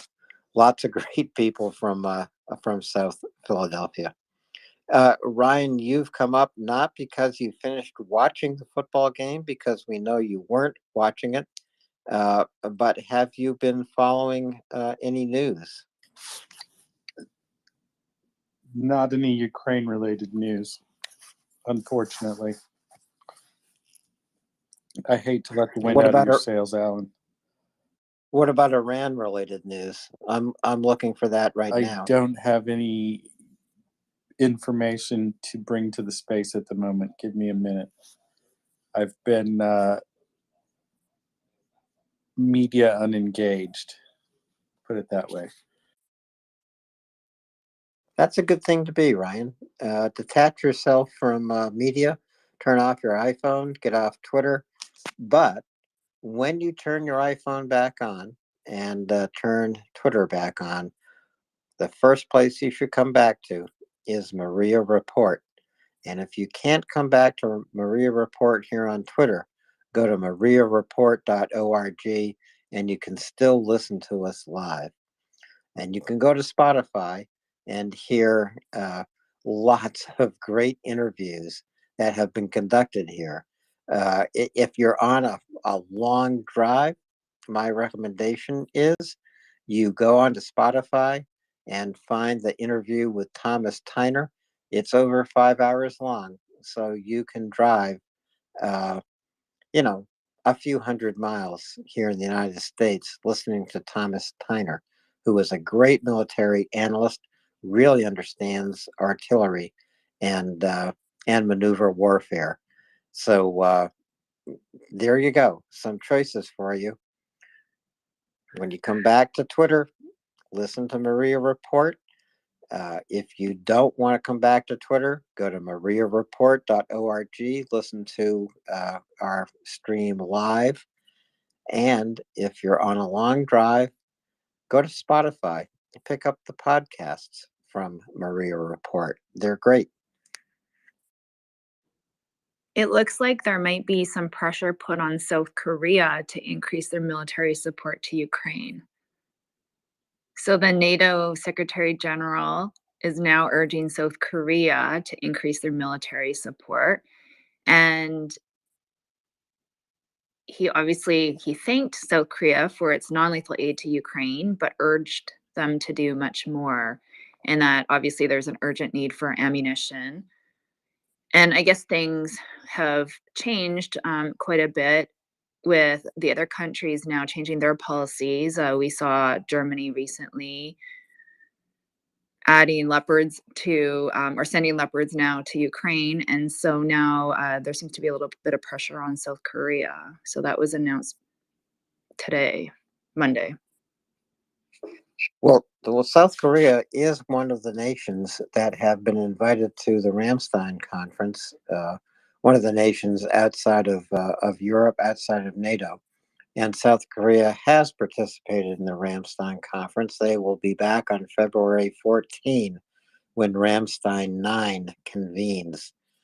So there's probably some pressure on South Korea to step up and increase supply to Ukraine. But I also think South Korea is very involved in the nations that make up the coalition of the willing, supporting Ukraine, and they have sent ammunition, they have sent humanitarian supplies. One hopes that they will continue to do this and stand with Ukraine. I'm sure they will. I hope so too. Whiskey, we noticed that you came up. Oh God, please don't call me now. I just came up because Ryan and I were talking earlier on the phone, and he thought it would be a good time if I came up right now. So, yeah. Anyway, I'm just gonna drop back down. So, well, Whiskey, stay here for a second. I don't know if you saw the AP story about real-time help being delivered to Ukrainian soldiers on the battlefield, calling U.S. and NATO soldiers and especially maintenance guys for help in getting artillery pieces fixed and right back into the battle. They're doing this by cell phone. The reason I bring that up, Whiskey, is because I know you and Ryan talked live to help Ryan get his truck back on the road when he was making a humanitarian delivery to Ukraine. So, have you seen that story from AP Whiskey? I did see that story. It looks like they were. It was actually across the border in Poland. It looks like they set up a shop to fix the heavy artillery, if that's what we're talking about. And I love it. And so it's a good story in this way. Here's what you can do in real time and make a difference. Some Ukrainian artillery squad calls you and says, "Here's my problem. What can I do?" And there's an American or a NATO soldier, European soldier on the ground somewhere. Maybe it's in Poland, maybe it's somewhere else, and probably with the help of translator or with the help of a Ukrainian speaker who also speaks English, they can get that artillery piece fixed within minutes and get it firing again right back into battle. I thought that was a pretty good story. It caught my eye. I'm going to take a look for it and maybe post it in the nest. Yeah, no, that definitely was a good story. And I love uh, what's happening behind the lines to give support to the Ukrainian uh, uh, battle gear here. But yeah, sorry, you caught me a little off guard. If you can just circle back to me in a little bit, that would be great. Of course, Whiskey, we can do that. So Ryan, you caught Whiskey a little off guard here by saying, "Come on up," but we'll get everyone back into conversation. And if you have a question, just tap the little mic icon at the bottom of your phone screen. Request to speak will bring you up, and then tap the little heart plus icon and raise your hand. We like to have a queue of folks here with their hands raised. And now we have a queue of one. I'm just So raising my hand for a visual cue like those flight attendants do. So thank you, Ryan. There you see Ryan's hand. He did that by tapping the heart plus icon. And look, he's done it again. Ryan, do you want to go ahead or are you still just being I'm still just demonstrating for the audience. I feel like we're running Twitter Spaces for newbies here. Yeah, we But that's might how be. you get new speakers who are too anxious to raise their hand. That's exactly right. Ryan, do you remember the first time you raised your hand here? Probably not at this point, but it's almost certainly because somebody was pronouncing nonsense related to Russian oil and energy. That's probably the only thing that would have provoked me to come up and raise my hand and talk about anything on the report. I think from there I just languished a little too long and probably put a couple of people to sleep, and suddenly one of them appointed me to a co-host spot, and it was all downhill from there. And so you must have been good after you raised your hand. And after raising your hand and becoming a co-host, what happened next? Well, I ended up hooking up with Peter Duran, and we lobbied a congresswoman about additional sanctions on Russian oil. And then I took a leave of absence from my job, and then I exhausted my leave from that job, so I quit. And then I co-hosted on the MriyaReport for a couple of months until I got tired of sitting on my couch and chores around the house. So I bought a plane ticket and went to Ukraine to do humanitarian work. All as a volunteer. Yeah, all as a volunteer. A couple of people thought I'd completely lost my marbles at certain points throughout that little story. But needless to say, I am not a crazy person. I just am a little impulsive from time to time, and I have that luxury. And this can happen to you too here at MriyaReport. You raise your hand, you make a comment, you get into the conversation. Next thing you know, you're in Kharkiv. There you delivering go. 50-pound bags of rice to the Kharkiv Humanitarian Center. Hey, Ryan, I have a question for you. Shoot. So I'm assuming that before you left, you had some friends, family members that may have been concerned over you going to Ukraine. Now that you've been back home and you've spoken to some of them and shared your experiences and your stories, what are people saying now? Wow. Or you're crazy, or I would probably say I've gotten the full spectrum of responses. Some people weren't surprised at all when they found out I was going back. Some thought I was crazy when I went the first time, and they still think I'm crazy for going back. Other people think what I'm doing is noble, and they support me in my decisions.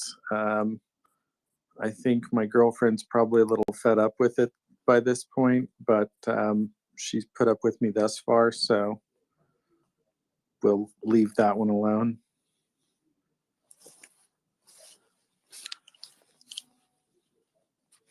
So a whole gamut of reactions. Yeah, full spectrum of responses. I'd say overwhelmingly positive. There are one or two people who don't quite understand the nuances of it, or haven't taken the time to educate themselves about the circumstances of the invasion of Ukraine, but I haven't taken the time to explain it to them because it would probably frustrate me as much as it bores them. So I spare us both that effort. Yeah, I imagine that would probably be the most frustrating part, is in some cases having to explain and yet not wanting to take the energy and the effort to explain someone who doesn't already understand what's happening. Exactly. Yeah. I don't want to Right. get I don't want to get offended by boring them with my explanation, so I just don't go there. Yeah, right. Ryan's being a little bit humble right here, right now. His was it trajectory into Ukraine was a little bit more punk rock. I'd say than most of us. You know, he he was working, um, and was trying to do the best he could, and at the same time split his time between hosting here at the MriyaReport, um, and do his job. And then came the day where he had to kind of like be a bit punk rock and actually take over a boardroom at his work, to have a conversation with Peter Doran and sorry, Ryan, what senator was that? It's Congresswoman Bice's Congress. legislative assistant. Yeah. So he just walked into the room. He just said, "I'm sorry." I walked out of a staff meeting and went to the boardroom to make a phone call, and my boss thought I had completely lost my mind because I walked out of a meeting that she called, and the majority of us work from home. So when she calls a staff meeting, it's kind of an important deal. So it was a bit rude of me, but I had good reasons for doing it, and I explained to her after the fact, and she was okay with it. She was taken aback, though. And that was pretty. So my point is that was pretty punk rock. And then yeah, you did that, and then you spent a good 2 months or more over in Ukraine, just being badass, handling it, taking the bull by the horns, and delivering goods to folks that needed them on the ground. And then here you are again on the space, getting ready to head over there again. Did I get that wrong? I think you got 99% of it correct. Yeah. So this is Ryan. If you can be Ryan, be Ryan, because Ryan is badass. That's the 1% you got wrong. But thank you. That was quite the intro. Well, I'm just trying to back you up, brother. But appreciate it. Yeah, Ryan is badass for sure. Yeah, I 100% agree. Yeah, this Ryan took the bull by the horns, and he saw a need for something to happen. He was not content sitting on his hands, and he went and did it. Yeah, I respect that. That is a person who basically saw what was needed and took the bull by the horns and ran with it. And way before that, you were speaking word to power on this space, but you actually put that in action. And yeah, that's why I will always back you up 100% and support you, brother. I love you. Ryan, has anyone contacted you and asked for advice about how they can follow in your footsteps? And if they have, what do you tell them? One or two people, yes. I have referred a couple over to the folks at Renegade Relief. I have also sent some info to others about other volunteer opportunities in Ukraine. I actually saw a tweet about that just a few minutes ago that referenced the website that I've sent people to. Hang on. I will share that in the nest. A good idea. I was And also looking for a frontline episode, which is really what inspired me to take myself to Ukraine. It was mostly focusing on the first responders in Kharkiv. I think it aired in June, but we had Roman Kaknov on the space, and I reached out to him in private and discussed the attrition rate for firefighters in Kharkiv, and that's what originally prompted me to go. But ended up doing something completely different. We'll see how things pan out when I go back this time. Not exactly sure where I'll be spending the majority of my time, but I'll figure it out in the next few weeks. I'm certain of that. And are you going to go back with Renegade Relief Runners? And by the way, folks here, if you go to MriyaReport.org, our website, you can find a link to Renegade Relief Runners, as well as other humanitarian charities. But are you going to go back with Renegade, Ryan?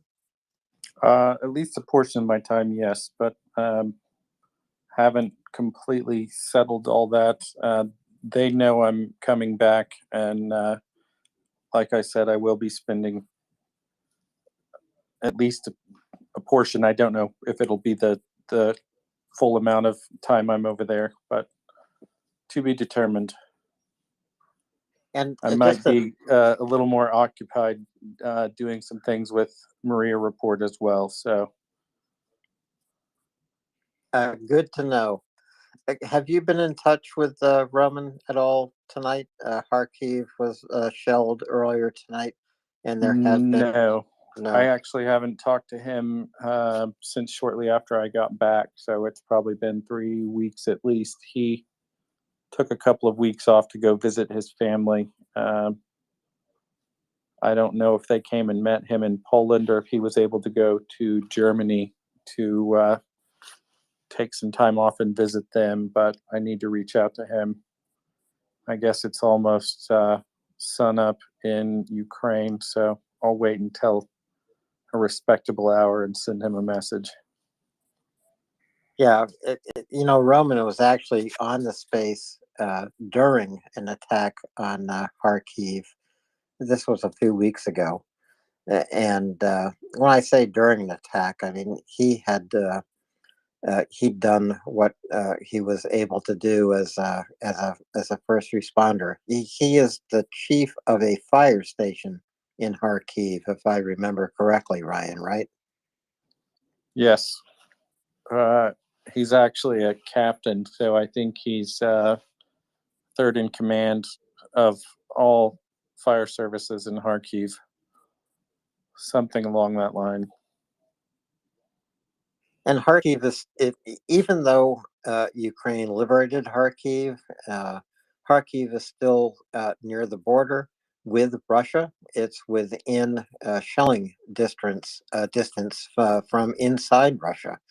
And it seems that earlier tonight, Russia used an S-300 missile system, which it had converted from air defense to ground attack, and they attacked Kharkiv tonight, another residential area, and there were fires in Kharkiv.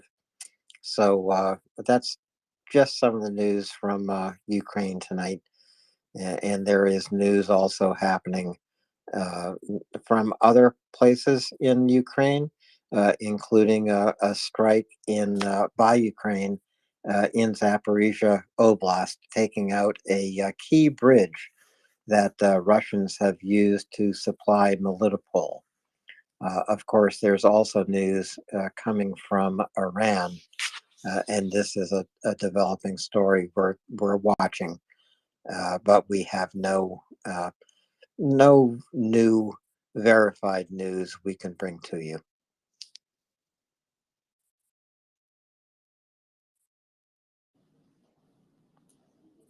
For anybody in North America, I went ahead and shared that Frontline episode into the nest as well. I don't think you can view it from Europe without a VPN, but an hour well spent.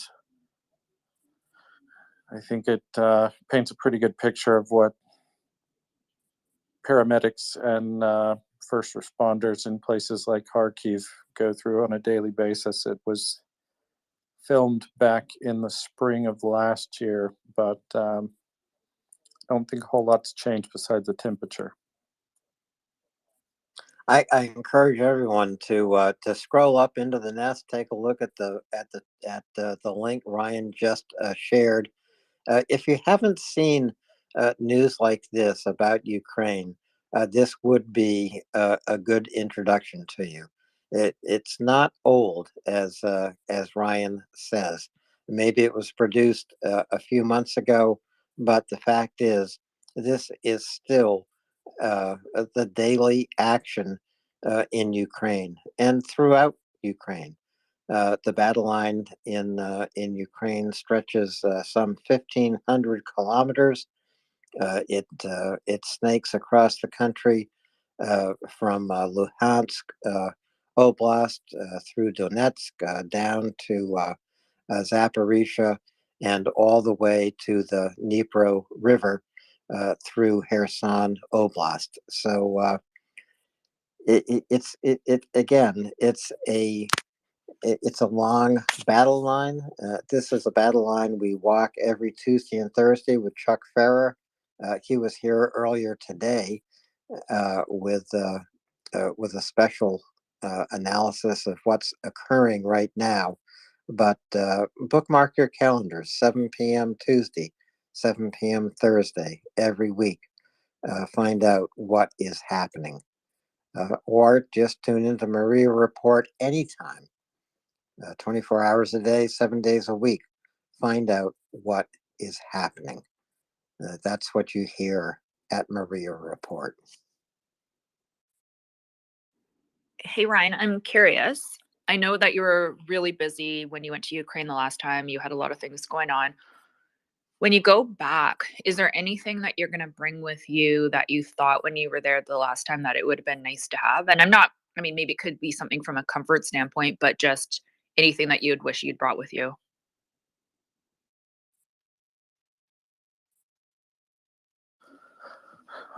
I packed pretty thoroughly last time. I think this time I'm going to bring a pair of tennis shoes so I have something more comfortable to wear when I don't need boots. And I brought more gloves because I lost a pair, gave a pair away, and had 3 pairs. And then I lost one of my third pair. So I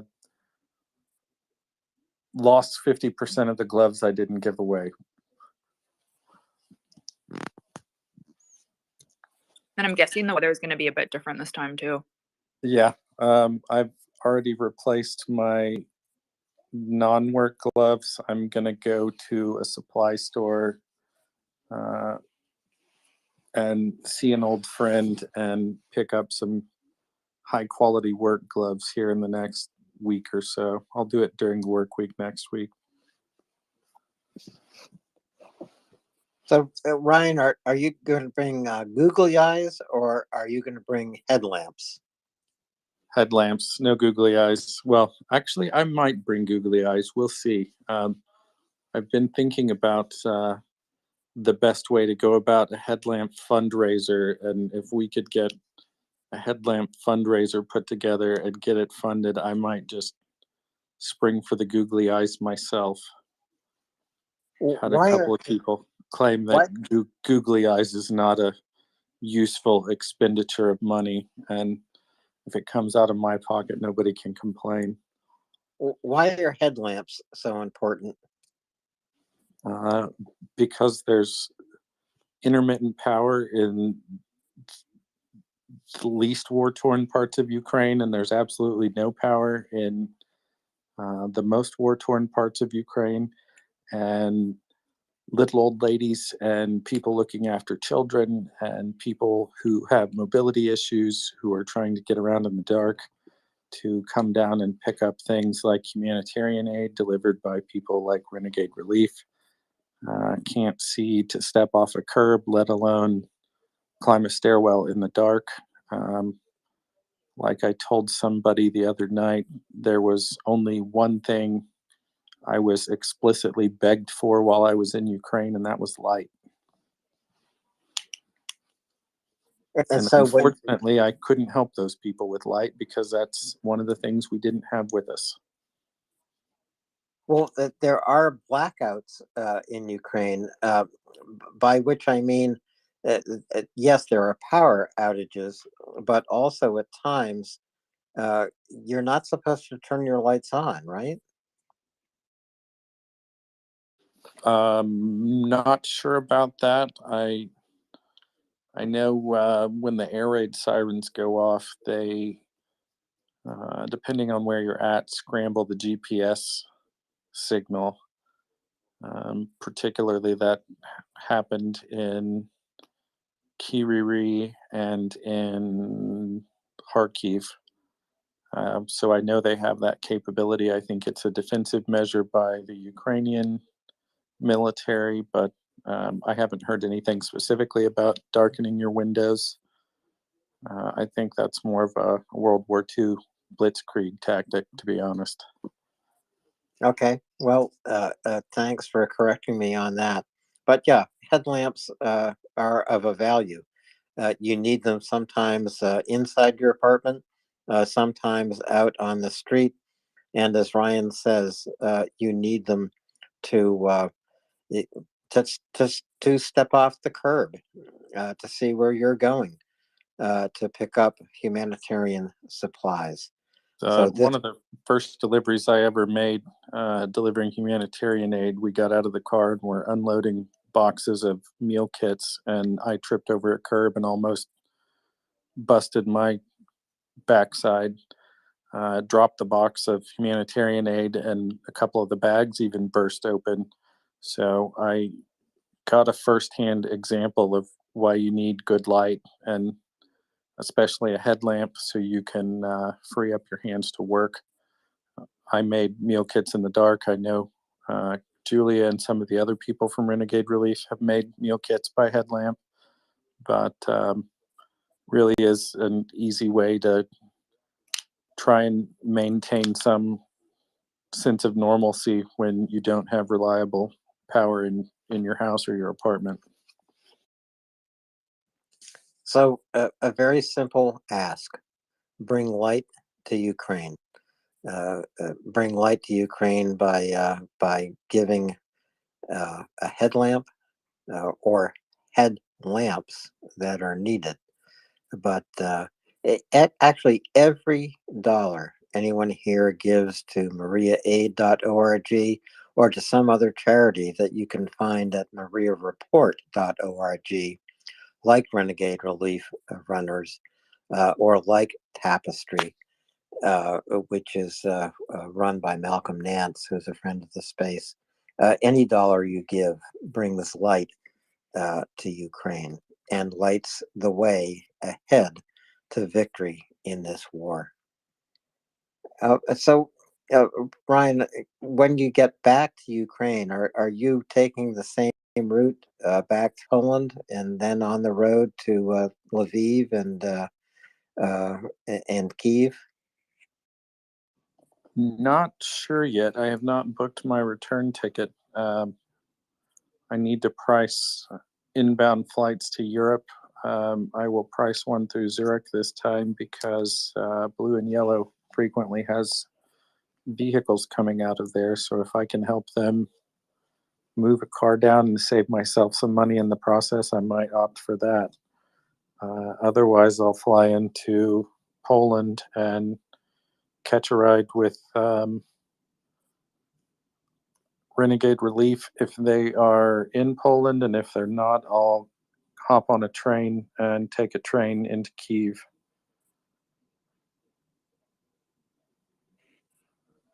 So, tell us a little bit about the transport Renegade Relief Runners uses. Renegade has vans, they have trucks, they have cars. They pack everything into these vehicles. Do they have all they need, or do they need more? As far as I know, they've got 3 vans, maybe a Saab station wagon, and at one point they had a RAV4, but I don't know if that's being donated to a military unit or not. So maybe 5 vehicles in total. One of those is usually in the shop or back in Poland. They've got people who gather up things in a couple of spots in Poland so they can be shuttled into Ukraine. But I have not seen the new van they just finished fundraising for and purchased in the last week or two. I know they were moving it into Ukraine about a week ago, and I haven't really talked to Chris or Julia on the phone since then. Hopefully they have their vehicle fleet squared away. We were having multiple vehicle issues when I was there last time, and shortly after I left, one of the vans threw a rod on the engine and blew up. So that was the reason for needing to do a fundraiser and purchase a larger van. The smaller van they had blew its second engine, and I think the determination was made that they didn't want to throw any more good money after bad. And I don't blame them in that regard. Ryan, you've also spoken about something termed a green corridor from Poland into Ukraine. And a green corridor is not environmental. It's simply a road with all green lights, no stoplights, so that humanitarian supplies can go swiftly from Poland into Ukraine. All you have to do is prove once that you're delivering humanitarian supplies, and then the green lights go on and the road is open to you. Has any progress been made in lighting up this green corridor from Poland to Ukraine? Well, that's an interesting question, because depending on who you talk to within the Polish government, they might conclude or assert that a green corridor already exists. And that's why I think I'm particularly useful in some of these discussions, is because I've passed through that border a dozen times now. So I have about as much firsthand experience as anybody in the room when we're having these discussions. And while Julia with Lotor Foundation and Renegade Relief has done everything she can to make the corridor as green as possible, it still takes sometimes 6 or 7 hours to get across the border, and it should not take that long for a registered humanitarian aid convoy who has pre-disclosed the contents of their vehicles and the name of their driver and given nearly everything but a DNA sample and a blood type. A lot of the other aid organizations we speak with have similar problems much more frequently than I do. And while I only had that problem about 10% of the time that I crossed the border, I am the outlier as far as aid orgs getting out of Poland and going into Ukraine are concerned.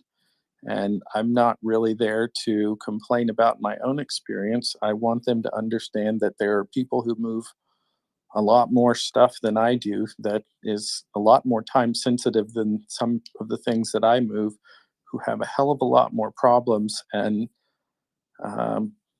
abhor or just do everything they can to not have to cross that border. They'll wait until the last moment, until they're absolutely desperate and in need of supplies before they elect to cross the border, and it shouldn't be that way.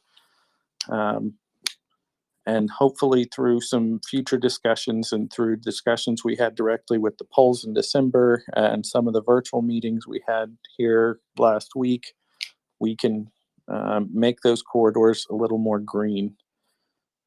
We're brainstorming about scheduling weekly or bi-weekly border crossings that all of the 8 organizations can sign on to, so we all cross at the same time and we can pre-register all of our vehicles and move together as a group. We've been offered the opportunity to piggyback with some larger aid organizations or some government registered convoys, and we're exploring our options in that regard. But bottom line is the guys at the top of the food chain have issued some directives in a few extremely vital countries, but the directives they've given at the top and the message that's received down by the guys on the bottom of the food chain who are manning the gates at 3 o'clock in the morning going between Poland and Ukraine. Let's just say it's a bit of a telephone game, and the message sent and the message received are not always the same. I didn't pull any I know this person cards the last time I went through, mostly because I wanted to have a firsthand experience of exactly the kind of crap other people put up with. But after sitting at the border in a truck line for 6 hours one night and then getting in a car accident shortly thereafter at sunrise after I'd crossed into Ukraine, I'm going to be a little more of a pain in the ass the next time I cross that border and they try to make me wait. So, in other words, at the border, Ryan, the border guards, I assume, on the Polish side of the border are the ones going vehicle by vehicle, rather than passing through a whole convoy of humanitarian vehicles. And if you wait there 6 to 7 hours, that's a very expensive time to idle your van or your truck or whatever you're driving. I mean, gas in the European Union is damned expensive, and so is it on the Polish side of the border that that these delays are occurring, or is it on the Ukrainian side of the border, which I would kind of doubt? There are delays on both sides of the border for different reasons. I don't have any issues getting out of Ukraine typically. I can cut the line, for lack of a better term. Normally, I have registered aid convoy paperwork and an identification number and some other documents that will allow me to cut the line going out of Poland and into Ukraine. But from time to time, and depending on who you get at the border crossing, they will refuse to acknowledge that documentation and have you sit in the line anyway, I think just as a way to exercise their bureaucratic muscles, of which they have very few. But it's kind of hard to argue with the kid who has an Uzi strapped around his neck. I can do it. I just didn't want to overplay my hand, and I frankly didn't want to have to be called on my bluff and made to call the Secretary of State of Poland at 1 o'clock in the morning on his mobile number. And now I can explain to the Secretary of State of Poland in a future meeting that although he thinks there's a green corridor that works perfectly fine, if the kid who's working at the first gate of 5 people that I have to deal with in order to cross the border doesn't acknowledge my paperwork, all the green corridors they set up are for nothing, and it still takes me 6 hours to cross the border like regular commercial traffic. I'm not a beer truck. I'm not there restocking a gas station somewhere. I'm there delivering humanitarian aid, and I'm not getting paid to do it. So if they want me to sit in the line, that's fine, but I just want them to understand that what they think is going on at the border and what's actually going on at the border are two different things. And sitting at the border for 6 hours, that is how much of the time you would need to drive from the Polish border to Kyiv, for example. Exactly. It's about a 6 hour drive, right? Exactly. My intentions when I left Poland that night were to get into the Bucha Irpin area about 7 o'clock in the morning, and because of the unnecessary delays that I incurred while trying to cross the border, it was 6:30 or 7 in the morning as I was passing between the border and headed towards Lviv. So it turned into quite the delay, and there was no reason for it whatsoever. I actually had a scheduled appointment to cross the border. There was a time on my paperwork. And as you point out, Ryan, I mean, this essentially doubles the time that you need to get from point A to point B. You might not be delivering time-sensitive supplies, but if you were, it would certainly mean these supplies would arrive too late. And such supplies could be going to hospitals. They could be going to frontline units. It time is of the essence.